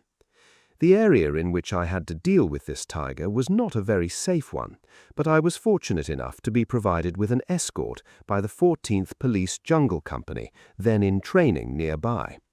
The escort waited concealed in an empty house while I went off alone to keep my appointment with the tiger. When we took the carcass back to the Jungle Company's camp, the Malay policemen crowded round to see it. I had a drink before setting off back to Kemaman, and while I was enjoying it, Sergeant Yusuf, who had been posted to the Jungle Company, came in. I asked him if he had been to see the dead tiger, but he shook his head and walked off in a rather abrupt fashion. Later, just as I was leaving, he approached me while I was standing alone and said, "Have you forgotten that night on the riverbank when the tiger kissed me on the cheek, Tuan? He could have killed me easily had he wished. He did not do so. I am friendly with tigers, and do not care to gaze upon them when they are dead. I would prefer not to help anybody to kill one." Sergeant Yusuf said this without rancor, but with a sincerity I could not help admiring. To round off what I consider to be an unusual story, I should add that I took the trouble to make inquiries about the man killed by the tiger near Kampong Kelibang 3 days before our party had reached there. He lived alone in a house set apart from the rest of the village, but when a tiger entered the adjoining buffalo enclosure at night, he wasted no time in going down to tattle it alone, in the dark, armed only with a sword-like parang. His body was found among his buffaloes the next morning, but the heavy blood trail that led away from the spot told that the tiger itself had not escaped unharmed. Sometimes, when a tiger gets into one of these cattle enclosures at night, the villagers, awakened by the disturbance, are able to drive the intruder away. Often, however, a cow or buffalo is left badly injured, perhaps at its last gasp, and must at once be butchered in accordance with religious custom if the Muslim villagers are to be able to consume its flesh. This paradoxical saving of an animal in order to kill it occurred fairly regularly in Kemaman, but the meat was held in no great esteem. All the Malays to whom I spoke about it said that the flesh of an animal attacked by a tiger always had a pronounced and unpleasant flavor. Many of them declared that it tasted hot, for Malays are great believers in a theory that food or drink can be heating or cooling, irrespective of its temperature when consumed. I tried one small piece of a cow that had been half killed by a tiger before it was slaughtered, but could taste nothing unusual. The meat was in fact so steeped in curry that it had no flavor of its own. I remarked to the Malays that it tasted very hot to me, deliberately using the Malay word panas, hot of temperature, instead of pedas, hot of peppers and so forth, but they were not very amused. A pleasing Malay legend explains the hatred which all tigers feel towards domestic cats. This hatred is very real, and I have no doubt that if a buffalo, a cow, a goat, a dog and a cat were tied out, spaced in a half circle, and a tiger approached so that he received the scent of all of them simultaneously, he would first kill the cat in preference to any of the other animals. An insane burst of rage seems to fill a tiger when the smell of a domestic cat reaches his nostrils. One morning near Kemaman, I examined the remains of a small but bushy tree in which a cat had endeavored to shelter to escape from a tiger. The tiger had killed and eaten the cat eventually, but had first literally torn the tree to shreds in its frenzy. The Malay explanation for the tiger's hatred of the domestic cat is that in the beginning of the universe, the cat, which had come into the world first, was instructed to teach all that it knew to a new animal called a tiger. The cat performed its task with efficiency, but decided that it might be in its own interests if it did not instruct the tiger in the art of climbing trees. The tiger was at first delighted with the tuition which he received, but this satisfaction turned to rage when the omission was discovered.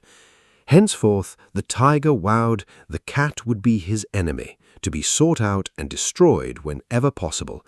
That, say the Malays, is why the cat seeks to hide its tracks by covering its droppings so neatly and carefully, whereas the tiger is not concerned how he leaves his marks about the jungle. I discovered this story after several old Malays had been heard to refer to cats as Cikgu, the Malay abbreviation for Mr. Schoolmaster. There are a number of spoken Malay charms to which are attributed the power to protect the speaker from tigers. Some are religious. Another is reputed to lock the tiger's jaws until the user of the charm is safely home. Care must be taken with this charm to revoke it when safety is reached, for the tiger will certainly bear a grudge if his jaws remain locked. The Malay bomo, approximating to a witch doctor, will sometimes invoke the tiger spirit to cure sickness, as it is regarded as being sufficiently powerful to drive out any evil spirits. It is the fable of Muhammad Yatim which seeks to explain the origin of the tiger. Muhammad Yatim, the orphan, was the name given to a baby boy found by a woodcutter lying at the jungle's edge. The child had a white skin, green eyes, and unusually long nails. He was soon in trouble at school because of his fierce behavior. The time came when he turned on the school teacher, growling savagely. The teacher flogged away at him with a stick. During the beating, the child became more and more animalistic until he dropped on his hands and knees and ran off, a tail appearing as he did so. The beating with a stick of tarswood, of which the tiger is still reputed to live in fear, produced the stripes that the animal bears to this day. As the boy animal made off, the teacher cursed him, saying that he would feed only from those human beings who were headless. "Dwell you," he said, "on the borderland between the primeval forest and the secondary jungle growth, and on the borderland between the secondary jungle growth and the plain." There are two generally recognized methods by which the tiger is reputed to ascertain whether his prey is headless or not. The first is of religious significance in that it is connected with a quotation from the Quran to the effect that no person shall die before his appointed time. To find out whether the appointed time of his victim has arrived or not, the tiger looks at him through a hole in a leaf obtained from a certain kind of tree. If the appointed time of the victim is near, he appears to the tiger to be headless. If he is not headless, his time has not arrived, and the tiger must look for a meal elsewhere. In the second method, the tiger lies down and takes between his paws a leaf of a particular type. He gazes at this leaf until it takes the form of his victim. If, in this form, the victim appears to be headless, then the tiger knows that this person has been granted to him. Tigers were held in such reverence in the Malaya of long ago that wakes were sometimes held when they fell victim to any of the various kinds of traps which were then the common method of destroying them. The dead animal was supported in as lifelike an attitude as possible, in some cases a rope being attached to its head to move it up and down while the ceremony was in progress. A piece of wood would be placed inside the mouth to prop open the jaws. Strangely enough, although the ritual was designed to honor the fallen beast, it often included a dance performed by two men in which they mocked and ridiculed the lord of the jungle. Some tigers are believed to be sacred and will not hurt or allow other tigers to hurt the people of the area which they protect. Should any great wrong be done, however, they will first warn the local population to mend their ways by killing a domestic cat. If this warning is not heeded, they will kill livestock and then people until the wrong is righted. Thus a foul deed would have been blamed for the killings of the tiger, known as He of the Hairy Face, which spread such terror in the area surrounding the junction of the Tembeling and Jalai rivers of Pahang long ago, and whose killing of 7 men and 2 women in one night is so graphically described in Court and Kampung. Sir Hugh Clifford refers to it as the only recorded case of a tiger attacking Malays within a closed house in a kampung. As I have already stated, a tiger almost invariably feeds first from the haunches of the beasts he kills. One of the exceptions is that if a buffalo or cow is killed while in calf, the unborn calf is torn out and devoured first. Has this, I wonder, any connection with the old Malay belief that during her first pregnancy a woman can be smelt by a tiger from a distance of 7 hills and 7 valleys? Go out to shoot a tiger with an old Malay huntsman in Trengganu even today, and more likely than not, he will refer to Langkah Buah 20, which can be best translated as 20 paces. Ask him to explain, and if you have his confidence and he knows that you will not scoff, he will draw for you, probably with a stick in the sand, a diagram. Your friend will be careful to set out the diagram so that the line marked Saturday will point due west.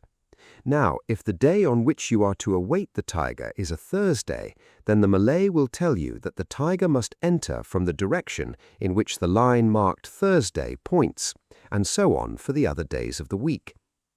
The dotted line, which is the Monday line continued through the kill, is deliberately left blank, because the tiger cannot approach from that direction, no matter what day of the week it is.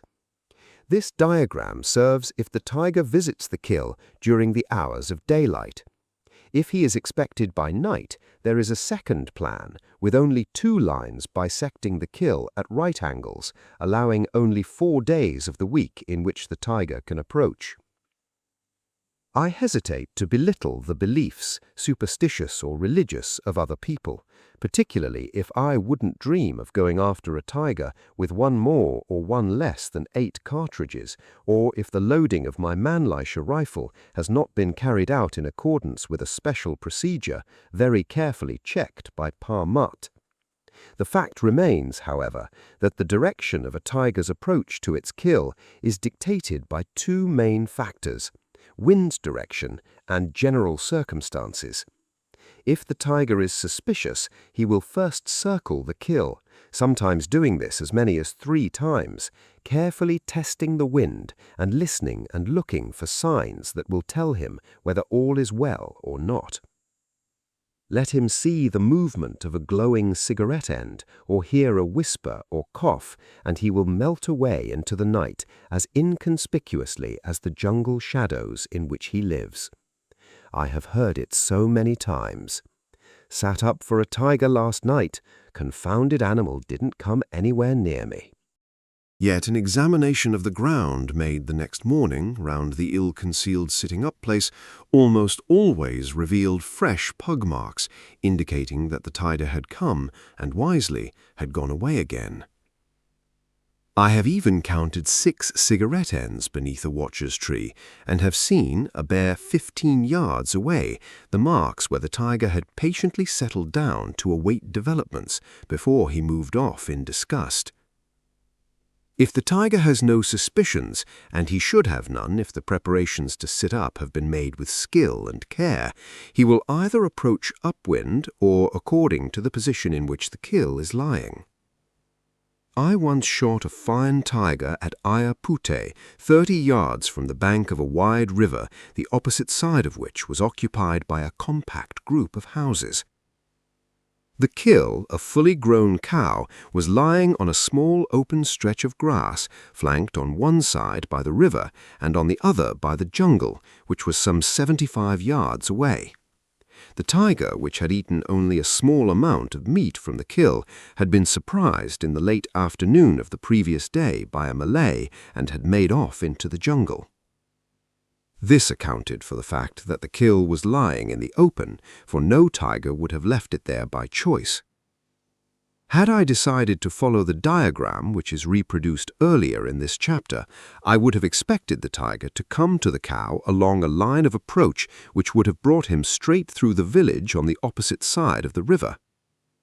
He would afterwards have had to wade and swim the river in full view of the occupants of at least a score of houses.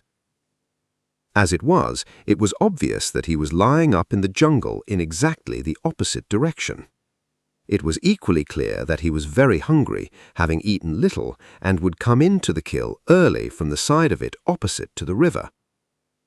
He did, and if Pa Matt and I had not made such an expert diagnosis of the case, never count on a tiger to do what you expect, we would have put my platform up in a slightly different position, and I would have had a clear shot instead of a difficult one through an overhanging branch.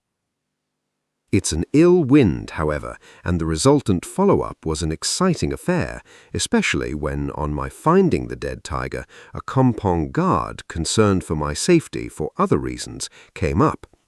Thinking it was still alive, he took a hasty shot at it and nearly blew my head off with buckshot. I repeatedly heard in Trengganu of the existence of a rare type of tiger referred to as harimau jalor, which is reputed to have its stripes running from head to tail instead of round the body in the normal fashion. Were I to encounter one of these tigers, I was told, I would see an animal far bigger than any I had ever shot before. Having no proof, I cannot deny the existence of such an animal. All that I can say is that I know of nobody who has yet seen a harimau jalor dead. Very often the skin of a large male is almost entirely reddish-brown on the shoulders, the stripes, if any, being small and widely spaced. This large expanse of unstriped skin, continuing as it does down the front legs, may well have led to the belief in the existence of this legendary animal. It would be an easy matter for a Malay catching sight of a big male standing facing him but partially concealed to gain an impression of an absence of normal stripes. It would need no great stretch of the imagination to visualize stripes running the other way, especially if the sun was shining down brightly through the branches of surrounding trees, thus casting hard shadows from them.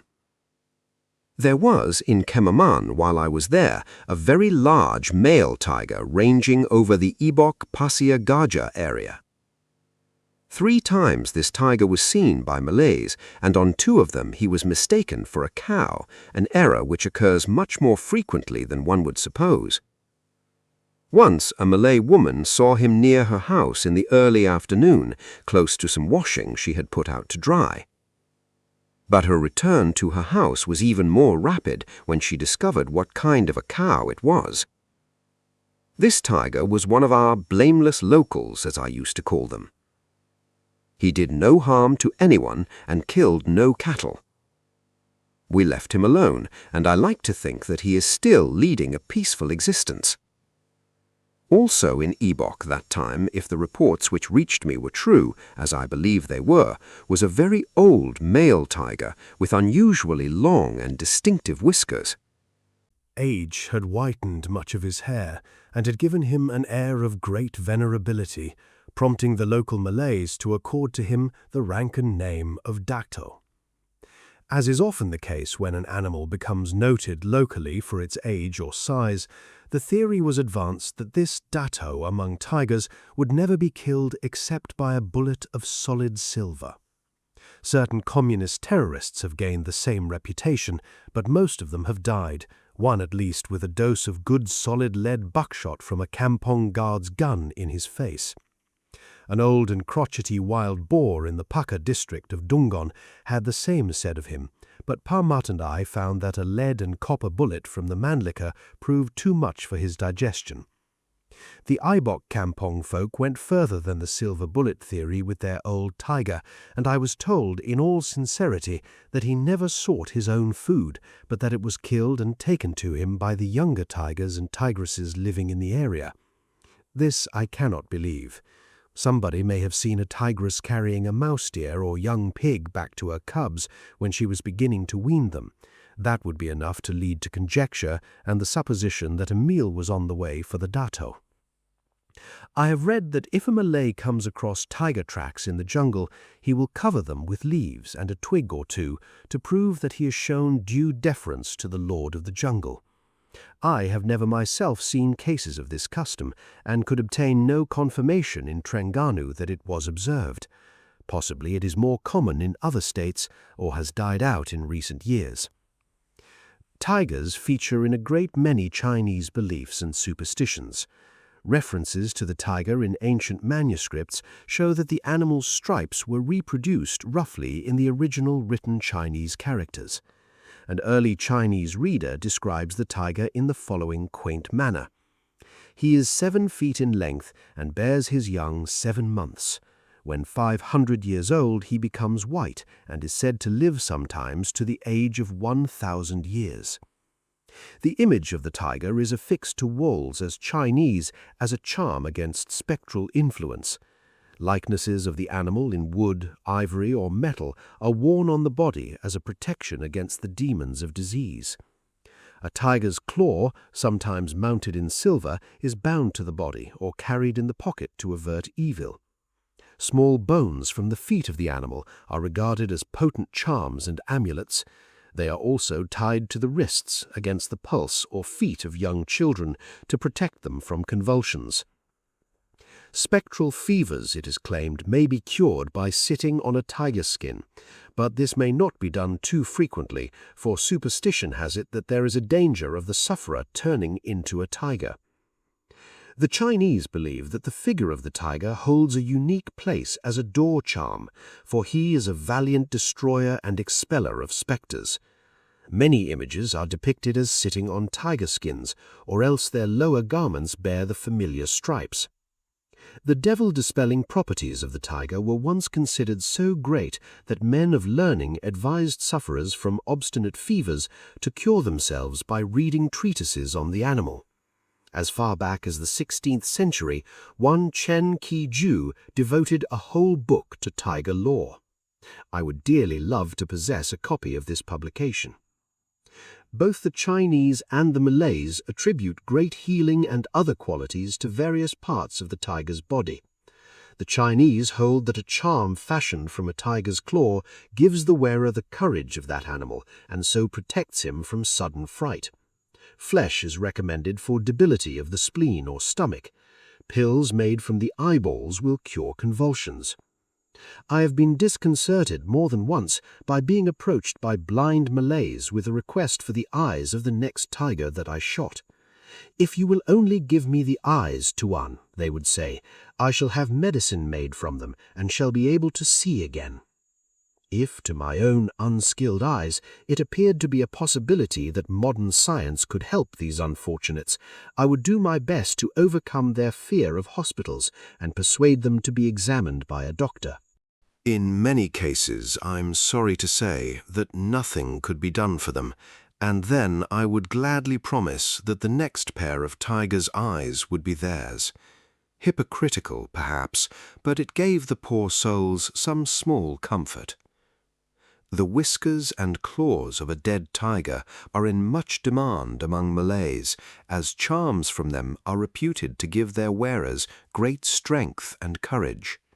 Let the carcass of a tiger shot by a European be left unguarded only for a moment or two, and all the whiskers will certainly disappear as if by magic, and probably a claw or two as well. I would always wrap up a dead tiger's head in my mackintosh, bound with rope, as soon as possible after its death to safeguard the whiskers. Either Pa Mat or I would afterwards watch over it closely until it was safely locked in my garage. Once, when we had reached the car and lowered a dead tiger to the ground so that the carrying poles might be removed, I noticed a lean brown hand emerge slowly from underneath the vehicle where a wily Malay was lying in wait. I let the hand reach the whiskers and then put my rubber-shod foot firmly upon it, to the delight of the onlookers. At the same moment, Pa Mat took up a position on the far side of the car to bar escape from that side. We all laughed at the incident so much that I could not resist giving the man one whisker. Unfortunately, the other Malays who were standing round, but who showed less initiative, could not easily be made to understand why they should not be favored in the same way. I could also tell of a tigress shot at Binjai near Kemaman in August 1950, which was well guarded by 3 of us, but which was found to be minus 1 hind claw when examined in daylight the next morning. We had watched over the dead animal so closely that, thinking back, I was able to remember the only possible opportunity that was given for the claw to be removed. It needed but little more thought to recollect which Malays were near the hind feet at the time, and which of them would yield to such temptation, to establish definitely who the culprit was.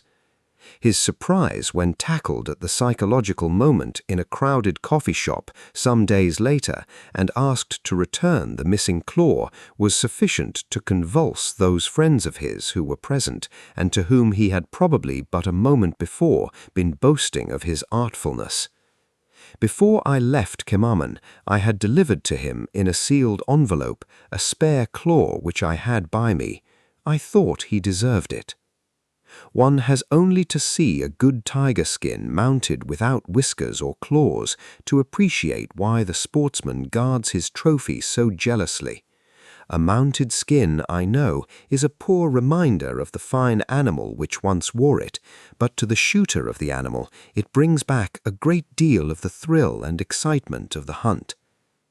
Having been called upon to shoot a tiger that had been caught in a trap, I first took the customary measurements of the carcass for record purposes, although it would not form part of my own bag, and then had it placed on the grass near the market at Kamasek, making it clear that I had no further interest in it.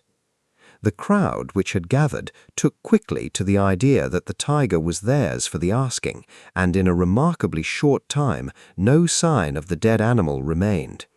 The biggest single piece removed by any one person was the head, a coveted prize, despite the fact that it was already denuded of whiskers, skin, eyes, tongue, and lips. My knowledge of the uses to which present-day Malays and Chinese will put the various parts of a dead tiger are far from complete, but a few of them are listed below. The flesh is recommended by the Chinese for debility of the spleen or stomach.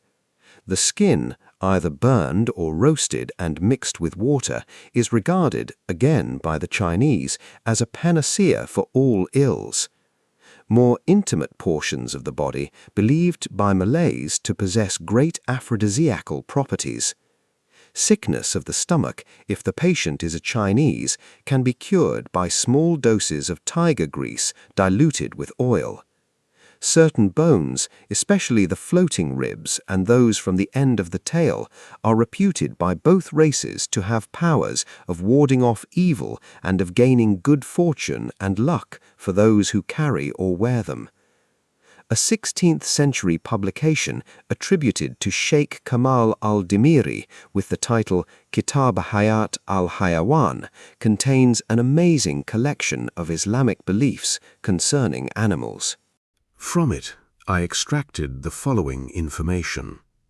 The tiger, which in appearance has a slight resemblance to the lion, has black and white stripes on his skin. When this animal becomes enraged, he is filled with such frenzy that all thought and caution leave him until the time comes when he will exhaust and kill himself. There are 2 kinds of tigers. One is large, with a small tail. The other is smaller, but with a larger tail. All other animals are more afraid of him than of the lion. He is proud and obstinate. Killing is in his blood. When the tiger has eaten his fill, he sleeps for 3 days and nights. If he falls sick, he will kill and devour 1 rat. This will cure him. He is fond of arak. If men provide sufficient for him, he will consume it until he falls drunk. He is then easily caught. When the tigress produces young, each is born with a snake wound round its neck. These snakes may bite people, but the bite will not prove fatal. Tigers, who are second to lions in honor, guard themselves more carefully than do lions. If a tiger and a lion meet, they must always engage in battle, but fate decrees that each in turn will win these struggles.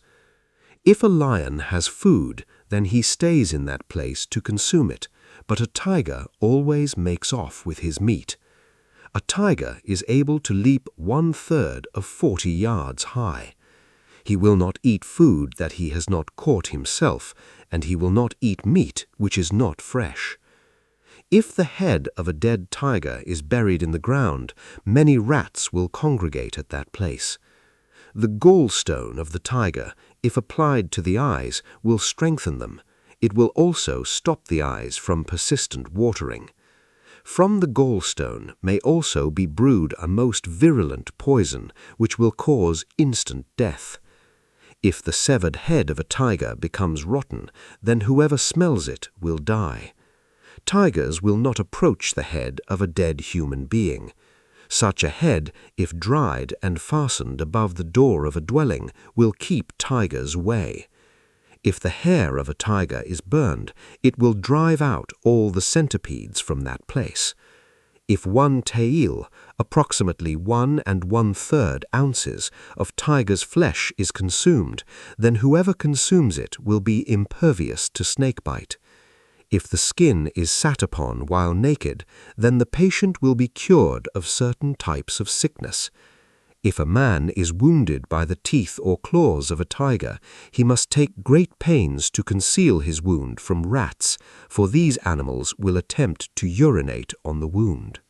If they succeed in doing so, the man will die. If a tiger is encountered in a dream, then the following will befall the dreamer. If a tiger is seen, the dreamer will meet an unjust ruler. If the dreamer kills a tiger, he will kill his worst enemy. If the dreamer eats tiger's flesh, he will receive riches and honor. If the tiger climbs onto the dreamer's back, the dreamer will be in trouble with the government or with his enemies. If the dreamer befriends a tiger, he will marry an unsatisfactory wife. If a tiger enters the dreamer's room, a rogue will come to the house. If the dreamer is ill when he meets a tiger, he will recover from an illness. If he fights with a tiger but fails to kill it, he will fall ill of an incurable fever which will hold him like a prison. If the dreamer seizes the hair, flesh, or tail of a tiger, he will receive great riches from the sultan or from his enemies. If he dreams of sleeping with a tiger but is not afraid, he will be safe from all his enemies. If he encounters a tiger which kills many people by tearing off their hands, the government of his country is unjust. If the tiger devours the heads of people, the dreamer will have continuing success until he becomes a Raja. If he seizes a tiger and places it in a cage, he will become friendly with an unjust ruler. If the dreamer is a slave and a tiger visits him, he will become a free man. If the voice of a tiger is heard, a heavy sentence of imprisonment will be imposed on him. The same book suggests that the following remedies prepared from parts of the carcass of a tiger are efficacious. The brain, mixed with aged oil and rubbed on the body, will cure laziness or pimples. The tail, dried and ground to powder, if mixed with soap, will produce an ointment which, when used while bathing, will cure skin diseases. The tail, dried, powdered, and mixed with water, makes a drink which will give those who consume it an unquenchable thirst for arrack. The gallstone mixed with honey will cure abscesses of hands and feet. If the fat is dried and a mixture made from it with flour and garlic, then no feline animal will attack those who rub it on their body. Fat from a tiger's face is mixed with essence of roses. If this is rubbed on the face, then the user of it will be honored by all who meet him, including princes. Panacea for all sicknesses of the stomach. Take a pinch of dried tiger's gallstone, salt it, and wrap it in bark with a fragment of bezoar stone. Pound this out flat, roll in rice flour, and place in hot water, to be drunk before meals. To the Malayan hunter of today, the bones of the tiger he shoots are of the greatest saleable value. I know of a small tigress shot in Selangor in 1951 by a party out pig hunting, the carcass of which was sold in Kuala Lumpur for 200 Straits dollars, or approximately 23 pounds. The Chinese who obtained a dead tiger for this price in the federal capital most certainly made at least 400% profit from the sale of the charms and cures he concocted from it. The Chinese believe tigers' bones, like those of men, contain a vital soul substance or soul substance, and are of great value, particularly those from the head. They are powdered, cooked in order to destroy the marrow, and the resultant mess is mixed with all kinds of medicaments as a protection against the evils of nightmares, dreams, and fever. Another type of medicine made from the bones is said to cure demoniacal disease. I took the trouble to learn a little of the modern method of preparing Chinese medicine from the bones of a tiger. The flesh is removed very roughly and a slow preliminary boiling takes place, during which the melted fat is placed on one side for special cures, massage, the treatment of sprains, and so on. Then the real boiling process begins, the huge vessel containing the bones being kept at a steady temperature for a full 36 hours, during which time a vast quantity of firewood is consumed. Dried afterwards in the sun, the bones are allowed to become parched and snowy white before they are ground to the consistency of flour. This fine powder is mixed with various herbs and other ingredients, among which may be some borrowed from modern science. The resultant black paste, in appearance very much like licorice when dried out sufficiently, is fashioned into small tablets similar in shape and size to a domino. As a modern refinement, these tablets are sometimes wrapped in cellophane paper. When the medicine is to be taken, 1 or 2 of the tablets are dissolved in a bottle of samsu, Chinese rice wine, a process which requires much patient shaking. The resultant liquid is consumed in small doses. My curiosity led me to accept 2 of these tablets, prepared from the bones of a tiger that I had shot. I also acquired a bottle of samsu in order that the directions might be followed faithfully. 1 sip of the liquid was all that I could manage, however, and the bottle was passed to my Chinese cook boy, who accepted the unexpected gift with marked enthusiasm. Whatever Europeans may think of such unusual cures, there is no doubt that the Chinese place great faith in them. The Chinese manager of a local tin mine was always badgering me for bones for medicine to keep his labor force at its best. He once told me of an old laborer, hardly able to walk, who took a course of tiger bone cure and who, a few days later, was striding about with youthful vigor. It is difficult to tell whether the efficacy of such a remedy results from the faith of those who take it, from the Chinese ingredients with which it is mixed, or from the modern drugs introduced to it in these more enlightened days. There is another form of medicine made from the liver, if it is available for treatment soon enough, which is reputed by certain Chinese to have even greater healing qualities. I have mentioned the floating ribs, which incidentally can be made into most attractive brooches. There is also a peculiar Chinese superstition concerning the atlas and the axis, the latter being the bone on which the head rotates. It is believed that a tiger cannot look upwards except on a certain day each year. Therefore, if these bones are kept in their correct position, one above the other, the atlas will be seen to rock slowly backwards and forwards on the axis on that particular day. It is quite certain, in actual fact, that a tiger is able to look about him as freely as he wishes, although, for obvious reasons, he will not make it a habit to stare up into trees. A considerate tiger, imbued with the desire to comply with local belief, might well find himself in a quandary about his ability to raise his head, for village Malays avow that if a tiger stares up at a monkey, the unfortunate animal is sufficiently mesmerized to descend into the jaws waiting beneath him. I have no doubt that the sight of a tiger close at hand chills the blood of a monkey as much as it does of a human being when the tiger is not behind bars, but I doubt the hypnotic power of the big cat's eye. My skepticism is not entirely without foundation, as I will explain. In many villages in Trengganu, you will notice stout poles stuck vertically into the ground near the Malay houses. These poles either end in the sheltering branches of an adjacent tree or have a plank or small box fastened to the top of them. On these poles are kept the tailless monkeys, which are trained to ascend the coconut trees on the end of a long cord and to send down those nuts which have ripened sufficiently to be of use. Most of the monkeys employed in Trengganu come from Pahang. A well-trained animal from that state will command a high price. They normally wear loose-fitting collars of copper wire, which, oddly enough, bear a striking similarity to the telephone wire used by the government telecommunications department.